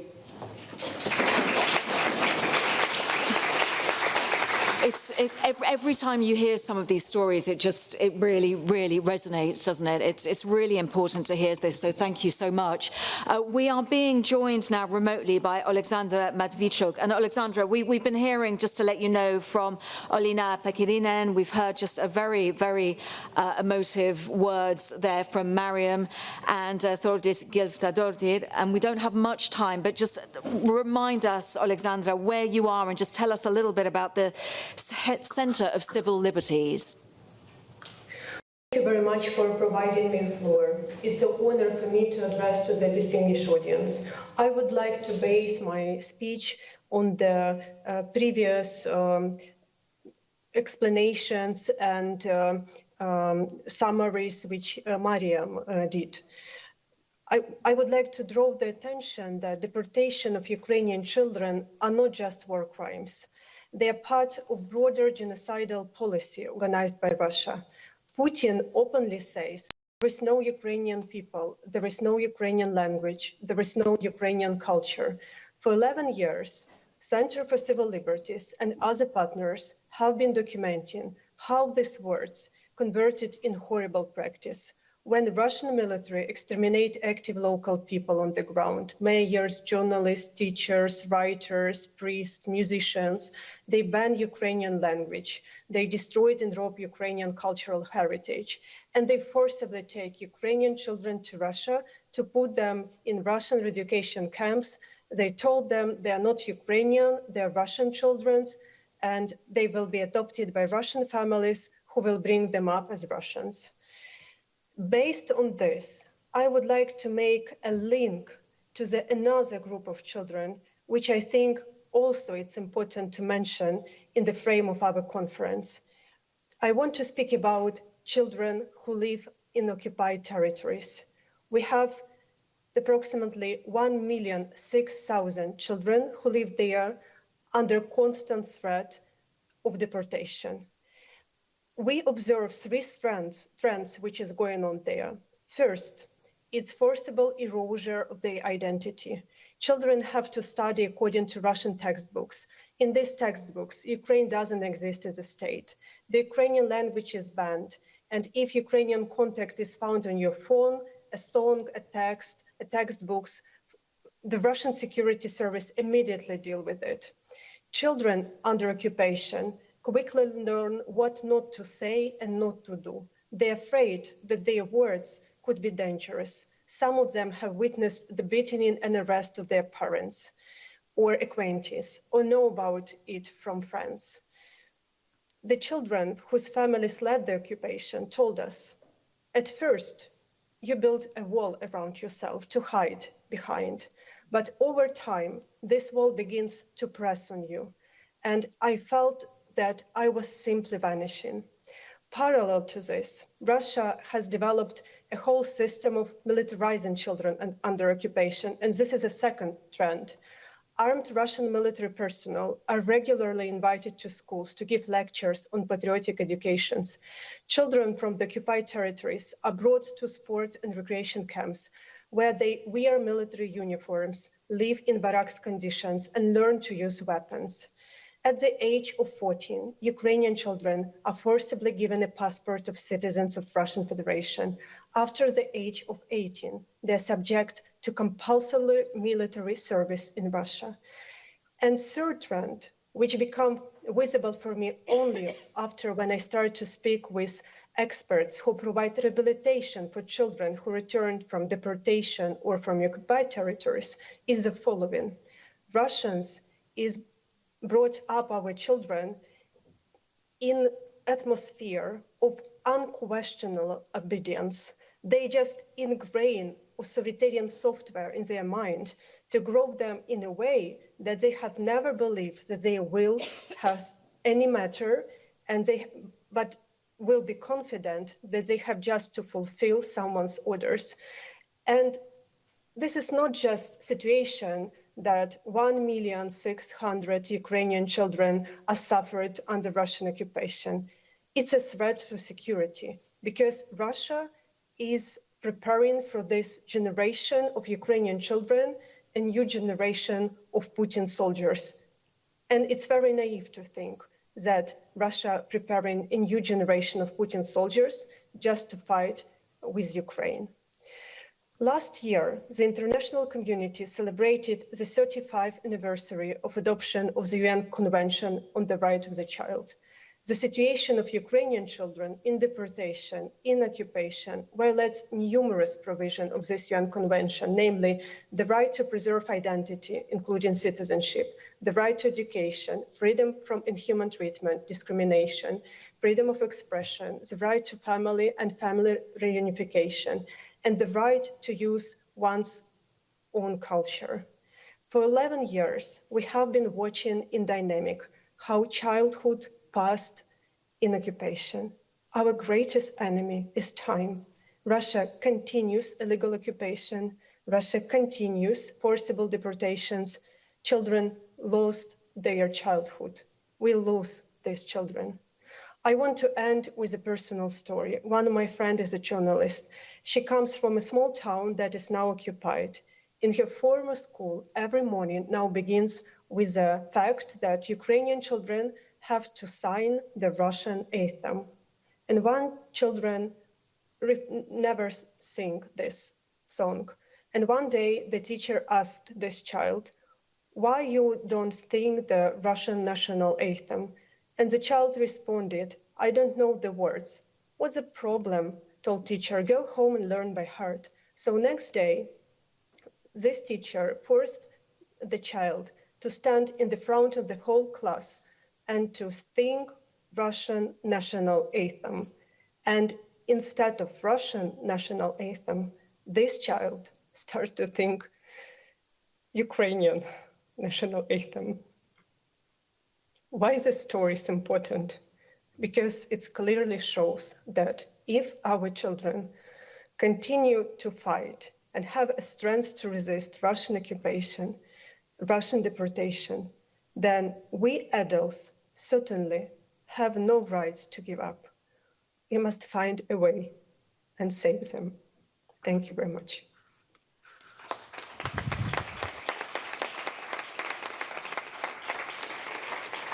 Alexander, thank you. And just to let you know, I think there are people, goosebumps in the room when you told us about that little child and the bravery of that child. Let's just appreciate what these kids are going through day in, day out. We know what is happening. We heard from Nathaniel Raymond how Russia is using a system which he described, a system of highly industrialized deportations. They've got plans, they're very organized, they know what they're doing. Tordis, you've just recently been to Ukraine, and in your new role, I know, 3 months in, so a lot to get your head around, but I just wonder, when it comes to the Council of Europe, you started by saying you want to be of use. Practically, what can you do? You've got organisations like Mariam's, you've got organisations like Nathaniel Raymond, Humanitarian Research Lab at Yale University, funding soon to be cut. This is a guy who describes himself as an epidemiology department facing off with Russian Secret Service. What can you do realistically? They need money. Is that something that you guys can do? Thank you very much for, this is not on, but it has green light. If you keep speaking, and then we'll know if we can hear you. Okay. But she said they can't translate if and also on the online. Press more a second time. It's green. No, it's perfect. It's okay. Okay. Okay, good.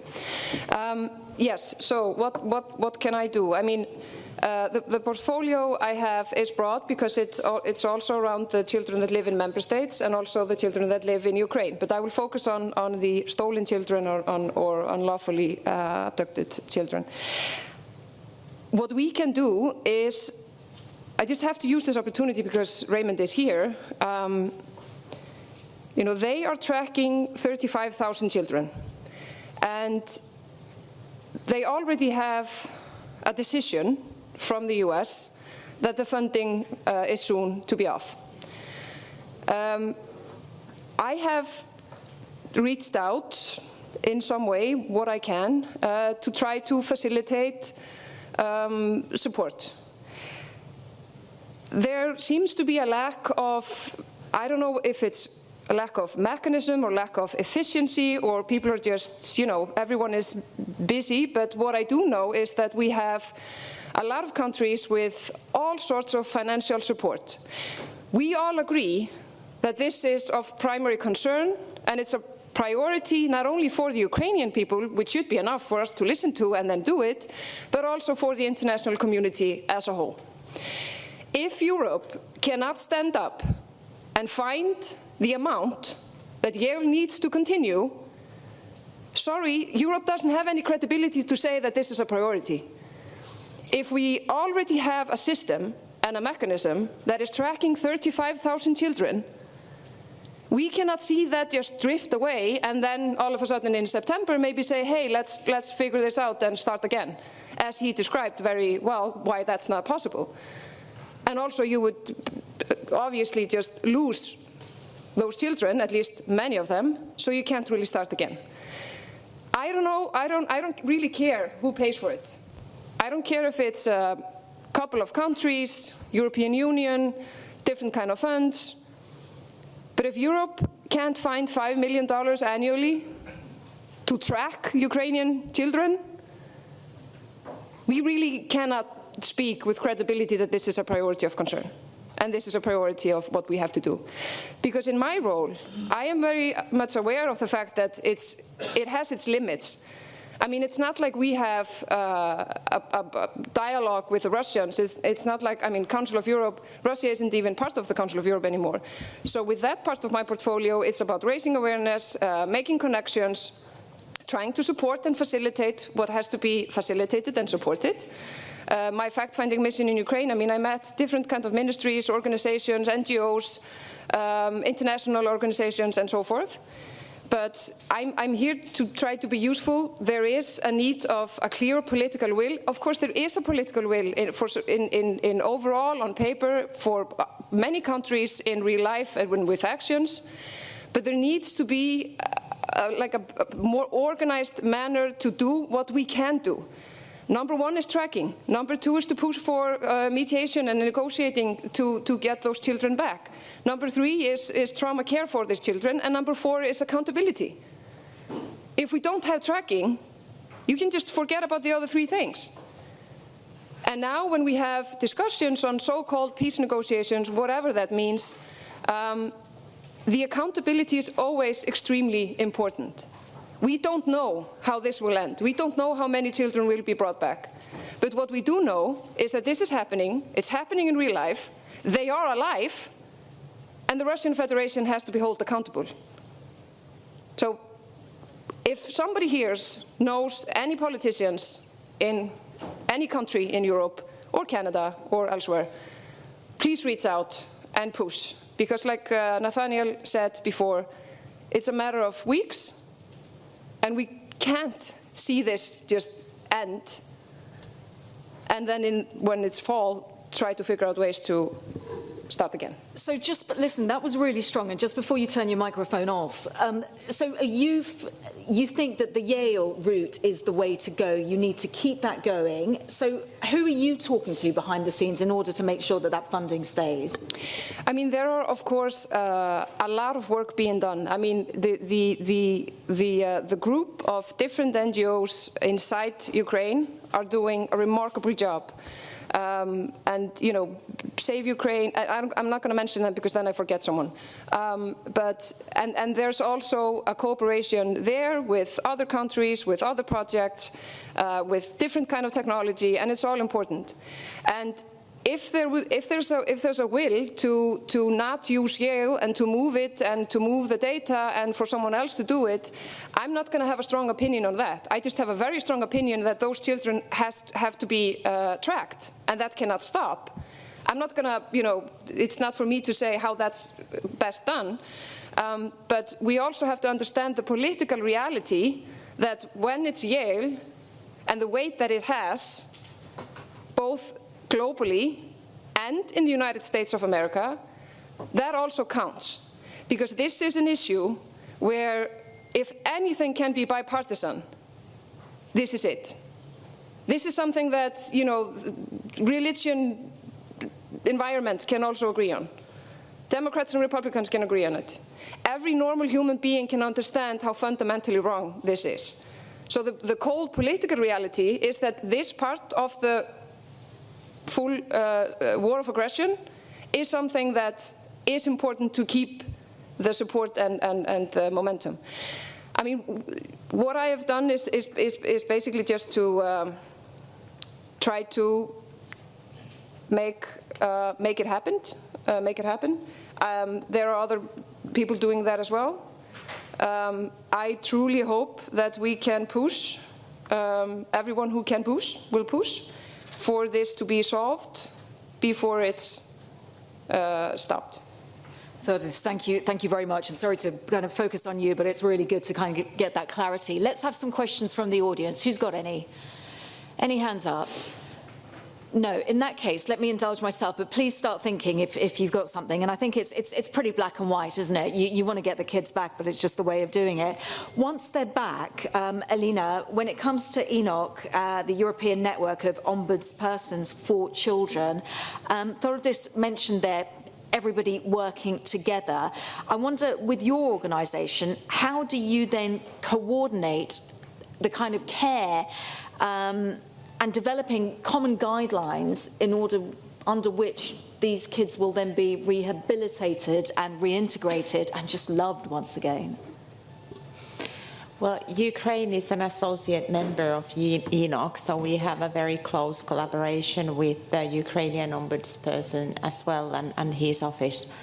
And then again, I think it is really important that all the countries have an independent ombudspersons for children that can monitor the situation in each country and also give information on the topics that need to be changed. We can also learn from each other a lot, so that we don't all create the wheel again and again. I think very often in Europe we do things quite slowly without really collaborating with each other. It would be very effective to also work cross-border in some issues if there are children with very severe trauma that nobody knows how to work with. So this is about it, but I must say that some of the ombudspersons like us in Finland don't have the legal right to intervene in any processes that involve individual children and families, and that makes it a little bit complicated to help individual Ukrainian children and families. But in some countries they have the right to get involved. So collaboration and sharing information, I think, is the best way, and educating also. Not only the ombudspersons, but also the professionals and the decision makers in different countries. Thank you very much. Any questions from the floor? Yes, please. Thank you. Well, given the fact that just after the end of this conference we will meet as Parliamentary Network, which organized that, to think of the follow-up, could I please ask the panelists if you were to leave us with one or two sentences of what the parliamentarians could do, knowing that in the room you have national parliamentarians from member states of the Council of Europe, from OEC Parliamentary Assembly, so always national parliamentarians, national legislatures. What would you like them to bring back home, and what could we do as Parliamentary Network? Yes, I think that will have to go to Mariam first, because you are on the ground with these children, you meet the families. What can these guys, what do they need to be doing? You've got their ear, this is great. Thank you. At that level, actually, everyone should focus on one thing. It's to get the support of the US. Everyone. Because today, and maybe I'm wrong, of course, I'm just someone from civil society on the ground, but we believe that today the only state which could be able to press Russia and return the children are the United States. So if you all align on putting pressure and getting back with the US, I think that will be something which will be important. And last but not least is the alignment on sanction. When we implement sanction, I understand that some sanctions are applicable in the US but not in the EU. Others are applicable in UK but not in the EU. So it's an alignment when you have individuals, at least for the children topic, when you have someone who is sanctioned individuals, it's very important to align those sanctions in all countries. Because if they are not sanctioned in the UK, they always find a way around. So they are not very much sometimes touched by it. Thank you. Let's bring Alexander in just to get that answer as well, because Alexander, you've got the ear, a room full of parliamentarians, politicians. Is it about getting the US on board? Is it about sanctions? What do you need them to do? Recent weeks, we heard a lot about natural minerals, about Russia's territorial claims, about geopolitical interests, but we didn't hear about people. And this is a problem, that we lost human dimension in political process, how to stop Russian war of aggression against Ukraine. So my request to distinguished parliamentarians from different countries, we need your direct involvement to return human dimension in all political process. We have to find an answer to the very complex questions. What will be with these dozens of thousands illegally deported Ukrainian children to Russia? What will be with thousands and thousands illegally detained civilians, men and women, as well as prisoners of the war, subjected to horrible torture and sexual abuse daily? What will be with people under occupation in general? We speak about millions. Among them, as I mentioned during my speech, is 1,600,000 Ukrainian children. These people, their parents, they have no tools how to defend their rights, their freedom, their property, their children, their life, their beloved ones. So you know better how, with using your political influence, to make the world understand that without returning human dimension in all political process, without asking this complex question, particularly about deported children to Russia, we will never find a path to sustainable peace. Alexander, thank you as always for bringing back that human dimension. In addition to this, I think everyone should make a plan, a strategy of educating enough professionals to help these children, a strategy for housing of these children and their families, a strategy for educating these children, and also things like leisure, etc. We have a mental health crisis in Europe and globally when it comes to young people and children. So we lack therapists and professionals that are able to help children with war trauma. So please, this is a very, very practical plan, how to do it when they return. Practical and tangible. We've got a question from the floor. Yes, please. Hello, everybody. My name is Larissa Bilizir. I'm a member of PACE and member of Ukrainian Parliament. I have not a question, but more appeal to the members of Parliament, to the members of PACE from 46 countries, to the Secretary General, Madam Despina of PACE. Actually, today we witnessed that Ukraine's children are not merely victims of war; they are being made into targets and tools of war. And I agree with Gitfada Dir that our response must be very united and very strategic.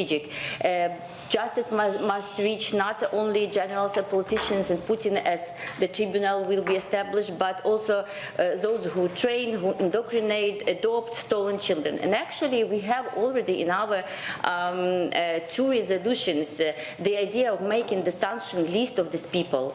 And we have to make it real. Actually it is in this, and it is already adopted. And I think it's the thing that we heard today, that the evil of the axis of evil industrialized this abduction of children, and we still cannot even acknowledge that this indoctrination and militarization is a crime of war, it's a crime of genocide. So it's a simple thing that we have to do. Olena Khomenko already said Ukraine has the list of these people. Make the list of these people that illegally abducting and adopting our children. So it's doable, and we can already start with this, and Mariam also was telling about this. This is not easy, but it's doable, because the Committee of Ministers made a reply to the parliamentarians that they don't have seen in this value added. So we have to change this together and to start with the concrete measures. And one more issue I wanted to come back is also appeal to the parliamentarians and members of Council of Europe. We have also in this resolution on children, in two resolutions, I think it's in Paulo Pisco resolution, it is written that Assembly emphasizes that Ukrainian children leave Ukraine because of the armed aggression of the Russian Federation, not they are running from the political regime. So, but still in some countries the Article 6 of Hague Convention is used, and they are taken from the courts of these countries take children from their parents. For example, I give one example, that mother was deprived of the rights in Germany because she has beaten the child, Ukrainian mother. Okay, but this child has a father in Ukraine, and he has the decision of the court that he is a guardian, but still he has no rights in Germany because Germany doesn't take into the consideration the decision of the court, because they use the 6th article of the Hague Convention, reckoning our children refugees. So it's easy to make, it is in the resolution, and we have to take it under control, because some countries of Council of Europe have taken it into consideration and are listening to the courts from Ukraine and from the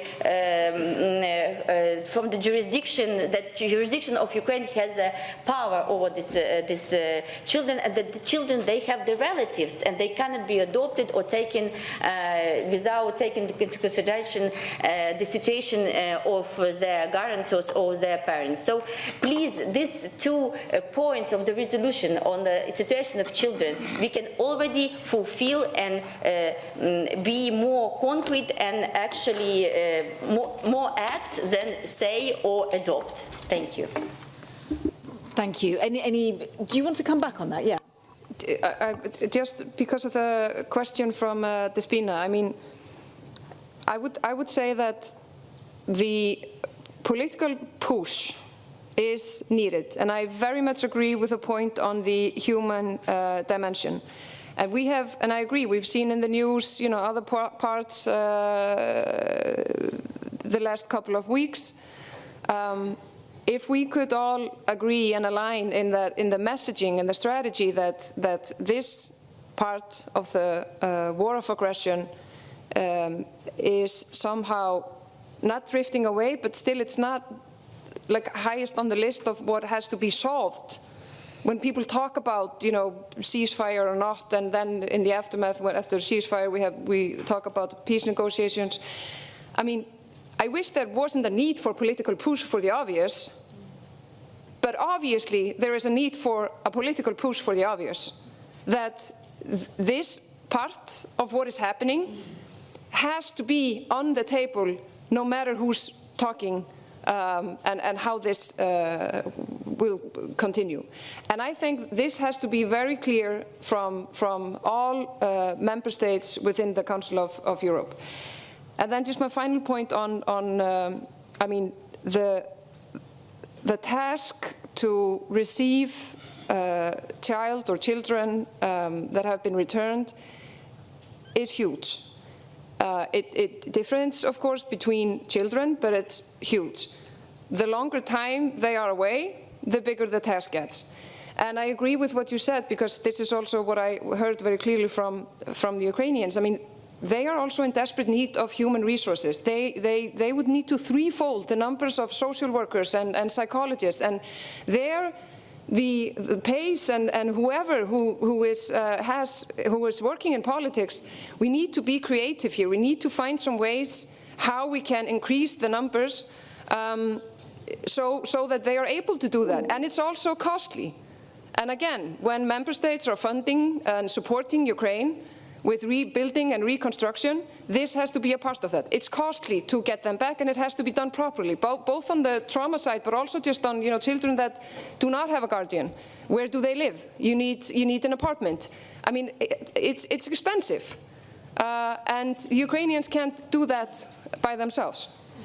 And I just wonder, what kind of provisions, yeah, absolutely, what kind of provisions are being made for the protection of those kids who are possibly, you know, in the occupied territories? Of course, it's incredibly difficult, but if that push by Putin increases, if he takes more land, what is anything being done to protect the kids that are at the moment safe, arguably, if you can be safe in a country at war? Yeah, get going. There was one question before this panel about what can be done. And I think that's an important point which we don't realize. It's mandatory evacuation, which the Ukrainian authorities are doing amazingly. But if they don't have this green corridor, if the Russian Federation doesn't give them access to the UNICEF, to the ICRC, there's no point, there's no possibility to evacuate. Because what people need to understand, a deportation is taking place when Russians are coming and invade a city. And when they enter a city, they just start with a deportation. That's the first thing. So preventive measures is evacuation, but not just on the Ukrainian side. They need really to make sure that the Russians are giving access, making this humanitarian corridor accessible for international organizations, for the Ukrainian authorities, in order to evacuate as soon as possible. It's a really good point, isn't it? And it's that kind of the preventative measures. Any questions from the floor? Everybody's gone very, very shy, haven't they? Earlier on, we heard from one of our panelists who was saying that conversations with the Russian side were not really happening. Well, I've forgotten who it was, but I wonder, Thordis, is that, obviously, Russia's not part of the Council of Europe, but is that, the OSCE, is that something that you guys are reaching out? Are there any, I don't know, sympathetic ears there? Is that even possible? I think probably the main opportunities there are through, is through third countries. I mean, we have, for example, Qatar, that has interfered and taken a role as a mediator, and kids have been brought back through that.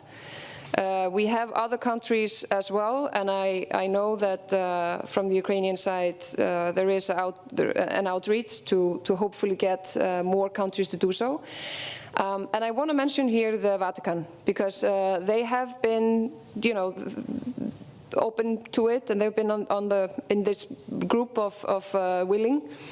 And now, and again, this is also something bipartisan in the US.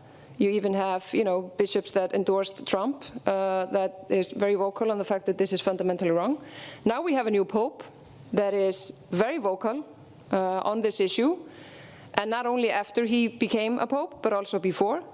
And a symbolic and strong message that his first meeting was with Zelensky, President Zelensky. So I think, and there, the Council of Europe does not have a direct part in that. And depending on how things develop on ceasefire, peace negotiations, so-called peace negotiations, I don't know how that will evolve, but I would think that it's mostly through third countries that could happen. And of course, it would be it would make a lot of difference if the US could, really have this as a priority and an obvious thing that has to be taken into account.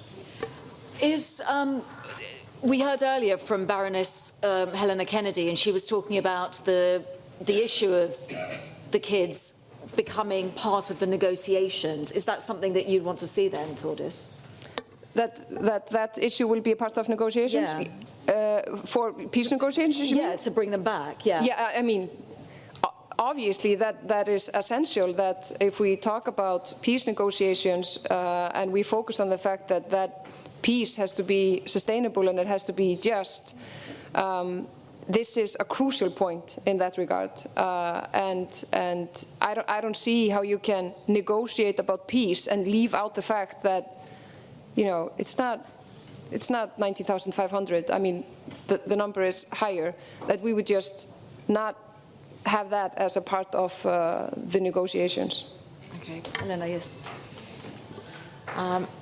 Russia has not been a member or associate member of ENOC since 2014. But I think that we should use the organizations or institutions that Russia is involved with, like the OSCE, PA, and also I think that UN should be more active on this issue. I mean, I haven't heard too much from there, sorry to say. That's a really interesting point, actually. Anybody from the floor? Because I don't want to hog the microphone.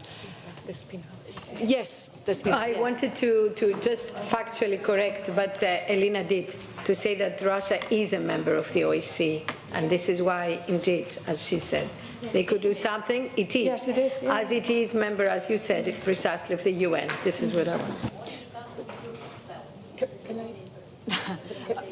Only the Council of Europe expelled them. Thank you very much. Yes, Marion. Can I just add? Expelled them too. If I may, it's good to give proposal with organizations who have Russian members, but today, as Daria Zarivna mentioned, it's a good example. There was supposed to be a meeting between two presidents, between the President Zelensky and President Putin. the Ukrainians keep telling us you can't trust them. They will never agree on anything. That's the proof today that you can't rely on them. Anything they will say, you should never take anything for granted. And that's today, it's an extremely good example. Yeah, it really is. And you see the diplomacy in the background, and arguably what you see happening in reality is really disappointing, shall we put it like that. Anybody from the floor have a question? Yes, please, madam. Press until it goes red, or just shout at us. I'm sure we'll pick you up. It's all right. Somebody's going to come and help you just to turn it on. But yeah, if you could just say who you are as well. Yes, thank you. I just have something, maybe comment, because maybe I'm the one who represents some Russians here, because I'm Russian actually. I've been living here for 27 years, and I founded the democratic community of Russian speakers in Finland that is on the Kremlin's unwanted list and so on. It's just I'm the enemy for Kremlin, but we also participate in all these kind of things, and we're trying to help actually, because we have some connections inside Russia.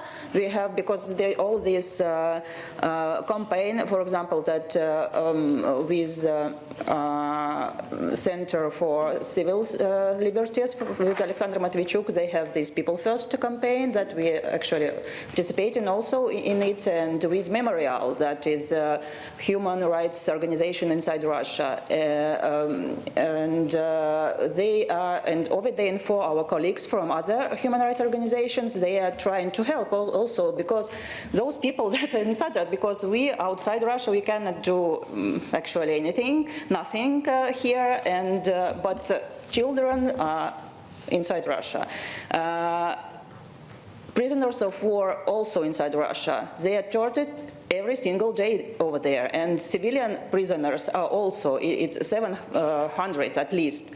Alexandra said about this, and we were talking about this in Parliament in February, actually, about this case. And but some people, advocates, and some journalists, and some our colleagues inside Russia, they are trying to help. They trying to be not public, at least, and they are trying to find these people, and they communicate with Ukrainian, and we communicate all the time. We have also some conferences. Just a month ago, we were in Brussels, and 300 participants, and Council of Europe, Parliament, and participants from the ministries of different countries were also there, and some people from Russia, they were also there, and our colleagues from different countries. So we try to keep this communication and to find, because some people continue this work, and they are